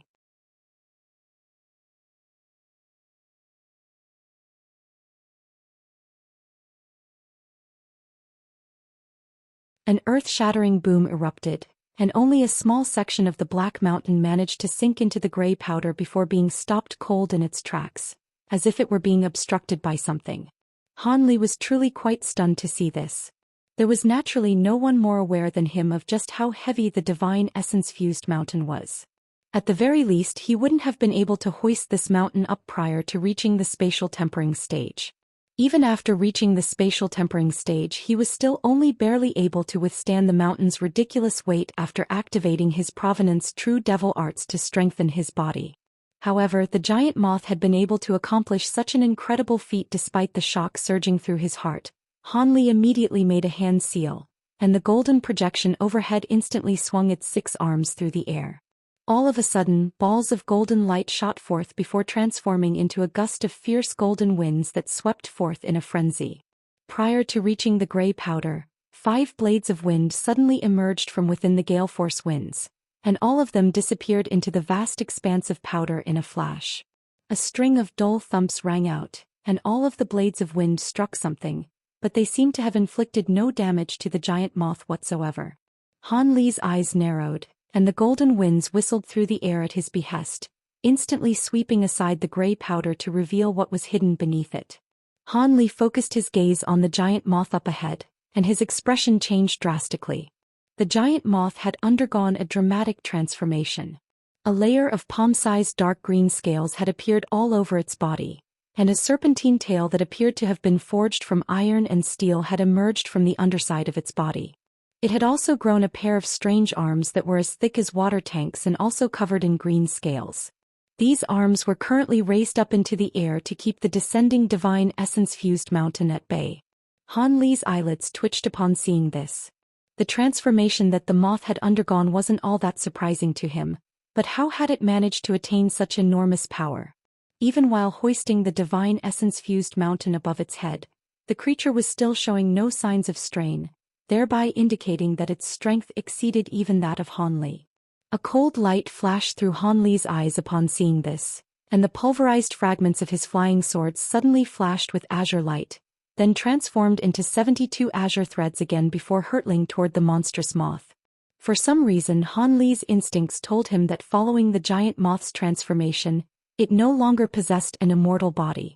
As such, he immediately conjured up his flying swords again to try and kill this beast once and for all. A loud hiss suddenly rang out from the serpentine head's mouth, following which a series of transparent shields appeared over its green scales. All of those shields were hexagonal in shape and appeared to have been constructed from a crystalline material, forming, essentially, a suit of armor that covered its entire body. The azure threads struck these transparent shields, only to be repelled amid flashes of white light, completely unable to damage the giant moth's defenses. Han Li's expression darkened even further upon seeing this. He was scrambling for another course of action when the giant moth suddenly straightened both of its arms, and an ear-splitting boom erupted as the massive black mountain was flung into the air. Immediately thereafter, all of the crystalline shields all over its body flashed in unison before exploding to form balls of scintillating white light, all of which converged to create an artificial white sun. The white light was simply far too bright. Even after activating his spirit eye ability, Han Li could still feel his eyes throbbing with pain. However, that split second was enough for him to identify what lay beyond the scintillating barrier of white light, and his lips twitched in response to what he saw. There was nothing beyond the vast expanse of white light. The giant moth had disappeared without a trace in the instant that he'd closed his eyes. However, with Han Li's extensive battle experience, he certainly wasn't going to give his opponent an opportunity to land a surprise attack on him. As such, he rustled his sleeve almost in the exact same instant that the giant moth had disappeared, and 5 white skulls shot forth from within. The skulls revolved around Han Li before blasting forth bursts of 5 colored flames in unison, encompassing an area of over 1,000 feet. All of a sudden, a monstrous cry erupted several hundred feet away from Han Li, and a black figure that was around 70 to 80 feet in size abruptly appeared within the 5 colored flames. It was none other than the monstrous moth that had just disappeared. The moth had shrunk down to less than a tenth of its original size, and it was moving extremely slowly within the flames, appearing as if it had been trapped within. Han Li was ecstatic to see this, and he immediately opened his mouth to expel a ball of silver flames and a small azure cauldron at the same time. The silver flames transformed into a silver fire raven that was around a foot in size, and it immediately hurtled through the air. Meanwhile, the small azure cauldron began to emit a faint buzzing sound before its lid flew off of its own accord. A clump of azure threads then shot forth from within before immediately vanishing on the spot. In the next instant, spatial fluctuations erupted from above the giant moth's head, and the azure threads emerged out of thin air before dispersing and instantly enveloping the giant moth's body. However, the crystalline shield reappeared all over the moth's body, thereby keeping the azure threads at bay. Only then did the silver fire raven reach the massive moth. Han Li stood in midair in an expressionless manner while chanting something, and the silver fire raven opened its mouth to blast forth a thin golden and silver thread. This was none other than the wisp of revolving evil spirit light that the spirit engulfing fire raven had devoured not long ago. The thin thread flashed through the air and completely disregarded the crystalline shields as it punctured the moth's chest with ease, then emerged on the other side. A thin puncture wound appeared on the monster's chest, but the edges of the wound were completely charred, and there was no blood dripping out from it. If this were a normal demon beast, having its chest punctured would at least be a grievous injury, if not one that would kill them on the spot. Right at this moment, the thin thread that had just punctured the giant moth swerved back and prepared to punch another hole into its body. On this occasion it was aiming for the moth's head. However, layers of piercing light suddenly appeared over the monstrous moth's body, and it tore through the restrictive 5-colored flames around it with its enormously powerful arms. It then slammed its palms together in front of its chest, and an earth-shattering boom rang out, following which sound waves that were visible to the naked eye instantly proliferated in all directions. All of the 5-colored flames in the surrounding area were swept aside by these immensely powerful sound waves. At the same time, the giant moth suddenly turned around to appraise the oncoming thin thread with a cold look in its golden eyes. All of a sudden, 2 streaks of golden light suddenly shot forth from its golden eyes, and they combined as one before striking the oncoming revolving evil spirit light with unerring accuracy. The two clashed, and the revolving evil spirit light transformed into a ball of golden and silver light before exploding into nothingness. Only then did the spirit-engulfing fire raven spread its wings and hurtle directly toward the giant moth. However, the massive python head suddenly opened its mouth to blast forth a ball of black liquid that temporarily trapped the fire raven within. Immediately thereafter, the giant moth abruptly whipped its massive tail through the air, and its body twisted around before flying toward Han Li like a speeding arrow. The space in front of the moth then twisted and warped, following which it suddenly disappeared. Han Li immediately laid a finger on his own glabella upon seeing this, and black light flashed as his law destruction eye appeared. Streaks of black light then shot forth in all directions from within the eye, all of which disappeared into space in a flash. A resounding boom rang out as one of the streaks of black light disappeared into space over 100 feet above Han Li, forcing the giant moth to reveal itself as it stumbled out of thin air. In the instant that the monstrous moth was forced to reappear, it fixed an intense gaze on Han Li, and 2 streaks of golden light shot forth from within its golden eyes. The moth also swung its serpentine tail toward Han Li with devastating might, leaving a trail of afterimages in its wake. At the same time, the giant moth swung its powerful arms directly toward the top of Han Li's head. Having been wounded by Han Li on several occasions, the giant moth was at the height of its rage, and it was engaging Han Li in close-quarters combat so it could tear him apart with its bare hands in order to vent its fury. Instead of being alarmed by this development, Han Li was quite elated that the giant moth had voluntarily closed down the distance between the two of them. The golden projection above his head suddenly flashed before disappearing into his body, and in the next instant he let loose a loud cry. Immediately thereafter, shimmering golden scales appeared all over his body, and 4 golden arms also sprouted from his back. At the same time, a golden weapon appeared in each of his hands, and they consisted of a saber, a sword, a staff, a ring, a pestle, and a mace.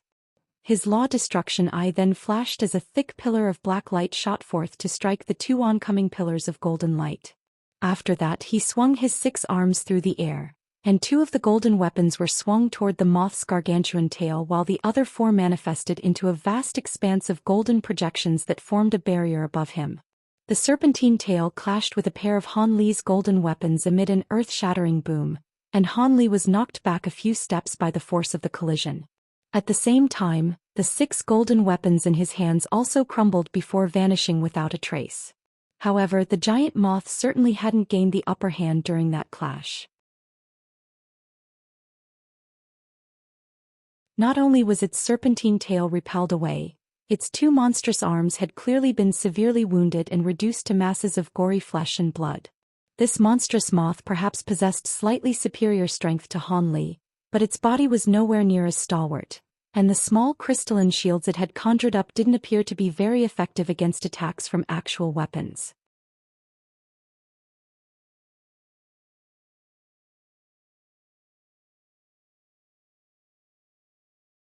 The giant moth hissed with pain and fury, clearly having been completely taken aback by the result of that clash. However, a vicious light then flashed through its golden eyes, and a layer of green light surfaced over its mangled arms. The wounds on its arms began to rapidly heal as a result, and it abruptly flapped its wings again to release a vast expanse of scintillating white light. The wings then disappeared in a flash, transforming into hundreds of shimmering flying blades, each of which was around half a foot in length. A ferocious light flashed through the monster's eyes, and the flying blades behind it began to emit a buzzing sound, seemingly as if they were about to fly toward Han Li. However, right at this moment, Han Li suddenly smiled as golden light flashed from his body. The golden scales and 4 golden arms that he'd conjured up suddenly blurred before disappearing, and the giant moth was rather taken aback by this development. All of a sudden, Han Li made a hand seal, and a loud thunderclap rang out from behind him as a pair of shimmering wings appeared on his back. With nothing more than a gentle flap of those wings, Han Li instantly disappeared on the spot. In the next instant, another thunderclap rang out several hundred feet away, and Han Li re-emerged out of thin air. However, he didn't unleash any cultivation arts or treasures. Instead, he merely crossed his arms and appraised the giant moth with a hint of a smile on his face. The massive moth was quite bewildered by this, but its ferocious nature instantly vanquished the doubts in its mind. It let loose a loud hiss as all of the scales on its body instantly stood up on end before it attempted to fly toward Han Li. However, Han Li suddenly chuckled as he rubbed his hands together before uttering the words, "Fall, fall, fall." As soon as those words were uttered by Han Li, the giant moth suddenly felt a rush of dizziness, following which it began to experience an unbearable itch on its chest. A section of its body also instantly lost all feeling, and its massive body began to sway in an unsteady manner. The monster was naturally both infuriated and alarmed, and it hurriedly looked down to discover that the tiny puncture wound on its chest still hadn't healed.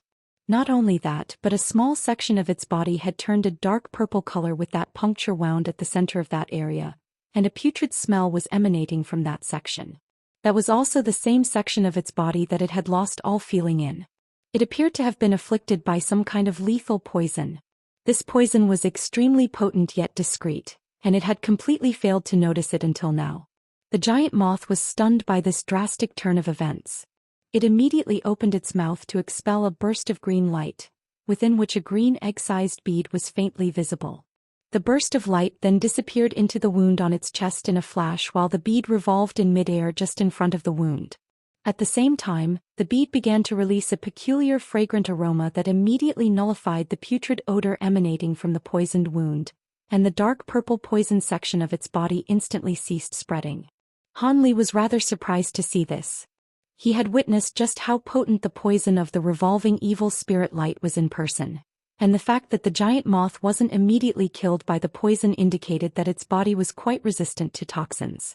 However, Han Li merely chuckled coldly upon seeing this, and brilliant azure light erupted from his body as he transformed into a massive azure bird over 100 feet in size. He then flapped his wings and hurtled toward the giant moth, sweeping up gusts of fierce azure winds in his wake.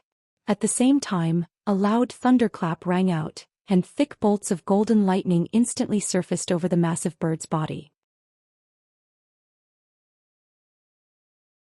The lightning turned the bird's huge talons into a golden color before they grabbed toward the giant moth with ferocious might.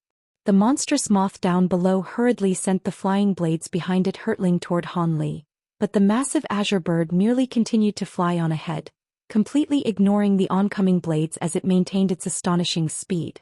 The flying blades quickly struck the giant bird, only to be swatted aside by its massive wings amid a string of loud clangs, rendering them completely ineffective. This was not a surprising occurrence. After all, Han Li's physical body was already powerful to the extreme, and after undergoing his Kuan Ping transformation, it was enhanced even further, so there was naturally no way that these blades would be able to harm him.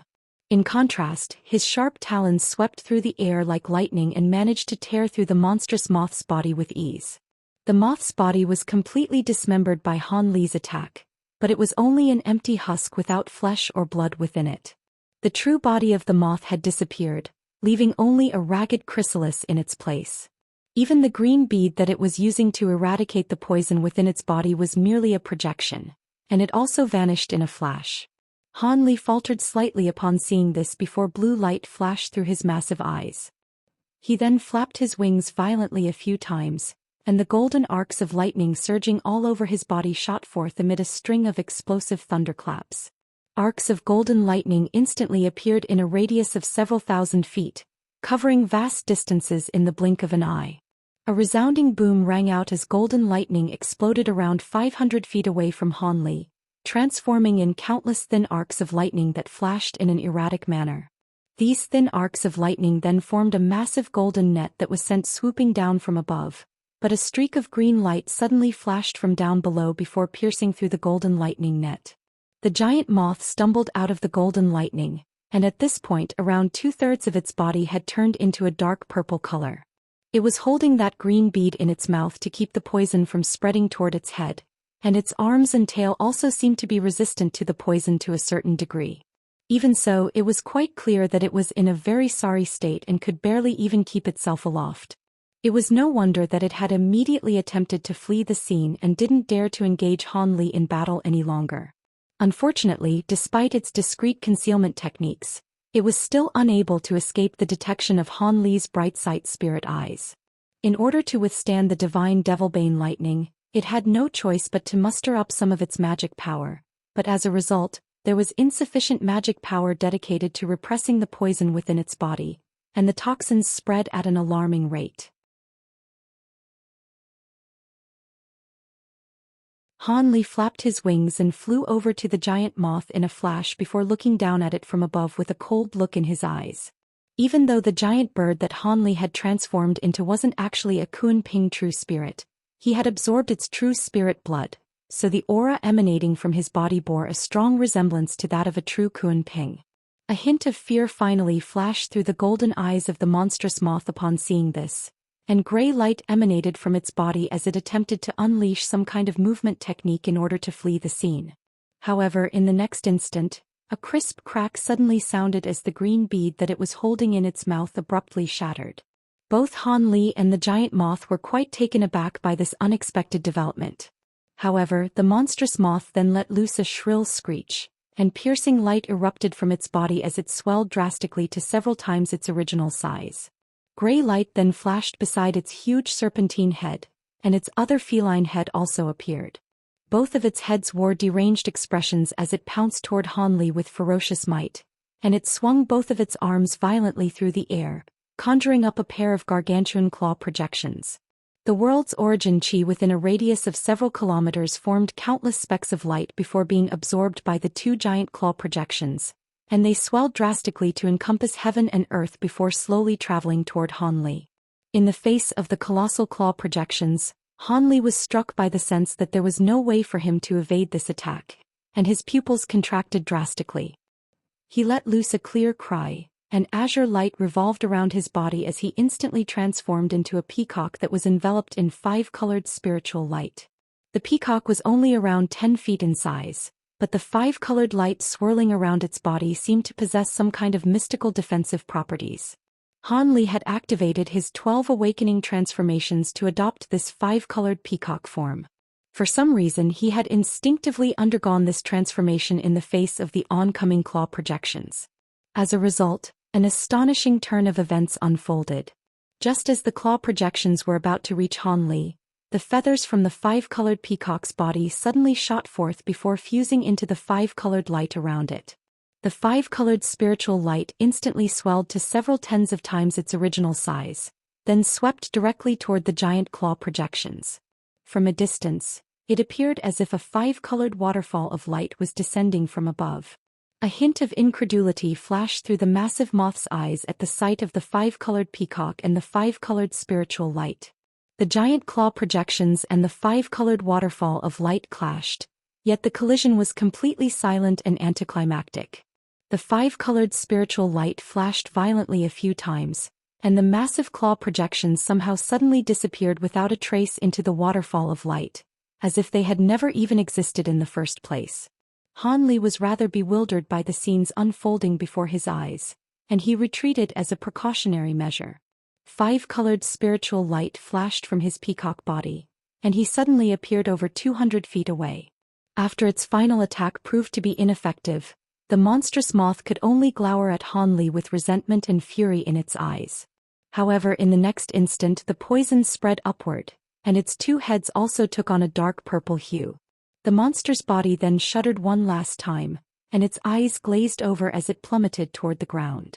Right at this moment the 5-colored peacock shrank down before reverting back into Han Li's human form, and he looked on at the plummeting moth with a cold expression, showing no intention of giving chase.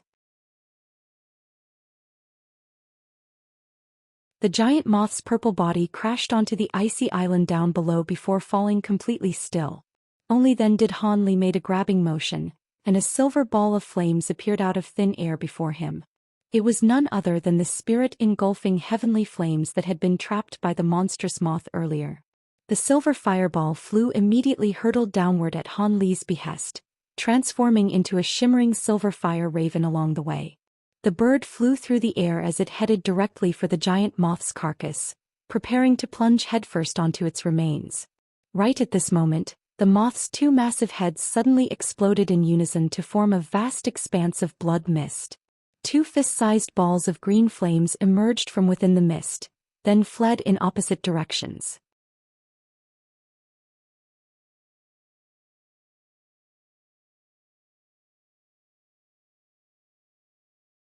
Han Li immediately made a hand seal upon seeing this, and spatial fluctuations erupted in the air above the 2 balls of green flames, following which 2 clumps of azure threads emerged out of thin air.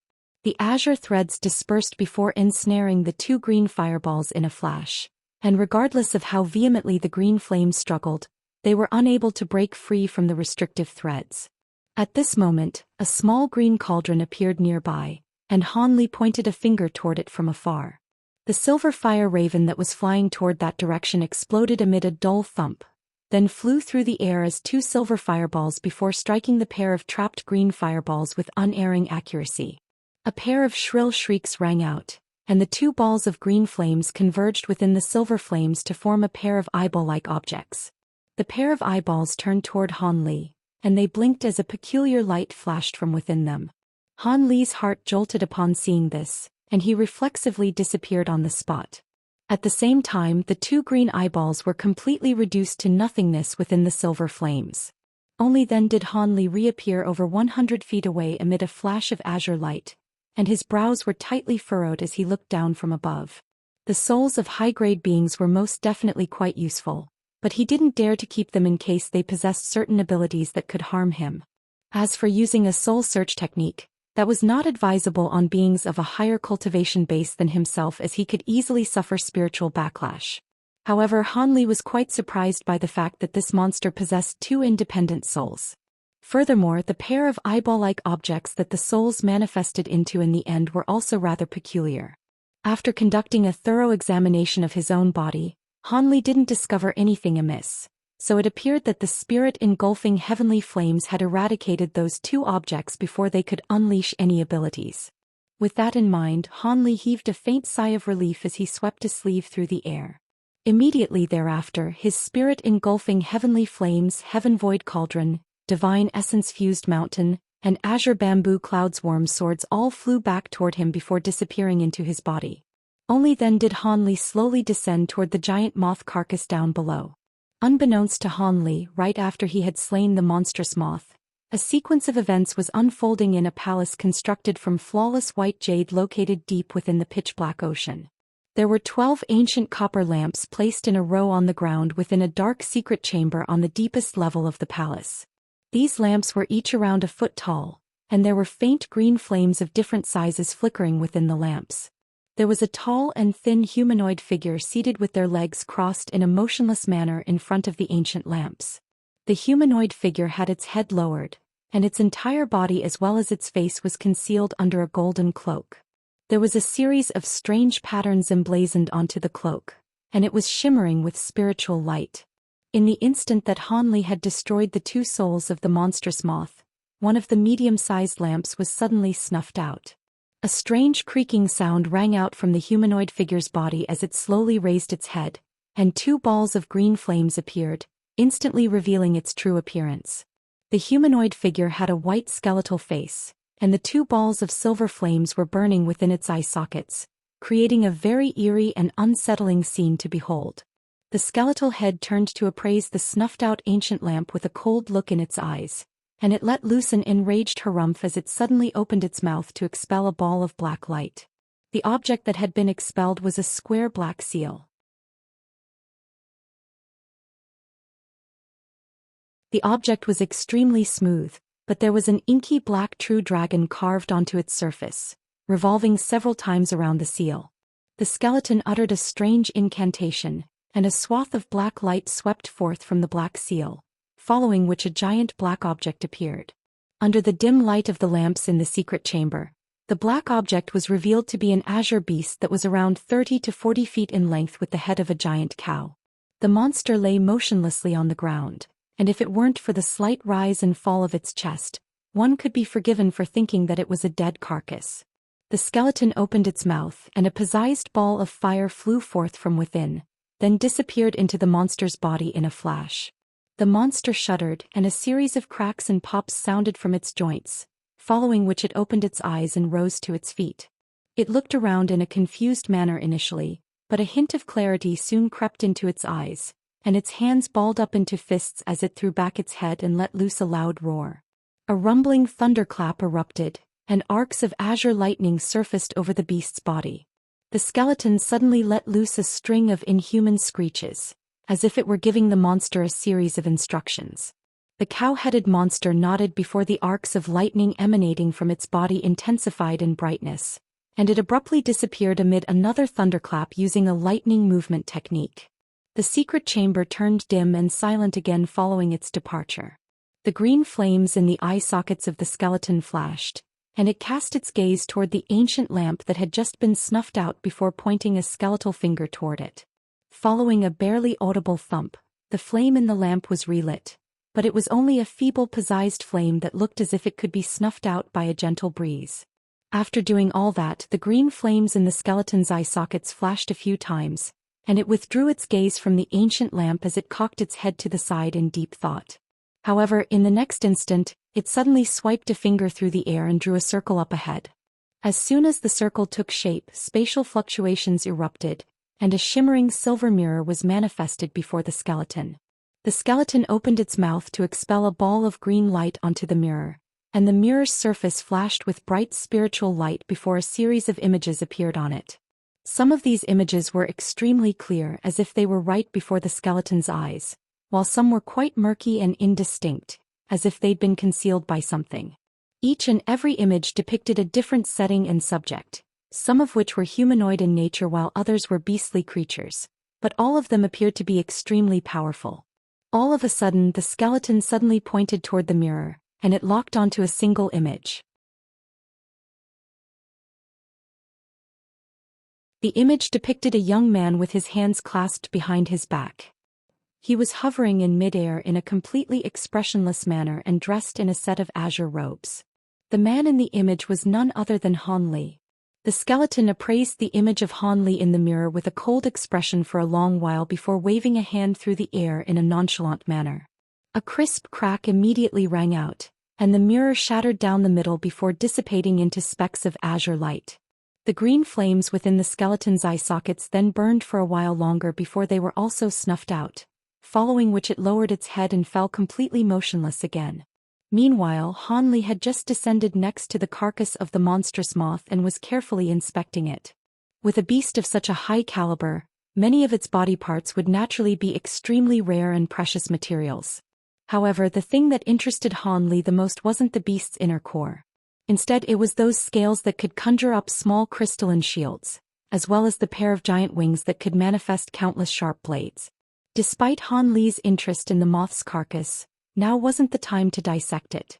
As such, he rustled his sleeve and a storage bracelet shot forth from within before expelling a swath of azure light. The carcass of the monstrous moth rapidly shrank down within the azure light before being stowed away into the storage bracelet. After that, Han Li drew the storage bracelet back to him before inspecting his surroundings. After a brief pause for contemplation, azure light erupted from his body as he flew into the distance, traveling deeper into the island rather than away from it. A short while later, Han Li appeared above a cluster of buildings that had been reduced to rubble. This cluster of buildings stretched for around several kilometers, and all of them were glittering and translucent, having been constructed from glacial ice.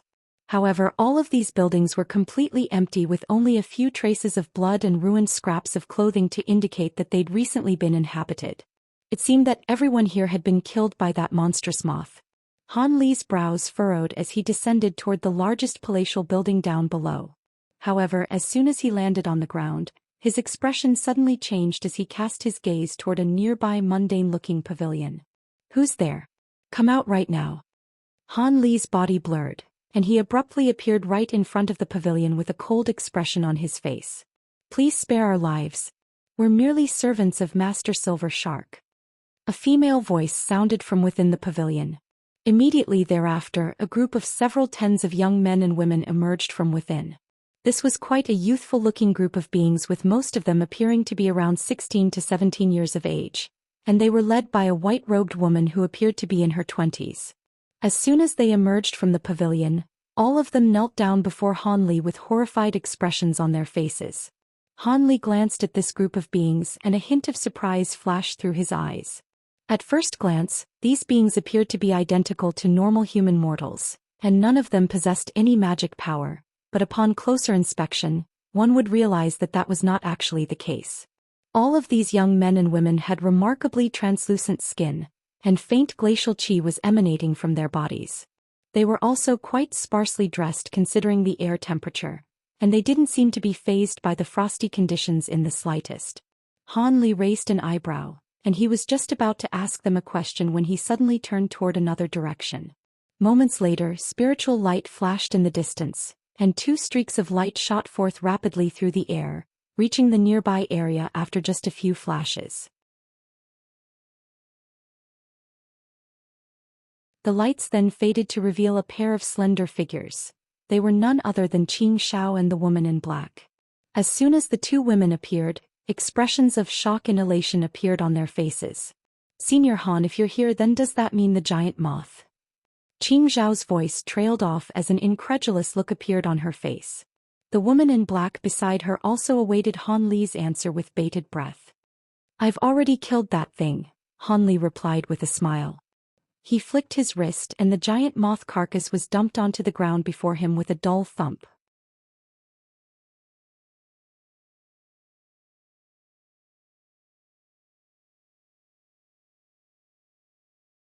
The two women were naturally ecstatic at the sight of the carcass, and Xianxia heaved a long sigh of relief before extending a grateful bow toward Han Li. Thank you for taking care of this abhorrent beast, Senior Han. Not only did you save the two of us, you've also saved countless more beings on our flame coral islands who would have undoubtedly perished to this thing. The woman in black had also adopted a more respectful demeanor as she chimed in. Indeed. Even Layman Silver Shark was no match for this monster. If it had been allowed to wreak havoc to its heart's content, then countless lives would have been lost. We are extremely grateful that you've eradicated such a major threat to everyone, Senior Han. There's no need to thank me. This beast was a little troublesome to deal with, but I just so happen to have mastered a few cultivation arts that are perfect for combating its abilities. You're far too modest, Senior. This is the first time this being has appeared here, and at the time, we were discussing with our fellow Taoists a course of action to hunt down that sea beast. All of a sudden, this moth flew out of the mist and onto the island, and many of our fellow Taoists were caught off guard before falling to its roars. Thankfully, Layman Silver Shark managed to delay the beast for a short while, thereby allowing some of us to escape. Otherwise, we would have most likely all perished already. There was still a hint of fear in Qing Zhao's eyes as she recalled the horrors of the monstrous moth. Han Li's brows furrowed as he nodded before turning to the group of young men and women who had just emerged from the pavilion. Are these the native inhabitants of this island? Their constitutions seem to be rather special, but they're not cultivators. These are glacial essence beings. These beings are unable to draw the world's origin qi into their bodies, but they can blast some glacial qi out of their mouths, and they'll maintain their appearances after reaching full maturity, only reverting to their rightful elderly appearance in the instant that they pass away from old age. They're considered to be a rather rare race with a population of only around 10,000 on the entire Flame Coral Islands. However, due to the fact that the race can't produce any cultivators, they're forced to become subsidiaries to other powerful races or prominent powers. This group of glacial essence beings are the servants of the late Layman Silver Shark, the woman in black explained. Now that Layman Silver Shark is dead, they'll have to seek protection from another power. Xianxia sighed, seemingly feeling rather sympathetic toward these glacial essence beings. Oh, that's quite interesting. This was the first time that Han Li had heard of such a race, and he couldn't help but take an extra glance at this group of beings. Upon hearing the conversation between Han Li and the two women, the white-robed woman who appeared to be the leader of the glacial essence beings immediately to kowtow to the trio, and the other glacial essence beings behind her hurriedly followed suit.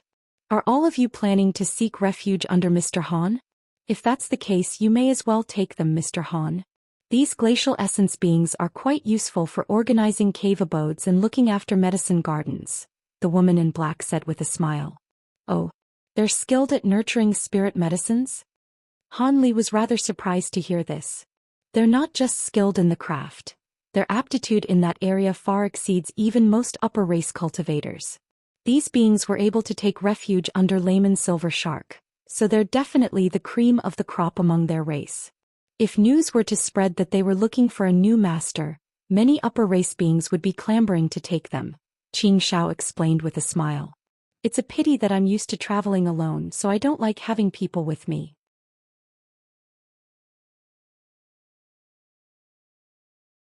If you two would like to take them, then feel free to do so, Han Li immediately refused with a shake of his head. In that case, then we'd be more than glad to take them. I am really in need of servants in my cave abode. Sister Qing, how about we split them evenly among us? The woman in black asked as she turned to Xianxia with a smile. I already have more than my fair share of servants on my island, so you can take all of them if you like, Xianxia replied with a nonchalant smile. The woman in black nodded in response before asking the glacial essence beings whether they'd be willing to come with her. Their original master had already perished, so the glacial essence beings naturally weren't going to refuse the woman's offer. As such, all of them agreed in a respectful manner. After that, they cleaned up the largest palatial building at the woman's behest before inviting Han Li's trio into the palace. What are your plans from here onward, Mr. Han? Do you still intend to hunt down that sea beast? Xianxia asked as she took a seat on a stone chair within the palace. I do. I've already come all this way, so I'm certainly not going to give up without giving it a try, Han Lu replied in a calm manner. Xianxia and the other woman glanced at one another upon hearing this. Are you too of the opinion that I'm not capable of accomplishing such a feat? Han Li asked as he raised an eyebrow. Of course not. You were even able to slay that monstrous moth, so it's certainly not beyond the realm of possibility that you'd be able to hunt down that sea beast. However, during our past hunting trips, we relied heavily on Layman Silver Light Shark to track that sea beast. Now that the spirit beast has perished along with Layman Silver Shark, so it most likely won't be a simple task to find that sea beast again, the woman in black hurriedly explained. Is that so? Then how was that Silver Light Shark able to find the sea beast? Han Li asked with a hint of surprise on his face. I heard about this from Layman Silver Shark once. Apparently his Silver Light Shark has a natural tracking ability. As long as it's seen something once, it'll be able to sense it within a radius of 5,000 kilometers, then slowly find it. In the past, the Silver Light Shark led all of our hunting parties to the lair of the sea beast, Xianxia explained in a grim manner. In that case, things will indeed be a little troublesome. Looks like I'll just have to travel to the rough area where the sea beast resides and try my luck there, Han Li said with furrowed brows. If you insist on hunting down this beast, why don't you wait for another month or so? A few more of our fellow Taoists should have survived that attack from the monstrous moth, and there are many who've yet to arrive on the island. If we can organize a hunting party, it'd at least be better than going after the beast alone, the woman in black suggested. That's most likely not going to help much. I recall that fellow Taoist Qing had once told me about the sea beast's powers. If we were to split, we'd most likely only be divided and conquered, and if we were to hunt for it together as a group, it wouldn't increase our chances of finding it any more than if I were to search for it on my own. On top of that, everything would be fine if we could hunt down the beast in a short time, but if the hunting trip drags on for too long, dissent would inevitably be bred among the party members. In that case, it would be better for me to go alone.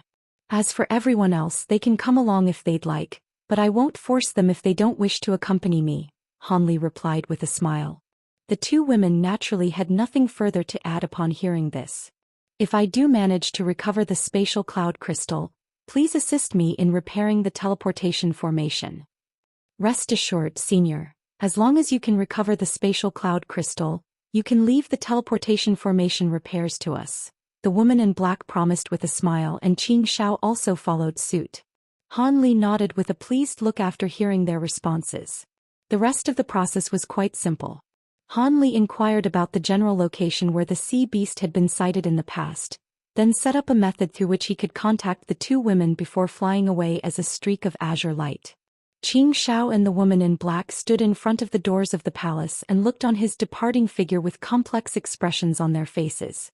Even now, I'm still in disbelief that Senior Han was actually able to kill that monstrous moth. His cultivation base appears to be quite similar to that of Layman Silver Shark, but Layman Silver Shark was slain by that beast in a matter of mere moments, the woman in black murmured to herself. Didn't Mr. Han say that he's mastered a few cultivation arts that were perfect for combating the moth's abilities? That must be why he was able to defeat the beast, Xianxia replied with a peculiar look in her eyes. Are you really going to believe that, Sister Qing? At the very least, I'm not buying it. Setting aside that moth's strange abilities, just its demonic power alone made it comparable to a 9th-tier upper race being. Do you think it's possible that a few convenient cultivation arts could tip the scales so much in his favor that he'd be able to bridge such a vast gulf in power? The woman in black analyzed with a hint of a smile on her face. What are you trying to say? Xianxia sighed. Nothing much. I was just remembering that you're still missing a Dao companion. This Mr. Han is a perfect choice, is it not? If you don't want him, then don't blame me for swooping in, the woman in black giggled. What are you saying, sister? I've only met Mr. Han on 2 separate occasions in total. How could I possibly have such bold thoughts? Xianxia scoffed as a blush appeared on her face. What's wrong with having thoughts like this? If I recall correctly, you've been stuck at the 5th tier for many years already, right? If you could make a powerful man like Mr. Han your Dao partner, then you should be able to easily break through your bottleneck through dual cultivation. So what if you're still not very familiar with Mr. Han? Everyone starts off as strangers. As long as he doesn't leave this region, you'll have more chances to meet and interact with him. With your looks and talents, you can't tell me that he won't fall for you, the woman in black giggled with a teasing look in her eyes. Stop spouting nonsense, sister. Mr. Han has to return to his own continent sooner or later, so how could he possibly stay here for long? Besides, perhaps he already has a Dao companion. Xianxia finally managed to muster up a coherent response after forcibly recomposing herself. That's indeed an issue.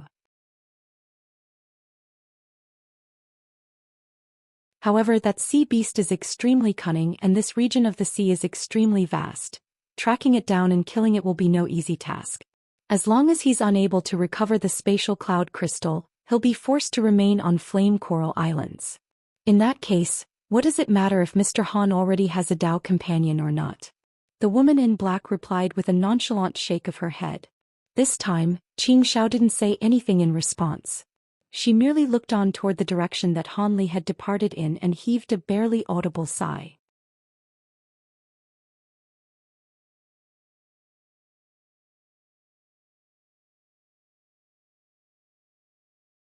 Over 2 months later, a streak of azure passed over a certain region of the ocean, flying along at low altitudes.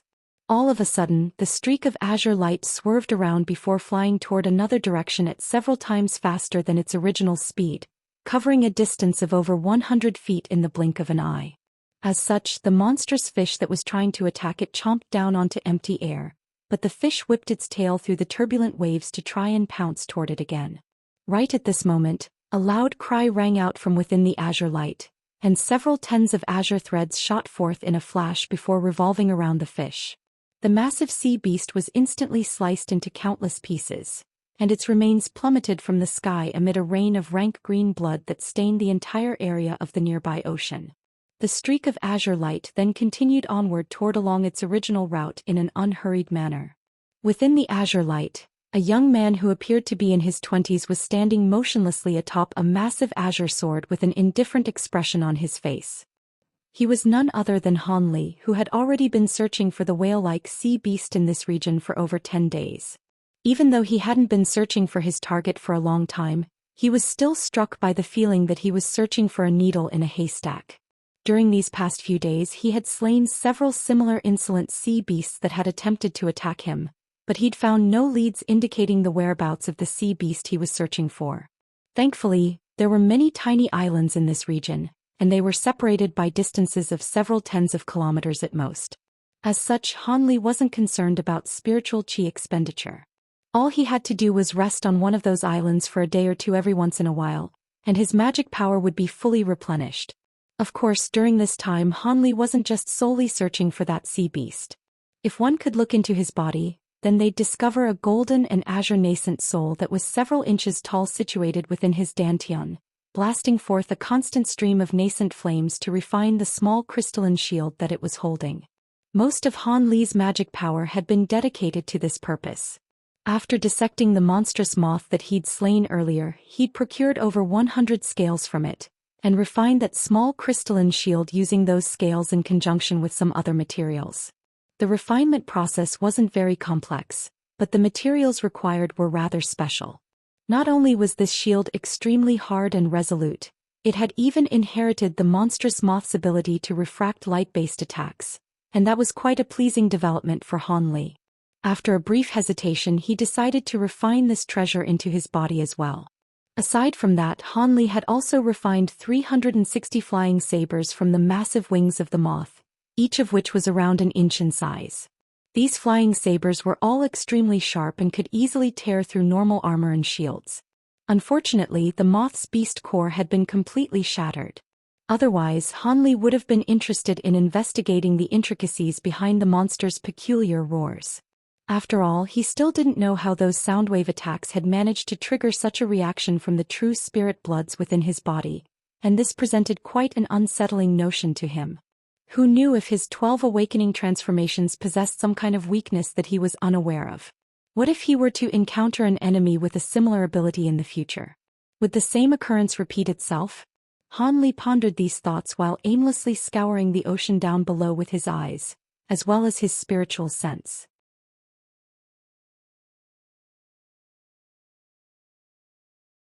According to Xianxia and her companion, this whale-like sea beast had been sighted many times in this area of the sea during the past century. As such, as long as he was willing to expend some time, there was a good chance that he'd encounter it sooner or later. Most importantly, the sea beast possessed a type of extremely potent water movement technique that made it very difficult to kill. However, during his search he'd already devised some tactics to counteract this, so he was relatively confident in his ability to kill the sea beast after encountering it. Han Li continued to sweep his gaze across the surface of the ocean, and his brows furrowed slightly. There were some low-grade sea beasts in the nearby seabed, so the whale-like sea beast most likely wouldn't be in this area. With that in mind, the streak of azure light accelerated slightly as Han Li flew further into the distance. Thus, days passed by one after another. Once every month or so, Han Li would rest on a small island for a few days to recover his magic power, then continued his search. As a result, many of the slightly more powerful sea beasts were struck by ill fortune.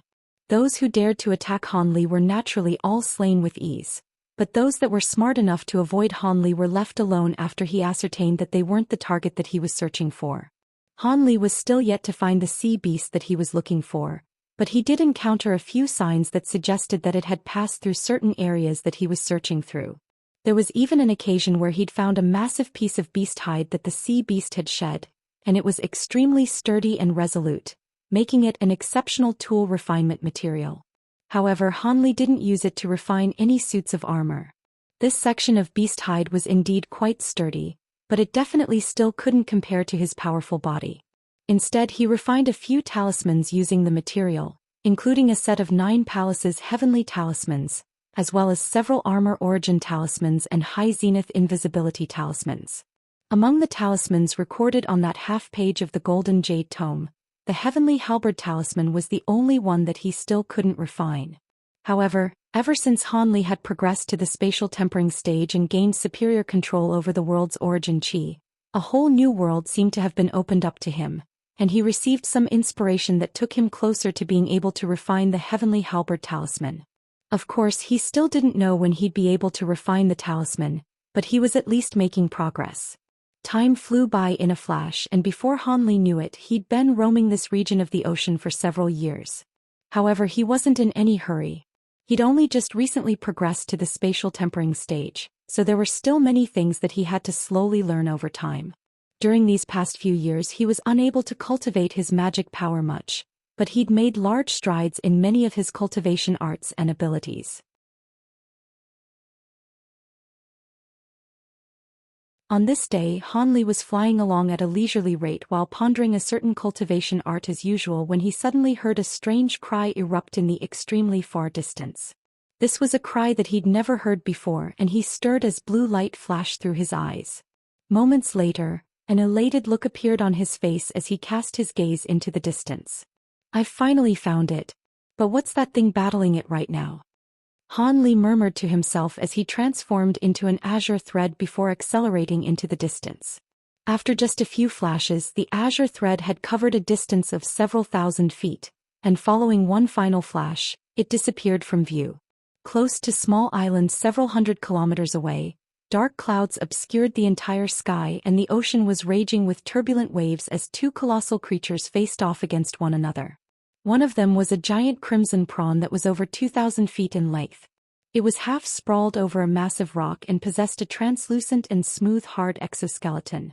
In the ocean not far away from the rock, there was a whale-like sea beast that was about twice the size of the giant prawn.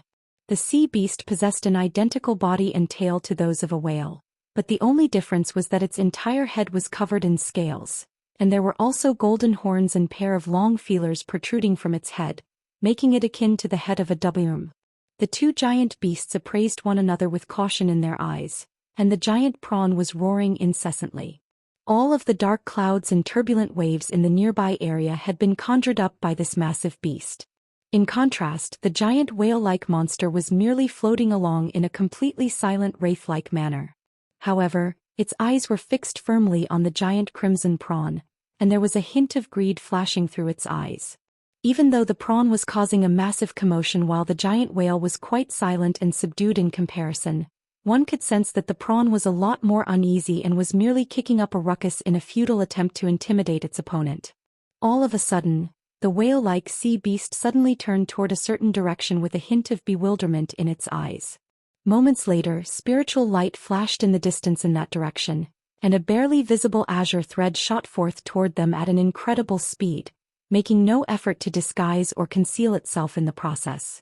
Even the crimson prawn couldn't help but turn toward the azure thread with a wary look on its face. The azure light receded, and Hanli appeared in the air directly in between the two giant beasts in a wraith-like manner, then looked down at them expressionlessly. "There's no mistaking it. This is the beast I'm searching for. And there's also a bloodfire prawn here as well. I'm in luck." Hanli murmured to himself in an excited manner. Immediately thereafter he swept both sleeves through the air at once, and a clear cry rang out within one of his sleeves before several tens of small azure swords came flying out from within. The flying swords hurtled toward the whale-like sea beast, but suddenly disappeared into space mid-flight.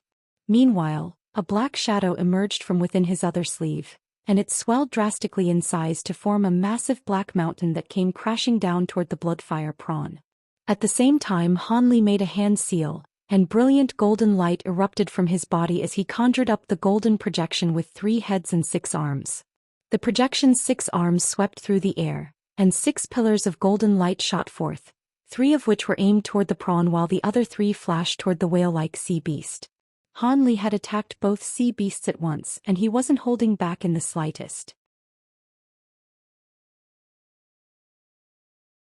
After activating his Provenance True Devil arts to its maximal extent, the speed at which the pillars of golden light was traveling through the air was downright incredible. After just a single flash, they were upon the 2 sea beasts. Both of the sea beasts' hearts jolted with shock, and the whale-like sea beast opened its mouth to expel a ball of blue light, while the giant prawn conjured up a layer of crimson light that encapsulated its entire body. A string of dull thumps rang out, and as soon as the 3 pillars of golden light made contact with the blue light, the latter was instantly destroyed, leaving the pillars of light to strike the whale's massive body. A sharp cry immediately escaped from the sea beast's mouth as 3 gaping holes were blasted into its body. Blood gushed out like fountains from those puncture wounds, and the flow of blood simply refused to stop.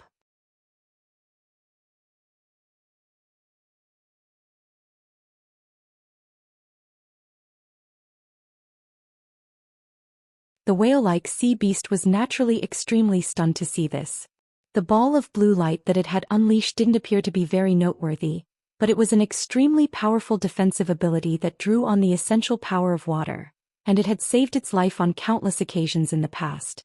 As such, it was quite alarmed by the fact that the 3 pillars of golden light were able to pierce through it so easily, and it was immediately struck by a sense of foreboding. The damage inflicted on its body by the golden light wasn't a cause for concern. The sea beast merely shook its mountainous body, and the sea around it tumbled and surged, following which countless specks of blue light emerged from the seawater before instantly filling its wounds. Following a flash of spiritual light, the puncture wounds on its body were completely healed. Hanli's eyes narrowed slightly upon seeing this. Meanwhile, the other 3 pillars of golden light also struck the layer of crimson light, and even though the latter was once again vanquished with ease, the golden pillars of light had somehow become a lot thinner and weaker than they originally were. The pillars of light struck the crimson prawn's exoskeleton amid 3 dull thumps, and the prawn's massive body shuddered before it flung off the rock that it was perched on. However, only 3 indentations that were several inches deep had been left in its exoskeleton, and it hadn't been punctured by the golden light. Hanli was quite surprised to see this, but that didn't stop him from continuing in his assault. Right after the crimson prawn was blasted away by the 3 pillars of light, the small black mountain was already crashing down toward it. The massive prawn's 2 front claws suddenly glowed with crimson light before expanding to several times their original size, and it hoisted them up into the air, preparing to use its immense strength to withstand the descending divine essence-fused mountain. It was no wonder that the beast would be so complacent. After all, its massive body was around 2,000 feet in length while the small mountain was only just over 1,000 feet tall, so theoretically, there was no reason why it wouldn't be able to keep the mountain at bay. However, as soon as its massive claws came into contact with the underside of the black mountain, gray light flashed and a couple of crisp cracks sounded. The pair of giant claws shuddered before being snapped into 4 segments by the enormous force of the descending mountain. The giant claws were completely shattered, but the black mountain continued to descend before crushing half of the prawn's body against the massive rock beneath it amid a rumbling boom. The entire rock tremored violently and sank several tens of feet further into the ocean. The crimson prawn roared with shock and fury while thrashing with all its might, but the black mountain was completely immovable, as if it had fused as one with the rock down below. The giant prawn had been completely immobilized by Han Li in a matter of mere moments. A hint of fear flashed through the whale-like sea beast's eyes upon seeing this, and it immediately slapped its massive tail onto the surface of the ocean. Countless water spears that were each around 10 feet in length instantly shot forth from the ocean, hurtling directly toward Han Li like a torrential storm. At the same time, more specks of blue light began to emerge from the nearby ocean before enveloping the entirety of the massive sea beast, causing its body to flash erratically. The beast could see that Han Li was far too powerful an adversary for it to engage in battle, and it immediately threw up a smokescreen before attempting to unleash its water movement technique in fleeing the scene. A peculiar look appeared on Han Li's face upon seeing this, and he swept his sleeve through the air.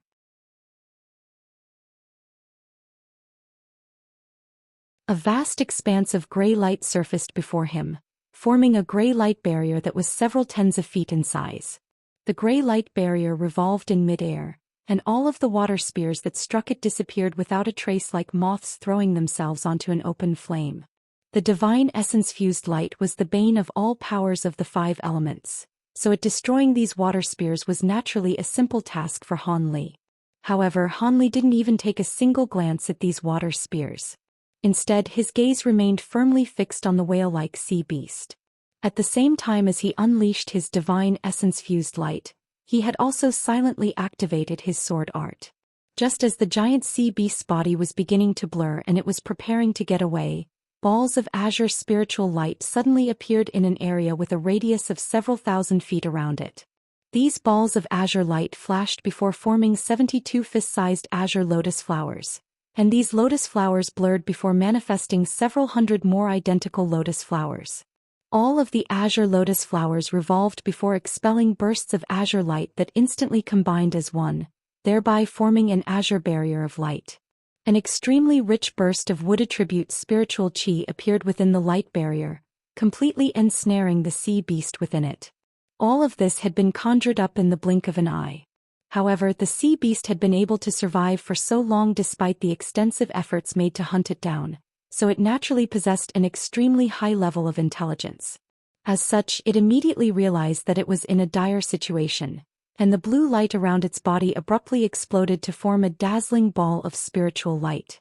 The sea beast's body then swayed before disappearing amid the ball of light like a giant bubble. In the next instant, a burst of scintillating blue light suddenly erupted from one section of the azure light barrier, following which a low roar rang out. Immediately thereafter, a miniature whale that was only around 10 feet in size appeared within the blue light, clearly having been impeded by the azure light barrier. The sea beast was naturally extremely shocked and enraged that its water movement technique had been obstructed. It opened its mouth, and a loud thunderclap erupted as it blasted forth a shimmering blue arc of lightning that struck the azure light barrier with ferocious might. However, the light barrier only rippled slightly before falling still again, having remained completely unscathed in the face of that attack. In its urgency and desperation, the top of its head suddenly opened up, and a ball of red light flew out from within.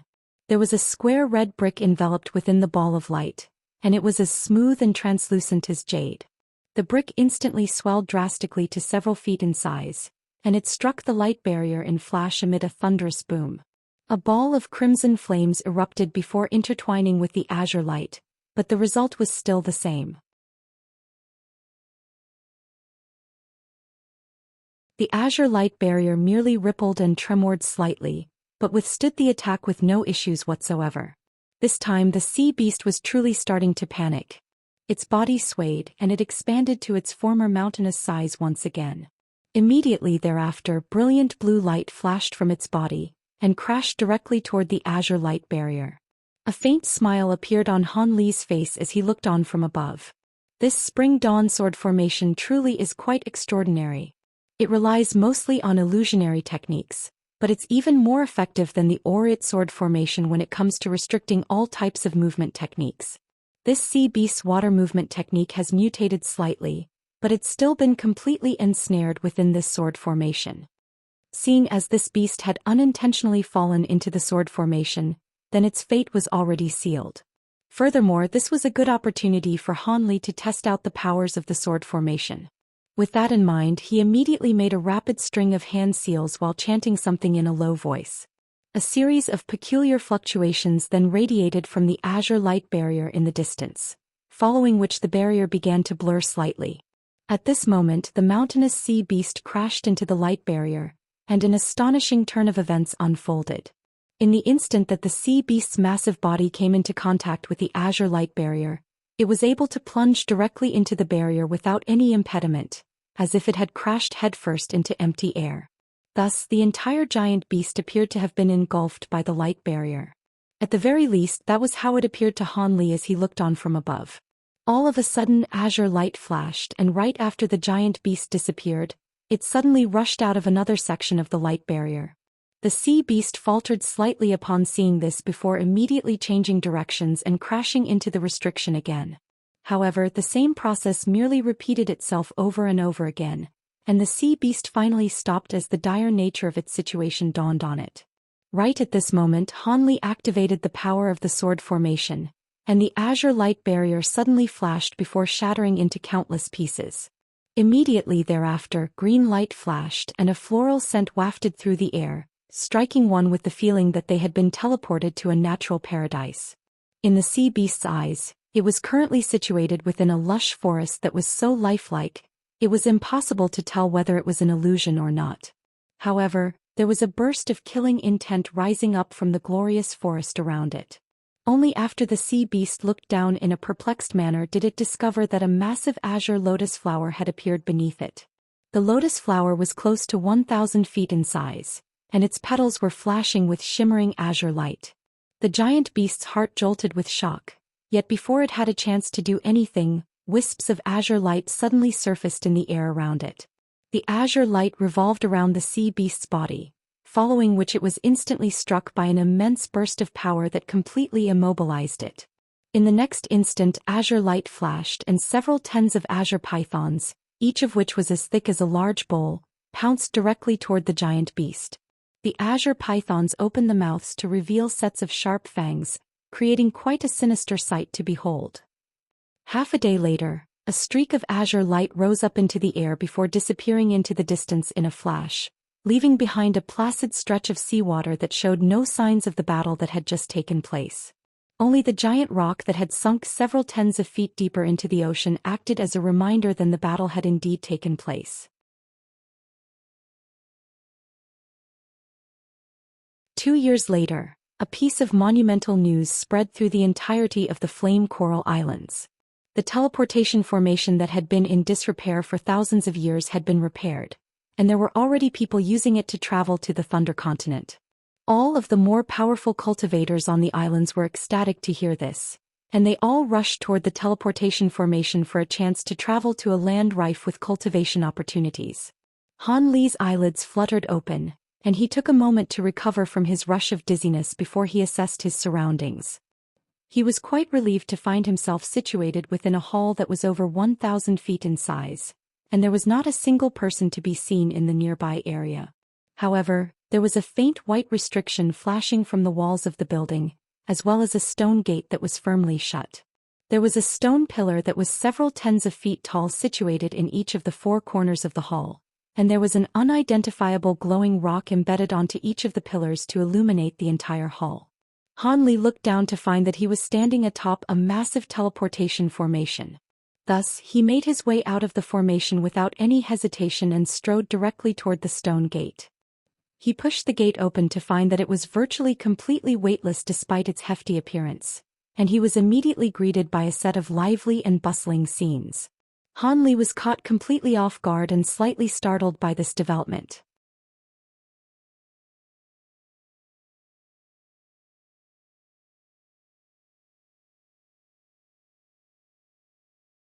Han Li hurriedly cast his gaze around him, and what he saw came as quite a surprise to him. He was situated at the edge of a massive plaza that was tens of thousands of feet in size. The plaza had been paved using some kind of white stone, and there were countless beings situated on top of it. Most of these beings were humanoid in nature and wearing different types of armor. Some of them had extraordinarily long rabbit-like ears, some had black fur all over their bodies, some were as tall and broad as massive apes, and some were completely encapsulated in suits of shimmering golden armor that made it impossible to glean their appearance. There were even some humanoid beings with serpentine lower bodies. These were clearly beings from the Naga race. The most common demographic among them was a type of green-skinned foreign beings. All of them wore suits of green armor and wielded shimmering red halberds. Despite the diversity in the species among these beings, one thing remained constant, and that was that all of them wore extremely concerned looks on their faces. There were some beings among them who were emanating magic power fluctuations, but most of them were at around the foundation establishment stage or the core formation stage. There were nascent soul stage and deity transformation stage beings among them as well, but those beings totaled only around 100. All of them were gathered in groups of varying sizes while discussing something, and Han Li quickly swept his spiritual sense throughout the plaza to discover a group consisting of 3 spatial tempering stage foreign beings, a discovery that came as quite a surprise to him. According to Xianxia, he should have been teleported to a small city inhabited by several small races, and generally speaking, the most powerful beings here would normally only be a handful of deity transformation cultivators. Under normal circumstances, there would only be around 4,000 to 5,000 cultivators in the entire city, but at present, there were tens of thousands of cultivators gathered on this plaza alone, among which were several that were of the same cultivation base as him, so how could he not be surprised? Could it be that this green light city had undergone some kind of drastic transformation during the thousands of years that the teleportation formation had been in disrepair? Furthermore, his spiritual sense could detect faint restriction fluctuations over the entire plaza, and everyone standing on the ground with not even a single being rising up into the air, so there was clearly a flight restriction in place. Han Li took a deep breath before slowly making his way toward the bustling crowd. Just as Han Li was about to inquire someone about the situation, a dwarven spatial tempering stage foreign being with a disproportionately large and complete hairless head suddenly pulled out a wooden disc with a confused look on his face. The disc was flashing with specks of spiritual light, and there were some unfamiliar runes hovering over its surface. "What is it, Brother Yuan?" a nearby green-skinned foreign being asked. "An upper race being of the upper 3 tiers has suddenly appeared here. If I recall correctly, all of the teleportation formations in the city have been cut off by the Jiaoqi race. How could anyone have possibly been able to teleport here?" The big-headed being mused with a perplexed look on his face. "Is that so? Could it be that the Jiaoqi race became complacent and neglected to cut off a certain teleportation formation? In that case, let's find that being and ask them about this," the green-skinned being said with an elated look on his face. "That's impossible. I inspected all of the teleportation formations in person a few days, and none of them are functioning." The big-headed being shook his head as he stared at the wooden disc in his hand. "Let's hurry up and find that being so we can get some answers from them." "Brother Yuan, you should be able to easily track down this being using your spirit light disc, right?" A being enshrouded under fiery red light suddenly interjected. That being has just appeared and they're currently on this very plaza. I've already used the restriction to track them down." The big-headed being pointed toward Han Li as he spoke. The other 2 beings naturally turned toward the same direction. There were many people on this plaza and Han Li had used a secret technique to conceal his cultivation base, but he still stuck out like a sore thumb amid the group of low-grade beings around him, so the trio of spatial tempering stage beings were immediately able to find him. Han Li could sense those beings looking at him and he also cast his gaze toward them. At the same time, a hint of surprise appeared in his eyes at how they were able to find him so quickly. However, after a brief hesitation he voluntarily made his way over to those 3 beings. Moments later he had arrived before the group of spatial tempering stage beings. "You must be new here in Green Light City, right, fellow Taoist? May I ask you name?" The big-headed being asked in a calm manner as spiritual light flashed from his hand, following which the wooden disc abruptly disappeared. "My surname is Han and I've indeed just arrived in this city. What's going on here? Are you all going to war?" Han Li asked in an indifferent manner. "It's a pleasure to make your acquaintance, fellow Taoist Han. You must have teleported here from a very faraway place, right? Otherwise, there's no way that you'd be unaware of the feud between our 13 heavenly cloud races and the Jiaoqi race, the big-headed being said with a peculiar look on his face. The Jiaoqi race? Han Li's expression changed drastically upon hearing this. This race was one of the top 10 most powerful races in the entire spirit realm. We'll fill you in on everything else later, Brother Han. For now, please tell us how you were able to teleport to Green Light City. All of the teleportation formations should have been cut off by the Jiaoqi race already, the green-skinned being asked. I teleported here from the other side of the ocean, Han Li replied in a truthful manner. The other side of the ocean? Are there such teleportation formations that lead to a small city like this one? The being enshrouded under red light exclaimed in a surprised manner. There are indeed 2 such formations, but they'd been destroyed many years ago. Which teleportation formation did you use to get here, fellow Taoist Han? A hint of surprise also appeared in the big-headed being's eyes. Countless thoughts were racing through Han Li's mind, but he merely gave a simple and concise response. The Flame Coral Islands. If I recall correctly, that teleportation formation had been destroyed thousands of years ago. Would you be able to explain how you were able to use that formation to get here, fellow Taoist Han?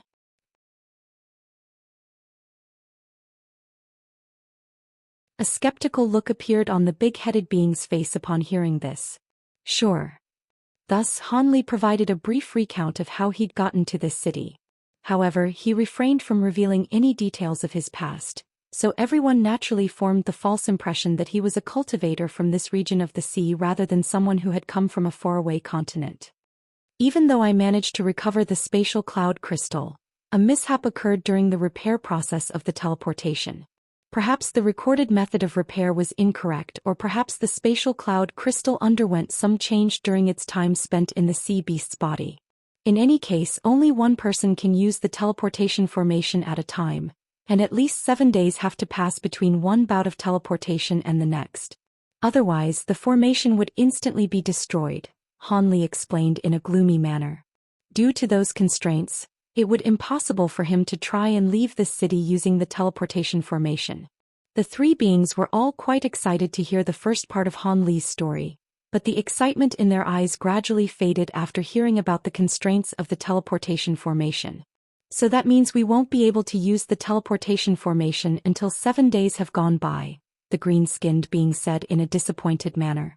That's right, Han Li sighed in response. The 3 foreign beings glanced at one another before the big-headed being said, It's not that we don't trust you, fellow Taoist Han, but this is an extremely important matter, so we'll have to verify your claims for ourselves. You don't mind, do you, Brother Han? Of course no, Han Li replied with a smile. Brother Hong, you stay here for now. The 2 of us will go and assess that teleportation formation, the big-headed being said in a solemn manner to the being enshrouded under red light. All right. The being enshrouded under red light hesitated momentarily, but nodded in agreement in the end. Thus, his 2 companions were led toward the edge of the plaza by Han Li. Moments later, the 3 of them arrived back at the hall that Han Li had first emerged from. The green-skinned being swept his spiritual sense through the hall before remarking, I can sense faint residual traces of spatial fluctuations, so someone has indeed just used the teleportation formation here. Meanwhile, the big-headed being made his way into the teleportation formation and carefully inspected it before making a hand seal to cast a burst of green light onto the formation. A buzzing sound instantly rang out from the teleportation formation, and a layer of faint white light also appeared. The green-skinned being's eyes immediately widened with elation upon seeing this. However, the buzzing sound suddenly cut off in the next instant, and the white spiritual light also fizzed out as the teleportation formation fell completely silent again. No good. The formation on the other side is very unstable and has already been closed, the big-headed being said as a grim look appeared on his face. The same expression also surfaced in the green-skinned being's eyes. Is the situation in the city really that dire? Would you 2 be able to tell me about the situation concerning the Jiaoqi race? Han Li asked in a calm voice. What more needs to be said? As you saw, tens of thousands of cultivators have gathered at this small city, and most of them fled to this city from the nearby region so they could use the teleportation formations here to make their escape. However, the Jiaoqi race acted extremely quickly, and all of the teleportation formations connecting this city to other cities have been disabled. Either those cities have already been conquered or all of the teleportation formations in this city have been cut off by the Jiaoqi race. Seeing as you were able to arrive in this city, the former is the likeliest of the two scenarios. The initial forces of the Jiaoqi race have already arrived at the city, and they're awaiting the arrival of the main army. We've gathered everyone here and are planning to abandon the city so we can get away from here before it's too late. However, it's yet to be seen whether we'd even be able to escape from this place.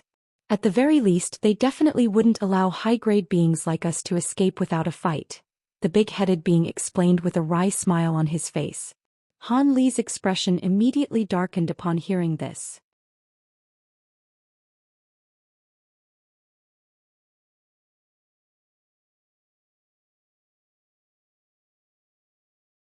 Right at this moment, a dull rumbling thump suddenly erupted from the outside the stone gate, following which the layer of white spiritual light surfaced along the walls.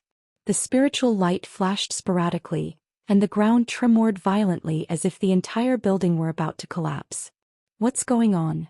These tremors naturally couldn't harm these three spatial tempering stage beings in any way, but they were all still quite alarmed by this sudden development. The green-skinned being exchanged a glance with the big-headed being before both of them rushed out of the hall in unison. One of them transformed into a streak of azure light that flew out of the building while the other merely blurred before disappearing on the spot. Even though there was a flight restriction imposed on the entire plaza, beings of their cultivation base could naturally still fly if they wanted to. Doing so would only expend more magic power than normal. Han Li didn't waste any time either.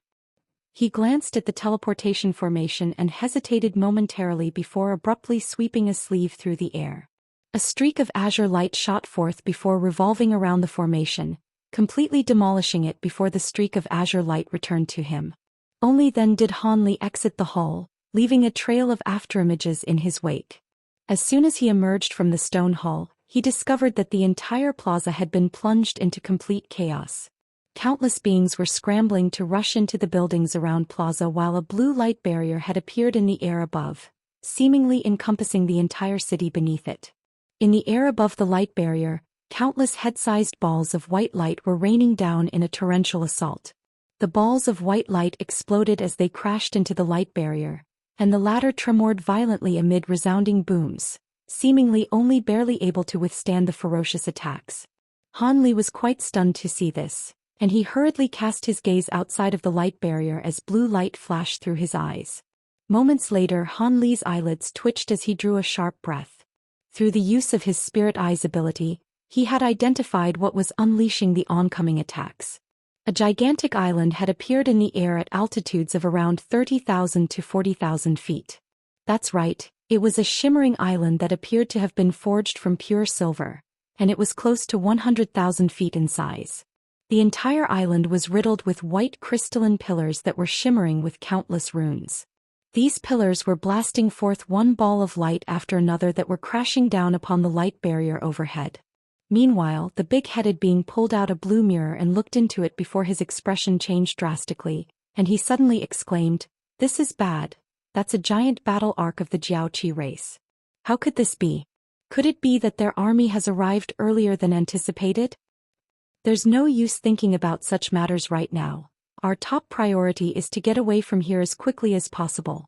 Brother Yuan, you've been in the city for many years, so surely you know of a few secret passageways that lead out of the city, right?" The green-skinned being urged in a flustered manner.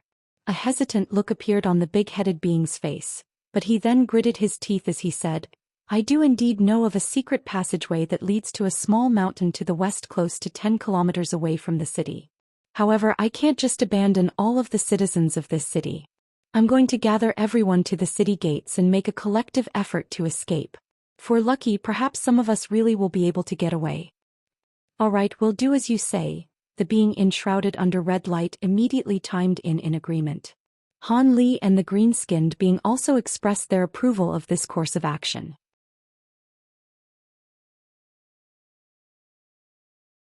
Thus, the big-headed being didn't hesitate any longer. Yellow light suddenly flashed from his body, following which a streak of yellow light flew forth before transforming into a massive projection that was around 1,000 feet tall. The projection was completely identical to the big-headed being, both in appearance and in attire. Not only was the projection extremely massive, it was shimmering with dazzling yellow light, so it naturally stood out quite prominently. All of a sudden, the projection let loose a low cry that was akin to the toll of an ancient bell, and everyone who heard this sound was suddenly instilled with a sense of calmness that combated the panic and anxiety in their hearts. Thus, countless pairs of eyes turned toward the massive projection overhead in unison. Only then did the projection face everyone with a solemn expression as it announced, "Don't panic, everyone. The city's protective formation is extremely resolute and will not be falling anytime soon. What you all need to do now is to gather at the 4 city gates. In 15 minutes I'm going to withdraw the restriction so everyone can attempt to escape. However, before that, allow me to issue a reminder to all of you. The Jiaoqi race has suddenly unleashed an unannounced attack on us, so they're most likely intent on eradicating our 13 heavenly cloud races. As such, I'd advise you to refrain from trying your luck by handing yourselves over in the hopes of being spared. From what I've heard, those who have been captured by the Jiaoqi race have either been reduced to mindless slaves or have had their souls searched and their bodies used as tool refinement or pill refinement materials." All of the beings on the plaza looked at one another upon hearing this, and someone suddenly let loose a loud cry, following which everyone dispersed and rushed toward one of the 4 city gates. Thus, the big-headed being made a hand seal and the projection in the air above instantly disappeared. After that, he turned to Han Li's trio and said, "Come with me, fellow Taoists. The Jiaoqi race will be making an extra effort to target us, so we can't escape with the others as that would only place them in even more danger." All 3 nodded in agreement, and the 4 of them instantly flew out of the plaza together as 4 streaks of light. At this point, the blue light barrier overhead had already been completely inundated by the white light resulting from the explosions of the balls of light. The barrier began to emit a low buzzing sound, which was an indication that the formation was at its very limits. The big-headed being looked up into the sky with a bitter expression as he flew through the air. "Are you still reluctant to part with this city, Brother Yuan?" the being enshrouded under red light asked.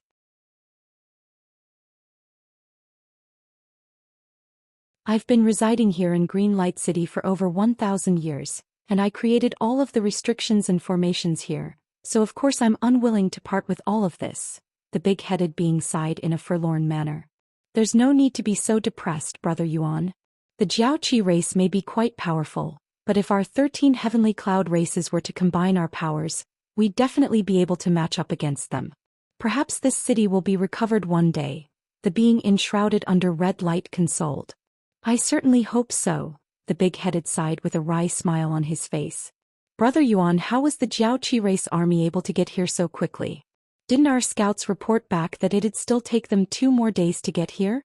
Could it be that the army hasn't actually arrived and the initial forces of the Jiaoqi race are responsible for this attack?" the green-skinned being asked. "I'm afraid I don't know the answer to that either. What we do know is that there definitely weren't any battle arcs among the ranks of the Jiaoqi race's initial forces, but the battle arc that's appeared now is a fortress-level battle arc, which is only below the realm-level and city-level battle arcs of their race. There's a very good chance that there are beings of the 3 holy race tiers within that arc, and we certainly can't hope to contend with such powerful beings," the big-headed being replied with a grim shake of his head. Even without any beings of the holy race tiers in there will definitely be no shortage of beings with cultivation bases comparable to ours in there, so we'll still have to run for our lives anyway. We can only hope that the beings in the arc haven't noticed us and have instead been drawn to the other beings fleeing the city instead," the being enshrouded under red light chuckled. Han Li faltered slightly upon hearing this, and he turned to the big-headed being to gauge his reaction, only to find that he remained completely indifferent, showing no intention to refute those claims. Han Li immediately came to a realization upon seeing this. These beings were making themselves sound quite heroic in that they were escaping on their own for the sake of everyone else in the city, but they were merely using everyone as bait to lure away their enemies while they fled the scene. Han Li was a little shaken by this realization, but he didn't say anything about it. After all, these 3 were merely trying to save themselves, so they weren't really doing anything wrong. However, Han Li still reflexively became more wary of these 3 beings. With their cultivation bases, All four of them naturally flew extremely quickly, and it only took them mere moments before they arrived in front of a seemingly ordinary pavilion. The pavilion's doors were tightly shut, and before the big-headed being had even landed on the ground, he swept a sleeve through the air to send forth a gust of fierce winds. The doors of the pavilion were instantly shattered into nothingness as if they'd been struck by an immense force, and all four of them flew directly into the building. The first floor of the pavilion was completely empty aside from a few tables and chairs, as well as a statue of an unknown deity that was several tens of feet tall positioned against one of the walls. The statue was entirely black in color and had a bulging stomach along with 4 eyes and 4 arms. It was seated in a cross-legged manner, and its legs were disproportionately thin and frail compared to its massive stomach, thereby creating a rather peculiar sight to behold. Han Li and the others swept their eyes around the room, but failed to find any entrances leading to the aforementioned passageway, and all of them turned to the big-headed being once again. The big-headed being disregarded everyone's inquisitive expressions as he made his way over to the black statue.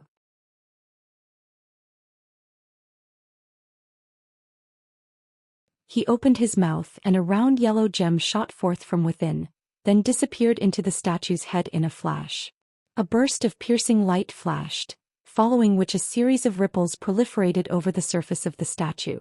All of a sudden yellow light flashed from the statue's 4 eyes, and it suddenly rose to its feet. Han Li and the others were quite stunned to discover that this statue was actually a puppet. As the big-headed being made a series of hand seals, an even more astonishing turn of events unfolded. The puppet waved its 4 arms through the air, and its body expanded to about twice its original size amid a flash of brilliant yellow light. Its massive stature took up virtually the entire space on the first floor of the pavilion, and it patted all 4 of its arms onto its stomach at once. Spiritual light flashed and a peculiar rune surfaced on its belly. A crisp crack then rang out as a small entrance suddenly appeared on its stomach, beyond which was a space that was several tens of feet in size. There was a small teleportation formation around 10 feet or so in size situated on the ground within that space, and the big-headed being rushed into the puppet's stomach without any hesitation before standing atop the teleportation formation.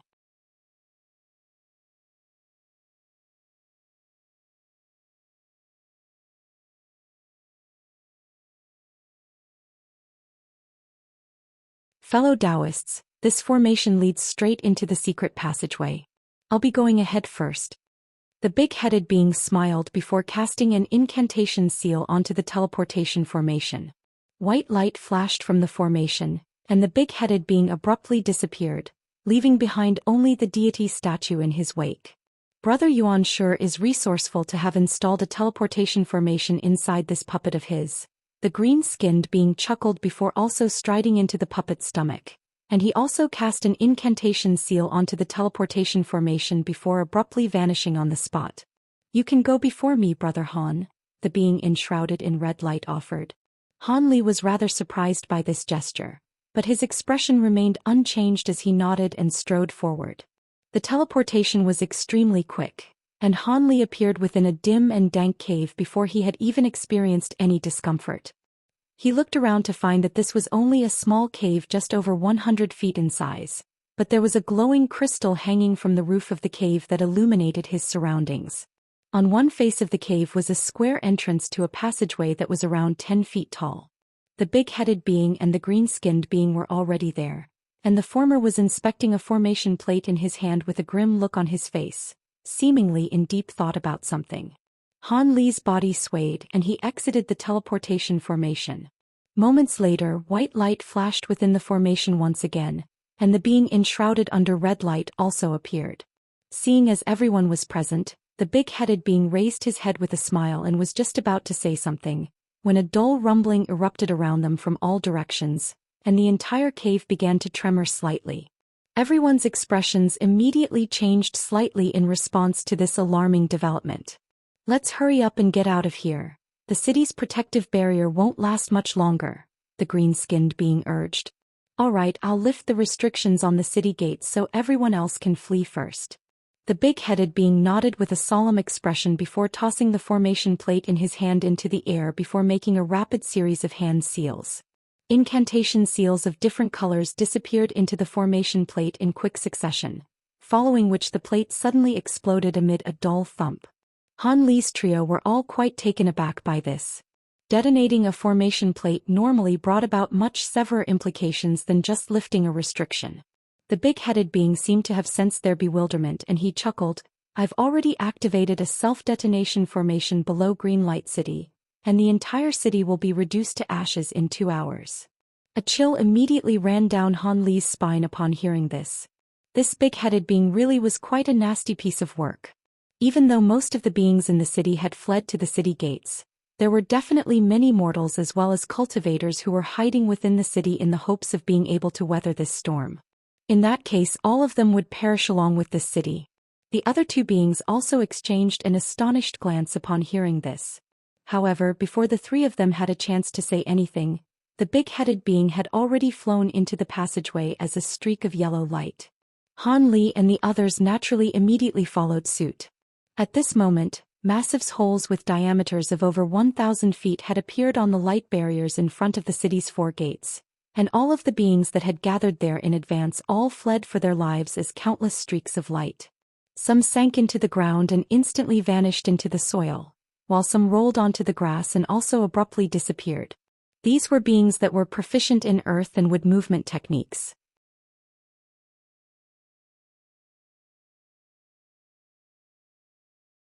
However, the majority of beings were still flying through the air as quickly as they could atop their respective treasures. It seemed that everyone had already decided to split up and escape on their own as everyone was fleeing in different directions. At this moment, the higher-ups of the Jiaoqi race in that Silver Island had also noticed all of the beings fleeing the city. Thus, silver light immediately flashed from the giant island, following which massive twin-headed white falcons emerged. Not only did these giant falcons each possess 2 heads and bodies that were 30 to 40 feet in size, all of them were also wearing simple suits of white arms, as well as conical metal tips on their talons that appeared to be extremely sharp. There were over 1,000 of these giant falcons, and as soon as they flew out of the Silver Island, they immediately spread their wings before hurtling toward the beings escaping from Green Light City. All of them were flying at speeds no slower than that of core formation cultivators, and after these giant falcons emerged, there was still spiritual light flashing from the giant island as another vast horde of objects were ejected. On this occasion, these objects were black wooden canoes that were only around 100 feet in length each. All of these canoes had black runes carved onto them, and there were 3 to 5 silver-armored warriors sitting in each canoe. Over 100 of these black canoes flew out at once, and even though they were slightly slower than the giant falcons, they were still far faster than the vast majority of beings that were fleeing from the city. After releasing those 2 waves of pursuers, the giant island fell silent for a short while. However, not long after that, a string of dragon roars rang out, and 7 or 8 massive figures flew forth from the island. These beings all possessed bodies that were several hundred feet in length, and they each had a pair of 5-colored wings. Upon closer inspection, one would discover that they were winged W-worm-like beasts. Aside from their vibrant wings and the golden hue of their bodies, they were completely identical to normal Ws. As soon as they emerged from the island, their massive bodies swayed, and they blurred before disappearing on the spot. In the next instant, these winged golden Ws appeared around 300 to 400 feet away, flying at an astonishing speed. After these 3 waves of pursuers had been released from the giant island one after another, all of the fleeing beings became even panicked as they escaped in a blind frenzy. Even though there were tens of thousands of these beings, the vast majority of them possessed rather lackluster cultivation bases. Those who possessed superior cultivation bases had already fled to several tens of kilometers away, while those with the most inferior cultivation bases were still less than 10 kilometers away from the city.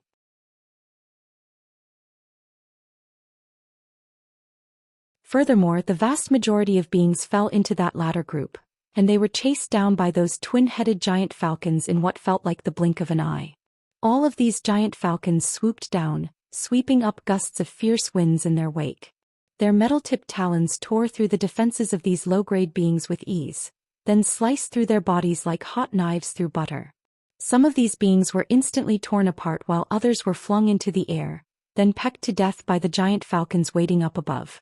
Of course, there were some beings who were unwilling to give up without a fight, and many of them banded together to release their treasures or unleash their abilities, creating a collective effort to try and ward off the oncoming falcons. However, these beings were simply far too weak, and the suits of white armor being worn by the giant falcons possessed remarkable defensive properties. As such, only a dozen or so falcons were felled by these attacks, and most of them had fallen to lucky shots that just so happened to strike vital regions peeking through the gaps between their armor. The rest of the attacks were all brushed aside with ease. All of these giant falcons were enraged by these retaliative attacks, and all of them let loose sharp cries as they swooped down to attack with increased ferocity. Thus, more anguished cries rang out as hundreds more blood-stained and mangled bodies plummeted from the sky. At this moment, the black canoes also joined the fray, and all of the armored warriors standing atop the canoes slashed their weapons through the air to summon a series of silver projections. All those who were struck by the projections were instantly dismembered without being able to offer up any resistance. Thankfully, the armored warriors had no intention of expending excessive effort to hunt down these low-grade beings. Instead, the black canoes merely continued onward, pursuing the fleeing beings with superior cultivation bases. As for the golden Immerse that had emerged last, they were flying directly toward the most powerful beings who had already fled far into the distance. With their fearsome speed, it wouldn't take them long to hunt down their prey either, and thus a completely one-sided slaughter ensued. Meanwhile, azure light suddenly flashed from a mundane-looking rock face on a nameless mountain close to 10 kilometers to the west of Greenlight City, following which a dull explosion suddenly erupted. Following the explosion, a large black hole was blasted into the rock face, and 4 streaks of light whizzed out from within. These 4 were none other than Han Li and the trio of foreign beings. Due to the fact that this place was quite secluded and its direction didn't correspond with that of any of the city gates, no Jiaoqi races forced had appeared in the area yet. However, all 4 of them still wore cautious expressions as they hurriedly scanned through the nearby area with their spiritual sense. Let's get away from this place before the Jiaoqi beings arrive. We'll have to split up from here onward. Staying together will make us too large of a target, the green-skinned being said with an elated look on his face. The big-headed being nodded before glancing at Han Li's trio with a hesitant look on his face, then suddenly said, "Of course, but before you all leave I have something to ask of all of you and I hope you won't refuse." "What do you need from us?" the being enshrouded under red light asked. Han Li and the green-skinned being were also rather curious to hear what he had to say.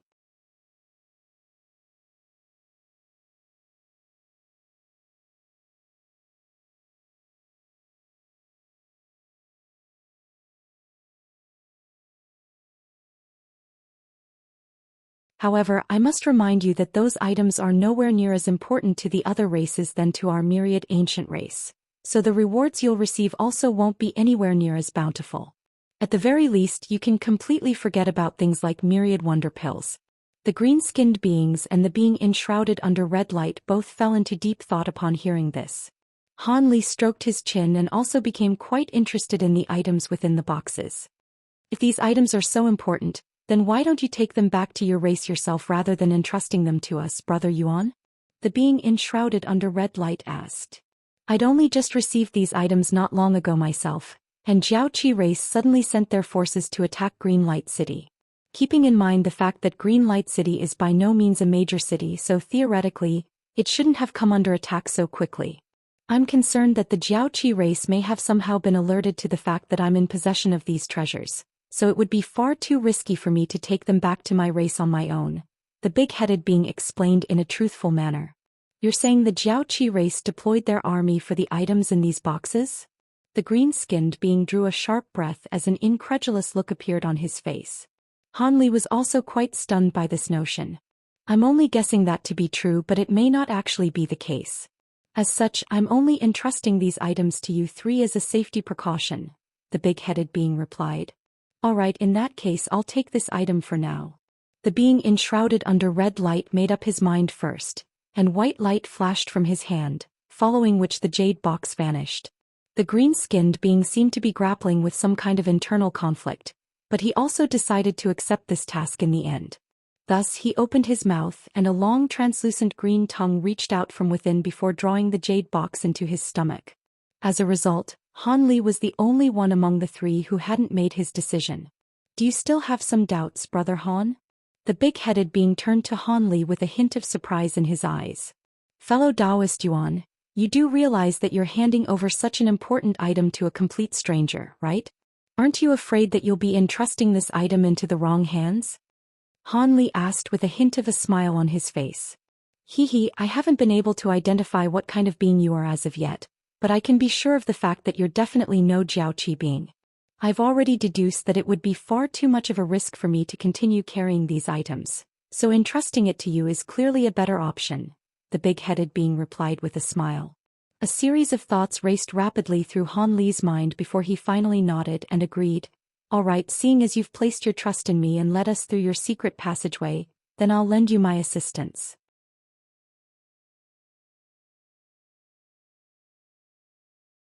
He swept a hand over the jade box and it was stowed away into his storage bracelet.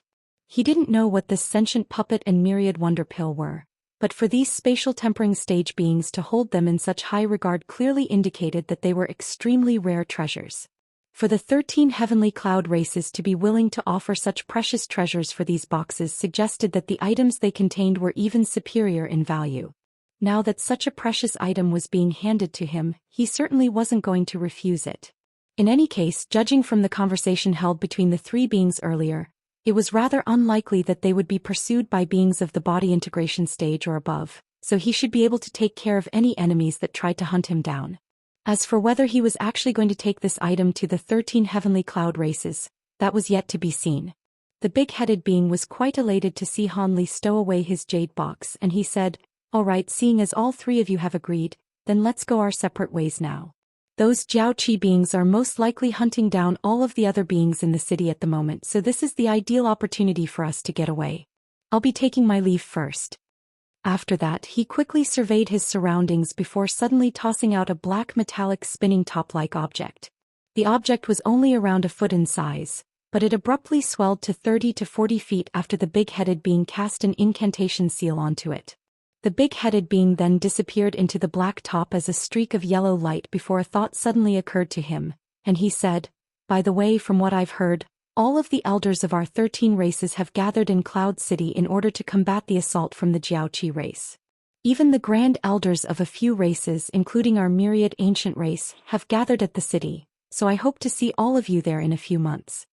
Han Li's trio stirred upon hearing this, and a contemplative look appeared on Han Li's face. He seemed to have heard Qing Shao mention this Cloud City before, but he couldn't remember the specific details off the top of his head. In any case, that didn't really matter as he had a map of the nearby area anyway. Even though it was a map from thousands of years ago, this was the cultivation world, so not much would have changed during that time. After that, the massive black top twirled in the air before transforming into a black cone of light that burrowed into the ground, vanishing without a trace. "Take care of yourselves, fellow Taoists. I'll be taking my leave as well."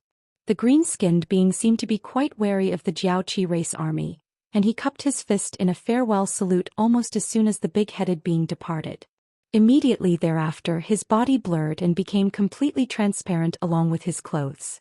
Within moments he had disappeared into thin air.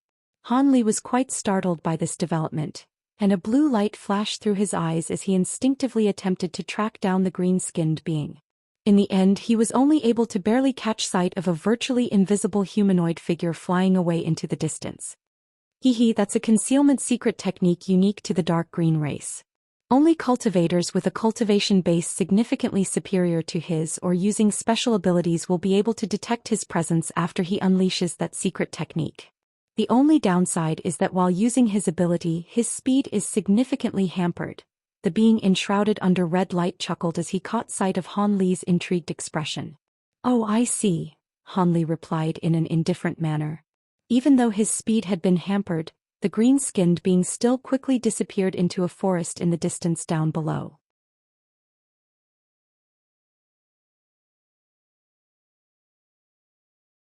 "Are you planning to leave as well, Brother Han? Before that, I have a suggestion. Would you like to hear it?" The being enshrouded under red light suddenly asked. "What is it?" Han Li asked with a hint of surprise in his eyes. "You're not from the 13 heavenly cloud races, right? In that case, why take the risk to act as their errand boy? Why don't you give me what Brother Yuan just entrusted to you?" the foreign being suggested in a calm manner. You want that jade box? A peculiar look appeared on Han Li's face as his eyes narrowed slightly. Indeed, I'm very interested in the item in the jade box. It makes no difference to me whether I deliver 1 box or 2 boxes to the heavenly cloud races, so why don't you allow me to do the honors in your stead? The foreign being's voice took on a slightly sinister tone as he spoke.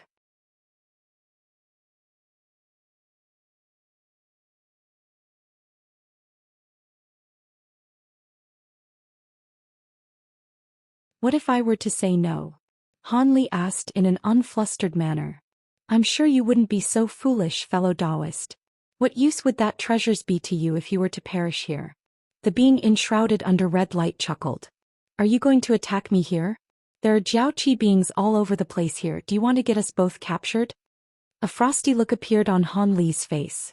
The foreign being's brows furrowed slightly upon hearing this, but he then suddenly flipped a hand over to produce a small translucent vial before offering it to Han Li for inspection. The vial contained a pill that was as crimson as blood, yet was radiating golden light. Fellow Taoist Han, if you deliver the item to the myriad ancient race, then the most you'll get in return will be a myriad wonder pill. I have a golden blood pill that's only slightly inferior to that pill and can also assist you in breaking through your next bottleneck. How about you exchange your jade box for this pill of mine, fellow Taoist Han? The being enshrouded under red light asked as he fixed his gaze firmly on Han Li. Golden blood pill? Han Li's pupils contracted slightly. It was the first time he had heard of this pill, but both his spiritual sense and the medicinal fragrance emanating from within the small vial told him that this was no ordinary pill. He stared at the translucent vial in silence, seemingly truly considering this offer.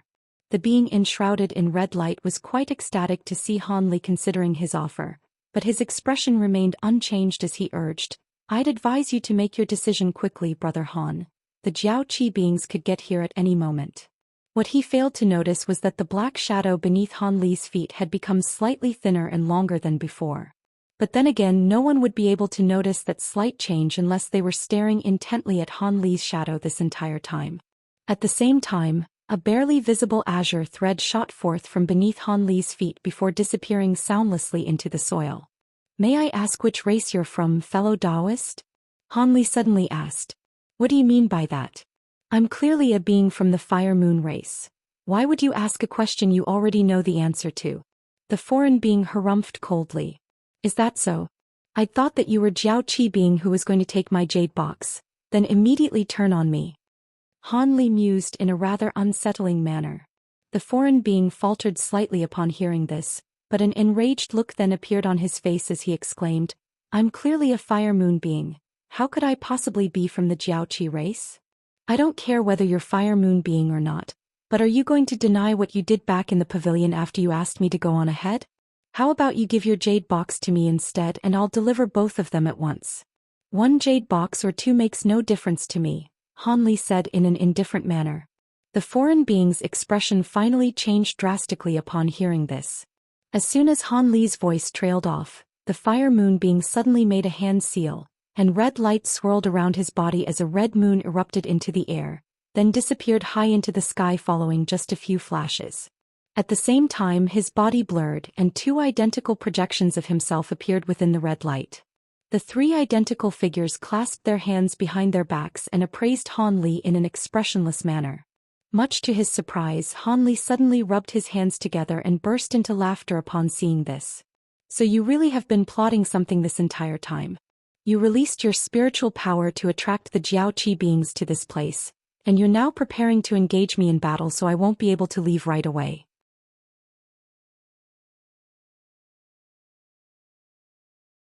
The 3 identical humanoid figures were all rather perplexed by Han Li's calm reaction to the situation, and one of them said in a high and mighty manner, I don't know how you caught me leaving mark on that statue, but I've already summoned others to this place, so don't even think about getting away.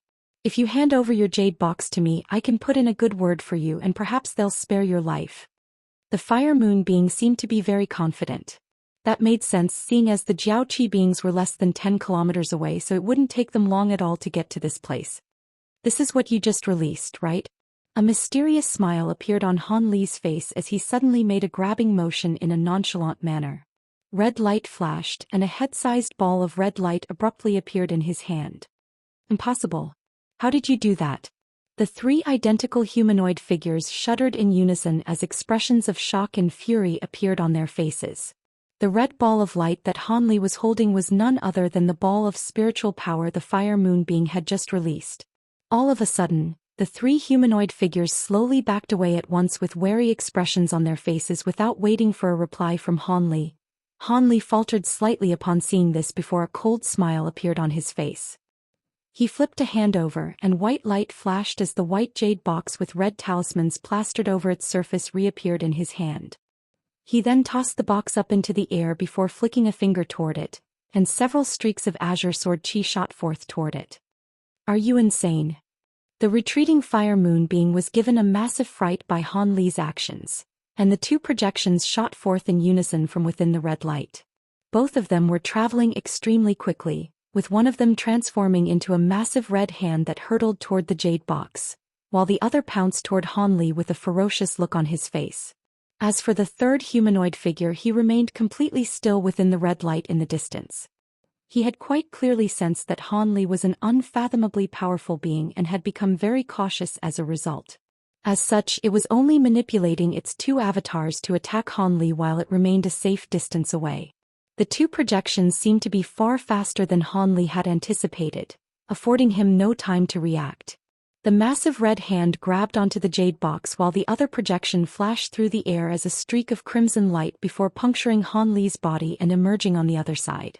The crimson light then receded, and the projection reappeared several tens of feet behind Hanli before turning around to appraise him. Crimson flames erupted all over his body, and he was incinerated into nothingness within the scorching flames in the blink of an eye. The ease with which Hanli had been slain came as quite a surprise to the fire moon being, and a hint of foreboding welled up in his heart as opposed to triumph.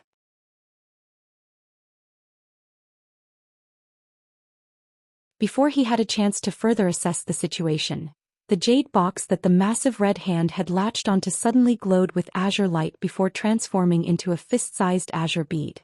Before the red hand had a chance to react, the bead exploded and countless arcs of azure lightning shot forth amid a loud thunderclap, instantly puncturing innumerable holes into the massive red hand. In the end, the hand was completely vanquished and dissipated into specks of red light. Arg! The fire moon being's face paled as an expression of shock appeared in his eyes, and he opened his mouth to throw up a mouthful of shimmering green blood essence. All of a sudden Hanli's voice rang out from all directions. I'd thought that you were using some kind of profound avatar creation technique, but it turns out you were merely using a soul-splitting technique. In that case, I'll be taking these two avatars of yours. Immediately thereafter, a barely visible black line flashed through the air before a long golden blade rushed toward the second fire moon being projection from down below. The golden blade was far too fast for the projection to evade, and it was sliced in half as it let loose a howl of anguish. The two halves of its body then fell to the ground and also dissipated into specks of spiritual light.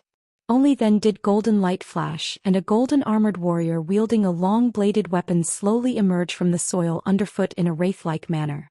After the second avatar was destroyed, the fire moon being's face paled even further, following which an unnatural flush appeared on his cheeks, indicating that losing those two avatars had dealt his body a heavy blow.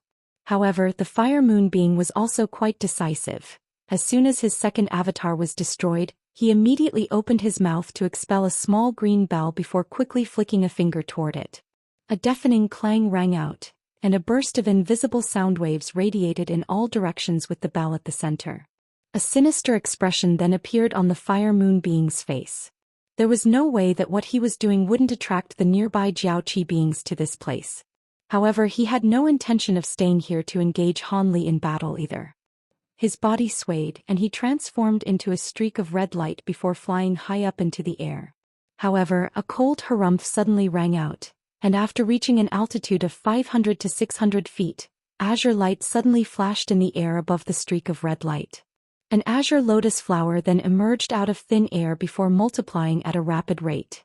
Specks of azure light filled the entire sky in the blink of an eye, and all of the azure lotus flowers revolved on the spot before expanding to around 10 feet in size each. The fire moon being was stunned to see this, and he hurriedly raised both hands into the air. A short silver dagger and a shimmering golden badge shot forth in unison. As soon as the dagger left his hand, it transformed into a massive blade that was several tens of feet in length before striking the lotus flowers overhead with tremendous force. Meanwhile, the golden badge emitted a buzzing sound, following which a shimmering golden WRM projection erupted from the badge before also rushing into the air. Two resounding booms rang out as the silver blade and golden projection struck the giant azure lotus flowers almost in unison. Immediately thereafter, the azure lotus flowers were all shattered despite the runes flashing from their petals, and the fire moon being was ecstatic to see this. However, his smile then immediately congealed on his face in the next instant. After the lotus flowers had been destroyed, azure light flashed, and another massive lotus flower appeared in his path.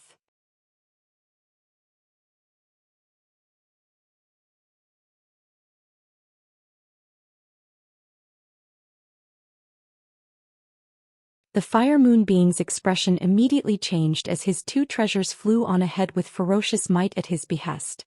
At the same time, he began to chant something as if he were going to unleash some other powerful ability. The giant silver blade and golden WRM projection plunged into the massive azure lotus flower, and both of them disappeared without a trace. The fire moon being's heart sank upon seeing this, and he stopped cold in his tracks. Right at this moment, the azure lotus flower suddenly began to radiate scintillating light, following which a massive wave of light surged forth. The fire moon being was quite startled to see this, and he immediately unleashed the ability that he'd been preparing without any hesitation. Red light swirled all over his body as countless palm-sized red blades of light appeared out of thin air. All of the red blades flew around him at his behest, forming a red tornado that shielded his body within. The fire moon being finally heaved an internal sigh of relief, and in the next instant, the azure wave of light swept in a completely soundless manner. The fire moon being's heart jolted, and he focused his gaze around him as his surroundings blurred, following which he found himself on a lush grassland. There were countless blades of exuberant green grass growing around him along with wildflowers of many types of different colors. The cries of different birds could also be heard in the distance. It was quite a mesmerizing scene of natural beauty, and the fire moon being involuntarily relaxed upon seeing this. However, his eyes only glazed over for a split second before he returned to his senses and exclaimed, "This is an illusion." He hurriedly cast his gaze upward to find blue skies with a few white clouds overhead, and he discovered that there was no end in sight to the grasslands he was situated on. The spot where the fire moon being was standing was quite soft and lush, and the air around him was filled with the refreshing scent of nature. This illusion was completely flawless. He really did feel as if he were situated on a vast grassland. Break! The fire moon being let loose a loud cry as a grim expression appeared on his face. He then bit open the tip of his tongue while raising both of his hands up into the air at the same time, and the red blades of wind around him suddenly shot forth in all directions. A series of white rifts were sliced into thin air, and it was as if these sharp red blades were capable of slicing open space itself. In the face of the violent assault from these red blades of light, the surrounding scenes began to blur, following which the grasslands and the blue skies vanished. The fire moon being was quite elated to see this. It was rather surprising that such an extraordinary-looking illusionary technique had been broken so easily. However, a smile had only just appeared on his face when a piercing burst of green light erupted from his blurred surroundings. The fire moon being's eyes narrowed as red light immediately flashed from his body, and countless blades of light surfaced again to form a revolving protective barrier around him. The fire moon being then suddenly felt his surroundings dim slightly, and when he refocused his gaze up ahead, his expression darkened significantly. After the scenes around him had transformed, he suddenly found himself in a forest that was filled with massive trees several hundred feet tall. All of them stood tall and proud, and their lush canopies obscured virtually the entire sky. It was quite clear that he hadn't been able to escape from the illusion at all. The fire moon being naturally became quite enraged and unsettled upon seeing this. However, before he had a chance to do anything, the ground beneath his feet suddenly began to tremor and quake violently.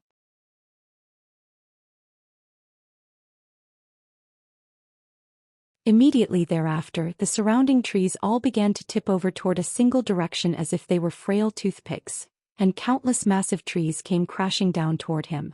The Fire Moon Being's heart jolted with shock, and the sharp blades around his body immediately shot forth in all directions again. All of the falling trees were shredded amid flashes of red light before they could strike their target. Yet just when the Fire Moon Being was about to try and break the illusionary technique again, a series of dull thumps suddenly rang out. Many of his blades of light had struck a black shadow that was extremely resolute and stalwart. All of the red blades that struck the object disappeared in a flash, and the black shadow expanded to several times its original size before crashing down with devastating might. It was a black mountain that was over 1,000 feet tall. Arg! The Fire Moon Being was caught completely off guard, and he only had time to raise his head and opened his mouth to expel a ball of red mist. There seemed to be something hidden with that ball of red mist. As soon as the red mist came into contact with the small mountain, red light flashed, and a crimson treasure that appeared to be a wooden board with countless runes flashing over its surface emerged. The wooden board was certainly quite a powerful treasure, but there was no way that it would be able to withstand the divine essence-fused mountain's insane weight and power. The small black mountain crushed the red light around the wooden board with ease, then continued to descend toward its target without any pause or delay. Crap! The Fire Moon Being's expression changed drastically, but it was too late for him to do anything, and he was crushed under this immensely heavy black mountain.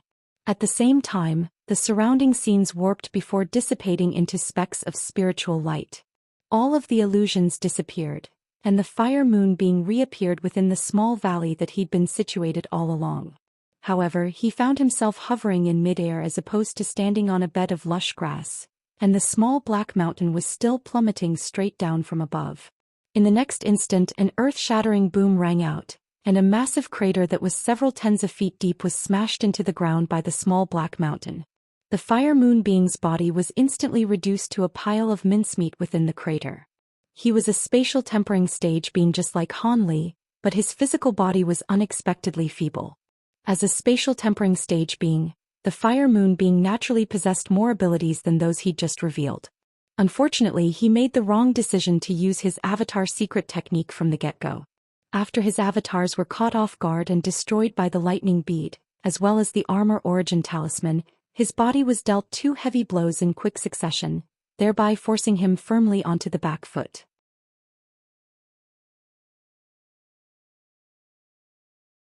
After that, he'd fallen into the illusionary technique of Han Li's Spring Dawn Sword formation, and the divine essence-fused mountain had attacked him under the camouflage of all of the illusions around it, thereby easily destroying his physical body and leaving him with no chance to turn the tables.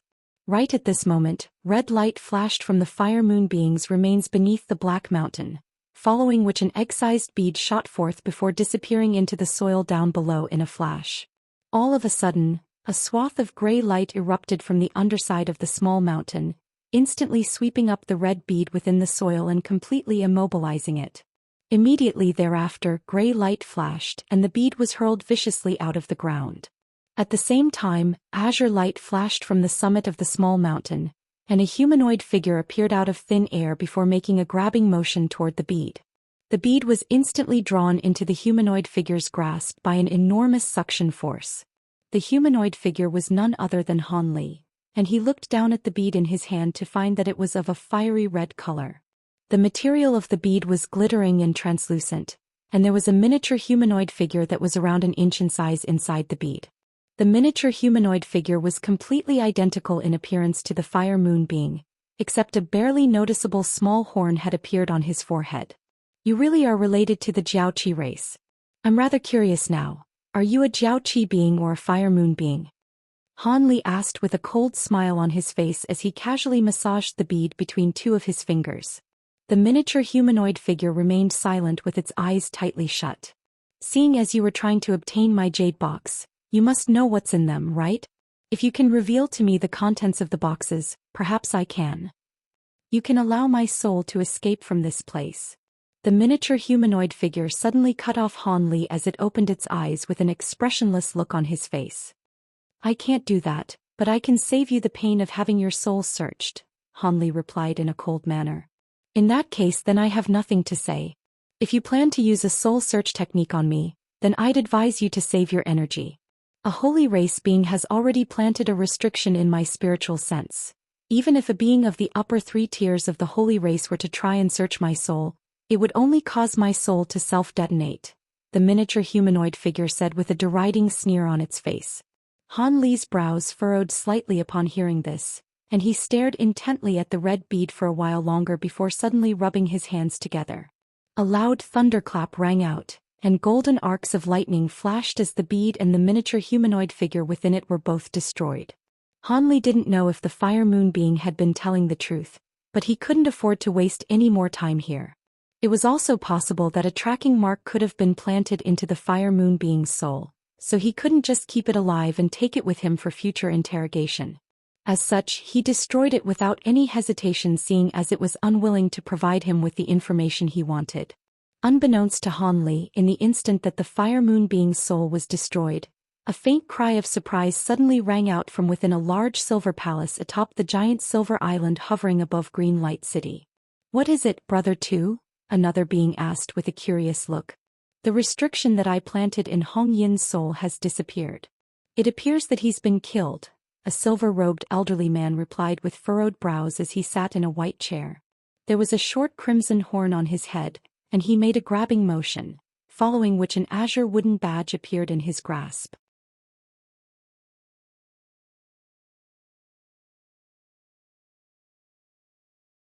There was a red gem at the center of the wooden badge, but it had been shattered into several pieces. Could it be that someone blew his cover and he was killed by a swarm of cultivators? The other person mused.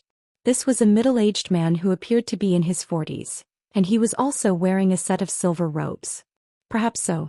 After all, Hong Yin's cultivation base is nothing to be scoffed at, and according to the information he brought back last time, there are not beings of the 3 holy race tiers in Green Light City.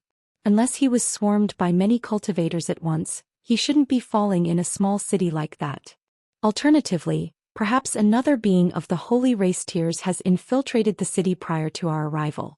If a being of that caliber were to appear in the city and insist on concealing themselves, then it's quite possible that our initial forces failed to notice their presence, the elderly man replied as he stroked his beard with a nod of his head. In that case, it looks like the 2 of us will have to make a trip in person. I really don't understand what treasures we're trying to obtain that would warrant deploying beings of our caliber. The middle-aged man sighed as if he found all of this to be quite a pain.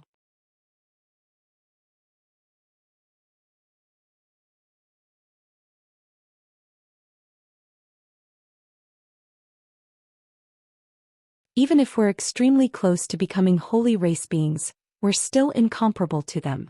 Our cultivation bases are equivalent to the first holy race tier, but more than 10 elders unleashed secret techniques to inject their power into our bodies before we were able to break through that bottleneck. We may possess the same amount of magic power as a being of the first holy race tier, but our spiritual sense and cultivation arts are significantly inferior. Without several thousand years of arduous cultivation, there's no way that we'd able to compare with true holy race beings. If it weren't for the fact that we're short on people here, the elders most likely wouldn't have deployed us in such a hasty manner, the elderly man said with a shake of his head. That's true, but even so, if we combine our powers, we'd surely stand a chance against a being of the first or second holy race tier, and it's extremely unlikely that a being of that caliber would appear in Green Light City, the middle-aged man replied with a nod. It's a pity that we lost Hong Yin here. A wistful look appeared on the elderly man's face. I heard that he possessed both the bloodlines of our Jiaoqi race as well as the Fire Moon race, and that the Jiaoqi race bloodline stems from your fire faction. Could it be that he was somehow related to you, Brother Two? The middle-aged man asked with a smile. He was indeed a distant descendant of mine. I unintentionally discovered him and I planted him as a spy within the heavenly cloud races. He possesses superb aptitude, and it's quite possible that he could reach our cultivation bases one day. Our fire faction elders had already decided that after he completes his spy duties in the heavenly cloud races, they were going to completely transform his body and convert it into that of a Jiaoqi being. Who would have thought that he would fall at the final hurdle? A dark expression appeared on the elderly man's face. Hee, there's no need to be sad, Brother Two. All we have to do is torture his killers to death in order to avenge him. It's a pity that we couldn't plant any tracking marks on his body, as that could lead to him being exposed. Otherwise, we could easily find the perpetrators. Even so, it's not a big deal. We've deployed most of our troops from this battle arc, so there's no way that they'll be able to get away from this place, the middle-aged man said with a smile. With the profound heaven-shifting disc given to us by the elders, we naturally don't have to worry about them getting away. The only issue is that there are more than one of those items, and we don't know if the myriad ancient race is in possession of them.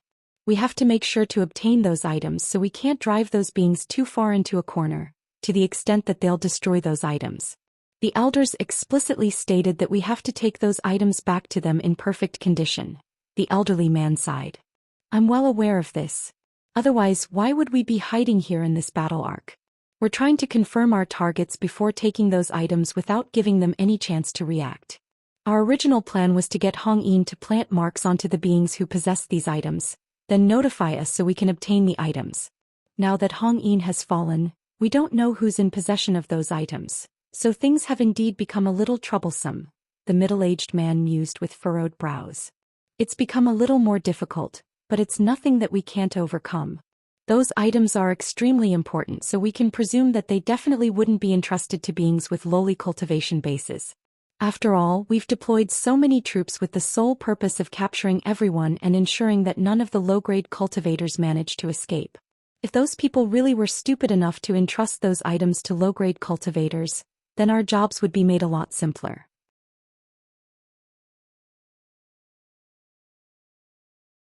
As such, the scope of our search can be narrowed down quite significantly. I think that the items are most likely being carried by a being of the mid or upper tier of the upper race. Of course, if a holy race being has appeared in the city, then the items would undoubtedly be in their hands, the elderly man analyzed in a slow and methodical manner. That does indeed significantly minimize the scope of our search. We'll leave the mid-tier upper race beings to the winged Ws, but we have to take down the beings of the 3 upper tiers in person. The middle-aged man agreed with a nod of his head. Keep 2 of the generals here in the battle arc and deploy the rest of them. Judging from how much time has elapsed, the vast majority of those low-grade beings should have been taken care of already. Without their interference, the profound heaven-shifting disc should be able to easily track down the approximate locations of those high-grade beings, the elderly man murmured. The middle-aged man didn't say anything in response, but a contemplative look had also appeared on his face. At this point, the giant falcons and silver-armored beings on the canoes were searching through the city, scouring for foreign beings. Most of them had been killed or captured, with only a small proportion of beings with advanced concealment techniques hiding nearby, hoping to be able to survive this ordeal. All of the beings of a higher caliber had already fled the city, and they were being pursued by the winged Ws. As for whether they'd be chased down or not, that was something that only the heavens knew. However, the armored warriors and twin-headed falcons were merely searching through the nearby area without displaying any intention lending their assistance to those Ws, and that was a clear indication of just how fearsome these winged Ws were. As the giant falcons and armored falcons scoured through the city over and over again, there would occasionally be a few streaks of light erupting from obscure hiding spots, only to be instantly slain by their pursuers. At this point, Han Li was already around 40 kilometers away from Green Light City. The battle he'd waged against the Fire Moon being seemed to have been an extremely intense one that would have surely kicked up a massive commotion, but in reality, no spiritual chi fluctuations had managed to escape out of the Spring Dawn sword formation that he'd set up. Even the astonishing sound wave unleashed by that azure bell had been completely absorbed by the sword formation. Thus, even though their battle had taken place extremely close to Green Light City, none of the Jiao Qi beings had noticed anything amiss. As soon as Han Li had destroyed the Fire Moon being's soul, he'd secured the jade box and the golden blood pill before burning his body into nothingness. After that, he stowed away his treasures and sword formation, then snuck away after using one of his high zenith invisibility talismans.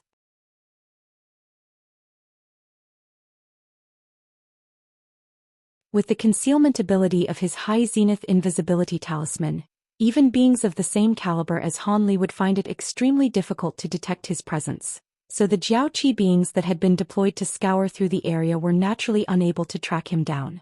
Thus, Han Li was able to fly right past a few twin-headed falcons and black canoes, and the Jiao Qi beings completely failed to notice him. As for the big-headed being and the green-skinned being, Hanli had no idea where they had fled to.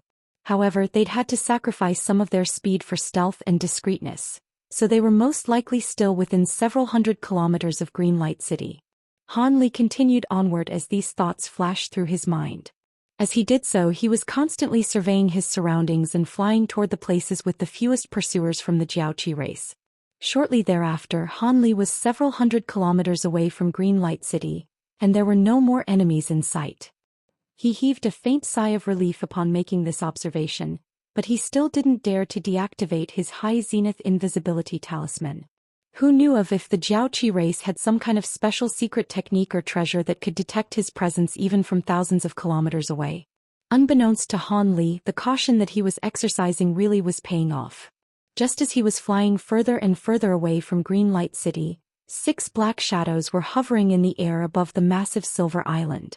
2 of them were the elderly man and middle-aged man who were conversing in the palace earlier, and the other 4 also appeared to be important beings. At this moment, the 6 of them were hovering in a circular formation around a golden disc treasure that was slowly rotating on the spot.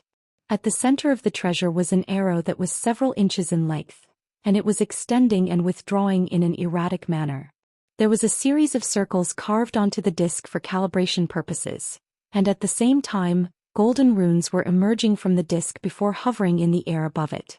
The 6 beings stared intently at the golden disc, and after rotating a few times, the arrow suddenly shuddered before coming to an abrupt halt. The arrow also extended and shrank before settling between 2 of the calibration circles, following which it fell completely still. Alright, we've tracked down the 4 most powerful beings.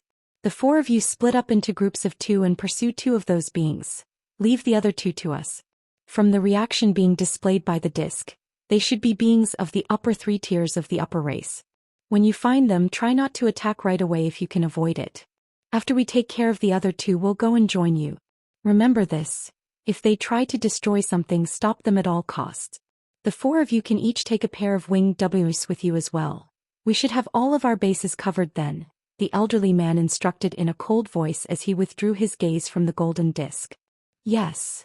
The 4 beings hurriedly replied in unison as they extended respectful bows. Alright, seeing as we've finished assigning respective duties, let's get started right away. Even the closest one of our 4 targets is already several hundred kilometers away, so time is of the essence, the middle-aged man urged. The 4 beings nodded in unison, following which the elderly man suddenly let loose a long cry. Golden light abruptly flashed from the massive silver island, following which a dozen or so additional golden winged Ws flew forth. After just a few flashes, they arrived in the air above the 6 people before circling around overhead. The elderly man waved a hand in an expressionless manner, and the 4 beings all shot forth as streaks of light. 8 of the winged Ws followed the 4 of them away into the distance.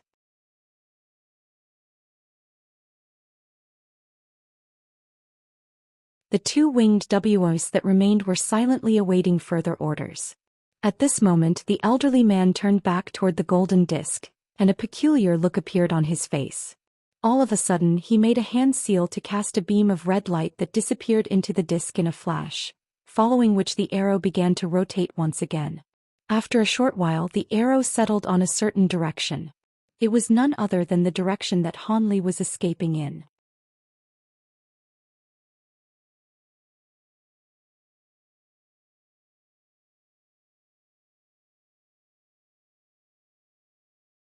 What is it, brother 2? Are you still concerned about the being in that direction? The middle-aged man asked. I am. The disc is reacting to that direction, but the intensity of the reaction is fluctuating drastically. At times, that being appears to be the most powerful of the lot, but at other times the disc barely reacts to them at all. It really is quite strange, the elderly man replied with an indecisive look on his face. Looks like that being either possesses a treasure that can disrupt the profound heaven-shifting disc's detection, or they truly possess immense magic power, allowing them to unleash an ability that can disguise their cultivation base, the middle-aged man mused after a short pause. Perhaps. If it's the former, then that would be fine, but if the latter proved to be true, then we can't afford to let them escape. I suggest we deploy 2 of the winged WRMS to investigate first. Once a verdict is reached, we can make our decision then, the elderly man proposed. I also believe that to be the wisest decision. If everything goes smoothly, then this matter should be taken care of within half a day. The middle-aged man chuckled in response, clearly of the opinion that taking some things from a bunch of spatial tempering stage beings surely wouldn't be a difficult task. The elderly man nodded upon hearing this and then let loose a loud cry. The two golden-winged WRs overhead immediately reacted and flew in the direction that the arrow on the disc was pointing in. Moments later they had disappeared into the distance. The elderly man and the middle-aged man didn't delay any longer either as they shot forth as streaks of light, traveling toward different directions. White light suddenly flashed from one of their bodies, and they slowly took on a transparent and virtually invisible form. As for the other streak of light, after it had flown through the air for close to 10 kilometers, a cloud of purple mist erupted to conceal it. After a while, the purple mist also vanished along with the streak of light within it. In the air above a small hill, a foreign being with sallow cheeks and a pair of feelers growing from his head was riding atop a gecko-like spirit beast, flying through the air at an altitude of several tens of feet. The gecko was only around 10 feet in length, and there was a faint layer of yellow light emanating from its body, allowing it to completely blend in with the soil down below. Under the disguise of this layer of yellow light, the foreign being and his gecko steed were extremely discreet, making it very difficult to detect their presence with the naked eye alone. The foreign being appeared to be quite uneasy as he flew along atop his spirit beast steed, glancing behind himself regularly to check if any pursuers had appeared on the horizon. This being was at the early spatial tempering stage, but he wasn't one of the beings who had fled the city with Han Li and Big-Headed Being. It appeared that aside from those four beings, there were also other high-grade beings lurking within the city. This being had somehow escaped the detection of the Big-Headed Being and refrained from coming into contact with all of the other high-grade beings. Furthermore, he had concealed his cultivation base this entire time and didn't want to be lumped together with the other spatial tempering stage beings, as that would undoubtedly make him one of the main targets of the Jiaoqi race. Even after the city gates were opened, he had fled alongside all of the low-grade beings, posing as one himself. At present he was already close to 1,000 kilometers away from Greenlight City, and this was already a safe distance away under most circumstances. However, the foreign being still wore an uneasy look on his face. For some reason, he had been struck by a sense of foreboding not long ago, and this feeling had only intensified thereafter.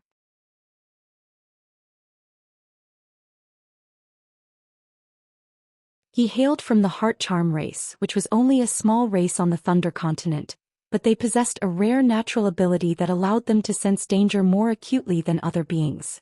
As such, he didn't dare to disregard this sense of uneasiness in his heart, and was inspecting his surroundings in an extremely cautious manner.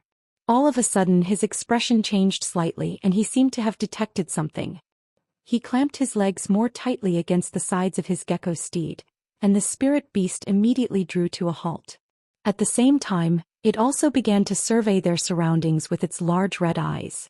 All of a sudden, a burst of white light erupted beside the foreign being, following which a humanoid figure emerged in a flash.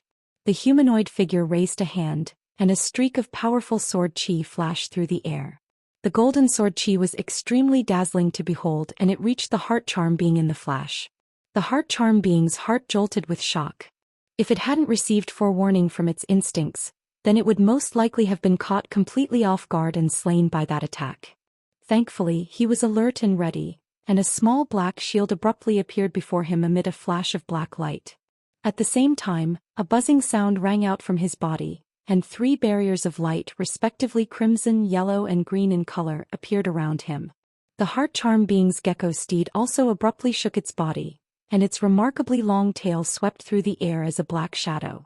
At the same time, it opened its mouth to blast forth a ball of putrid green liquid toward the humanoid figure within the white light. As expected of a spatial tempering stage being, the heart charm being was able to formulate a rapid sequence of defensive measures despite how abruptly it had been attacked. However, the golden sword chi unleashed by the humanoid figure was also quite devastatingly powerful, slicing through the black shield before crashing into the 3 light barriers. The small black shield was sliced in half and plummeted down from above as a hint of shock appeared in the heart charm being's eyes. The golden sword chi then struck the 3-colored light barrier amid a piercing flash of light, following which the four colors intertwined and clashed amid a string of incessant explosions.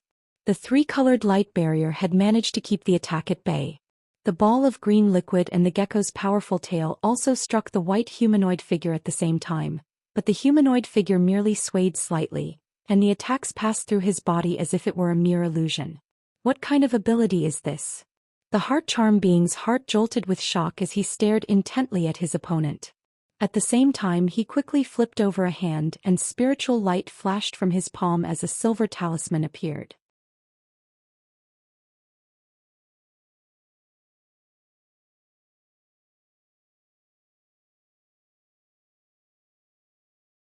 A contemplative look then appeared on the heart charm being's face, and a thought suddenly seemed to have occurred to him as he hurriedly patted himself down in an unfamiliar manner. However, his search only yielded 2 talismans and a few other inconsequential items. The heart charm being harumphed coldly before shaking his head in a resigned manner. He then made a hand seal, and a streak of green light flew out from the top of his head before transforming into that semi-transparent humanoid figure again. Meanwhile, the heart charm being sagged like a balloon before crumpling down onto the ground as an empty husk again. The semi-transparent being disappeared into the middle-aged man's body, and the man shuddered before closing his eyes as a layer of green light surfaced over his body. After a long while, the middle-aged man heaved a long sigh before opening his eyes again. His wooden and lusterless eyes had come alive again, and a soul seemed to have been injected back into his body.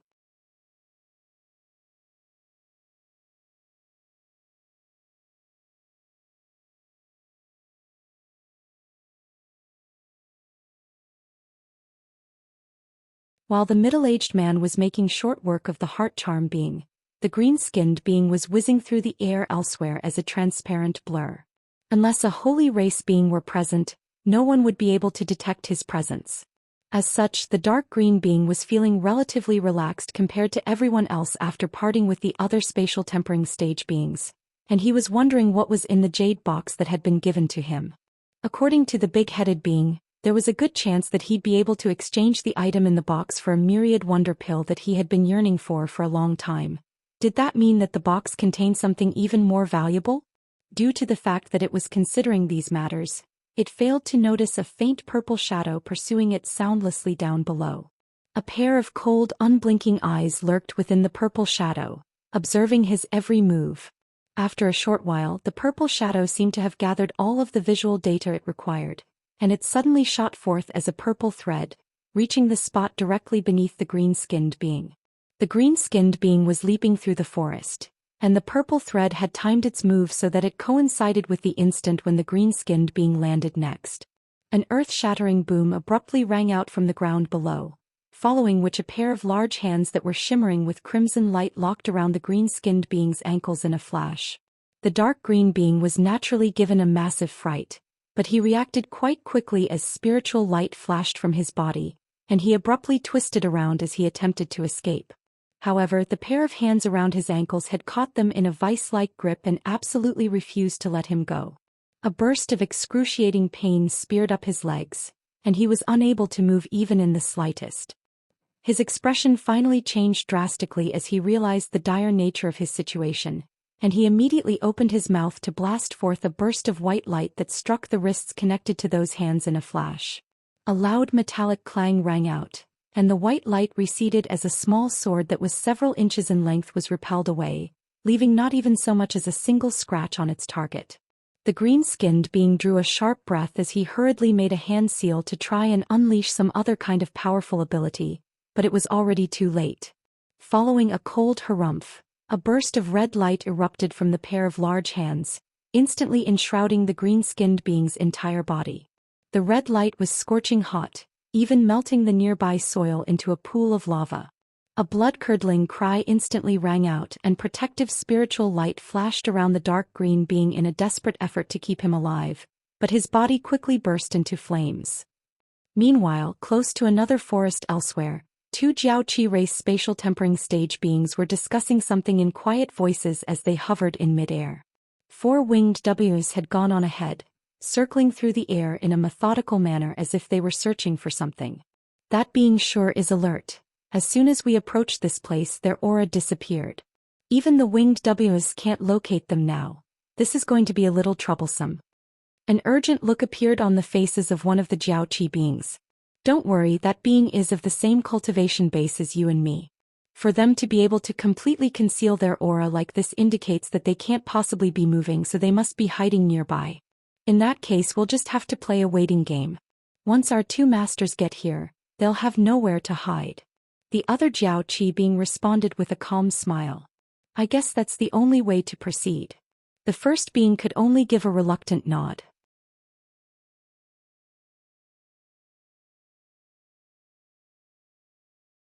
Meanwhile, the big-headed being was situated within a nondescript tree in the forest.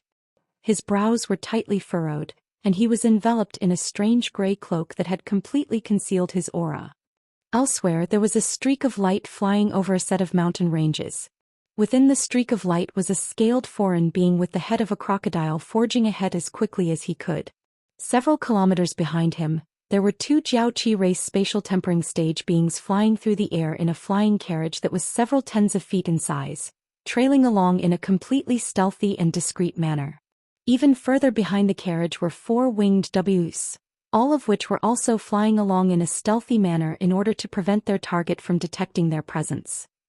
All of the spatial tempering stage beings that had fled from Green Light City were being hunted down by high-grade Jiaoqi beings, and Han Li was no exception.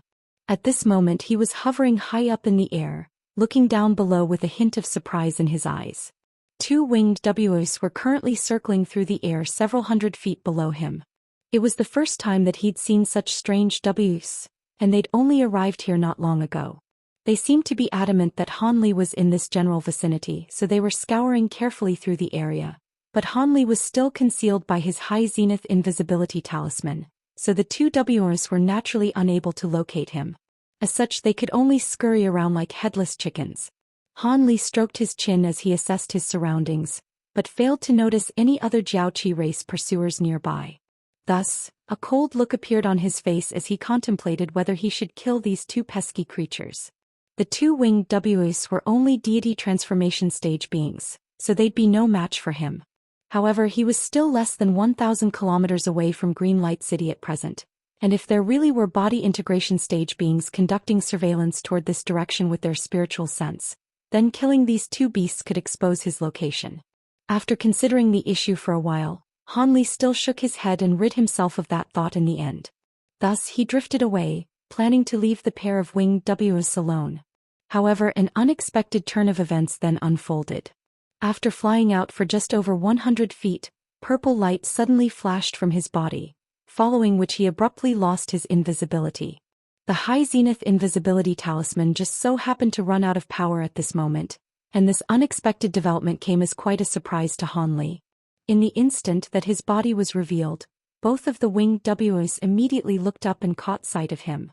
The two beasts instantly let loose a collective cry of elation before flapping their wings and hurtling directly toward Han Li.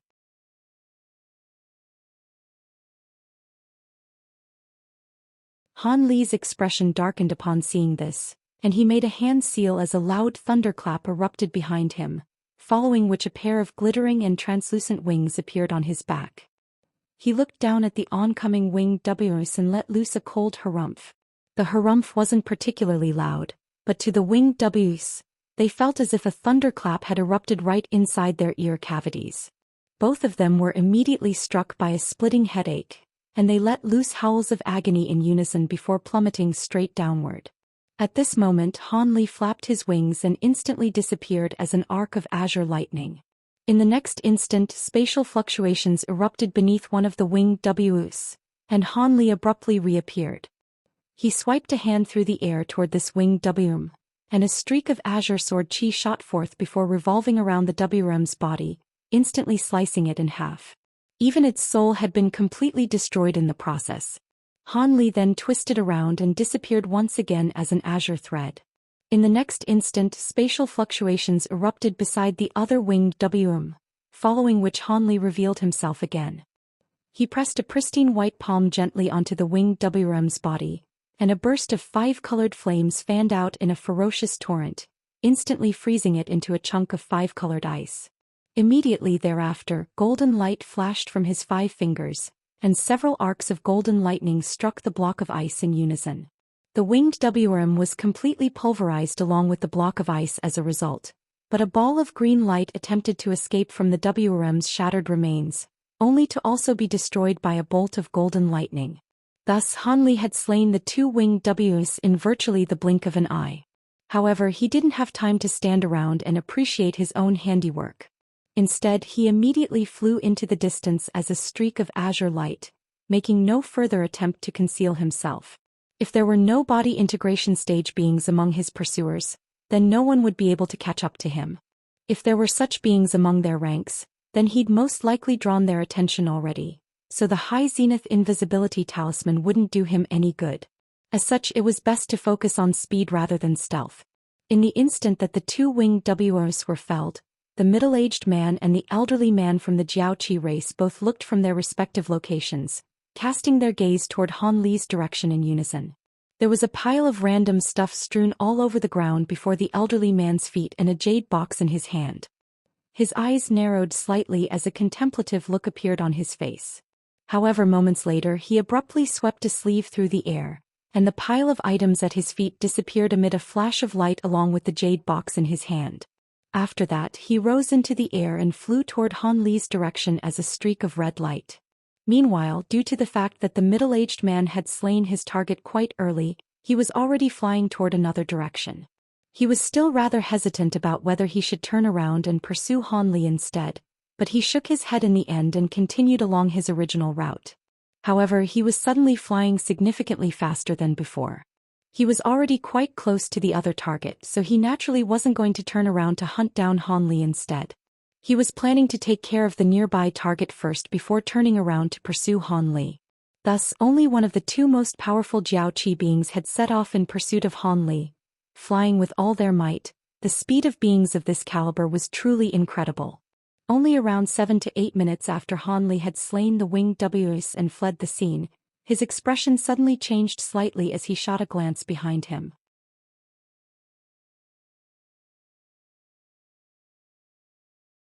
There in the distance, a streak of red light was hurtling directly toward him. The streak of red light was able to cover over 1,000 feet in just a single flash, and it was flying around twice as fast as Han Li was. Blue light flashed through Han Li's eyes, allowing him to spot a humanoid figure within the red light. He then swept his spiritual sense toward his pursuer, and his heart sank ever so slightly. It really was a body integration stage being. Thankfully, he only appeared to be at the early body integration stage. Even if he couldn't win this battle, escaping would definitely be no issue for him. With that in mind, Han Li reverted back to his usual calm expression again. You're tuning in to the Zhou Xian's Legacy YouTube channel. Don't forget to subscribe and join us on this journey to catch the most captivating stories.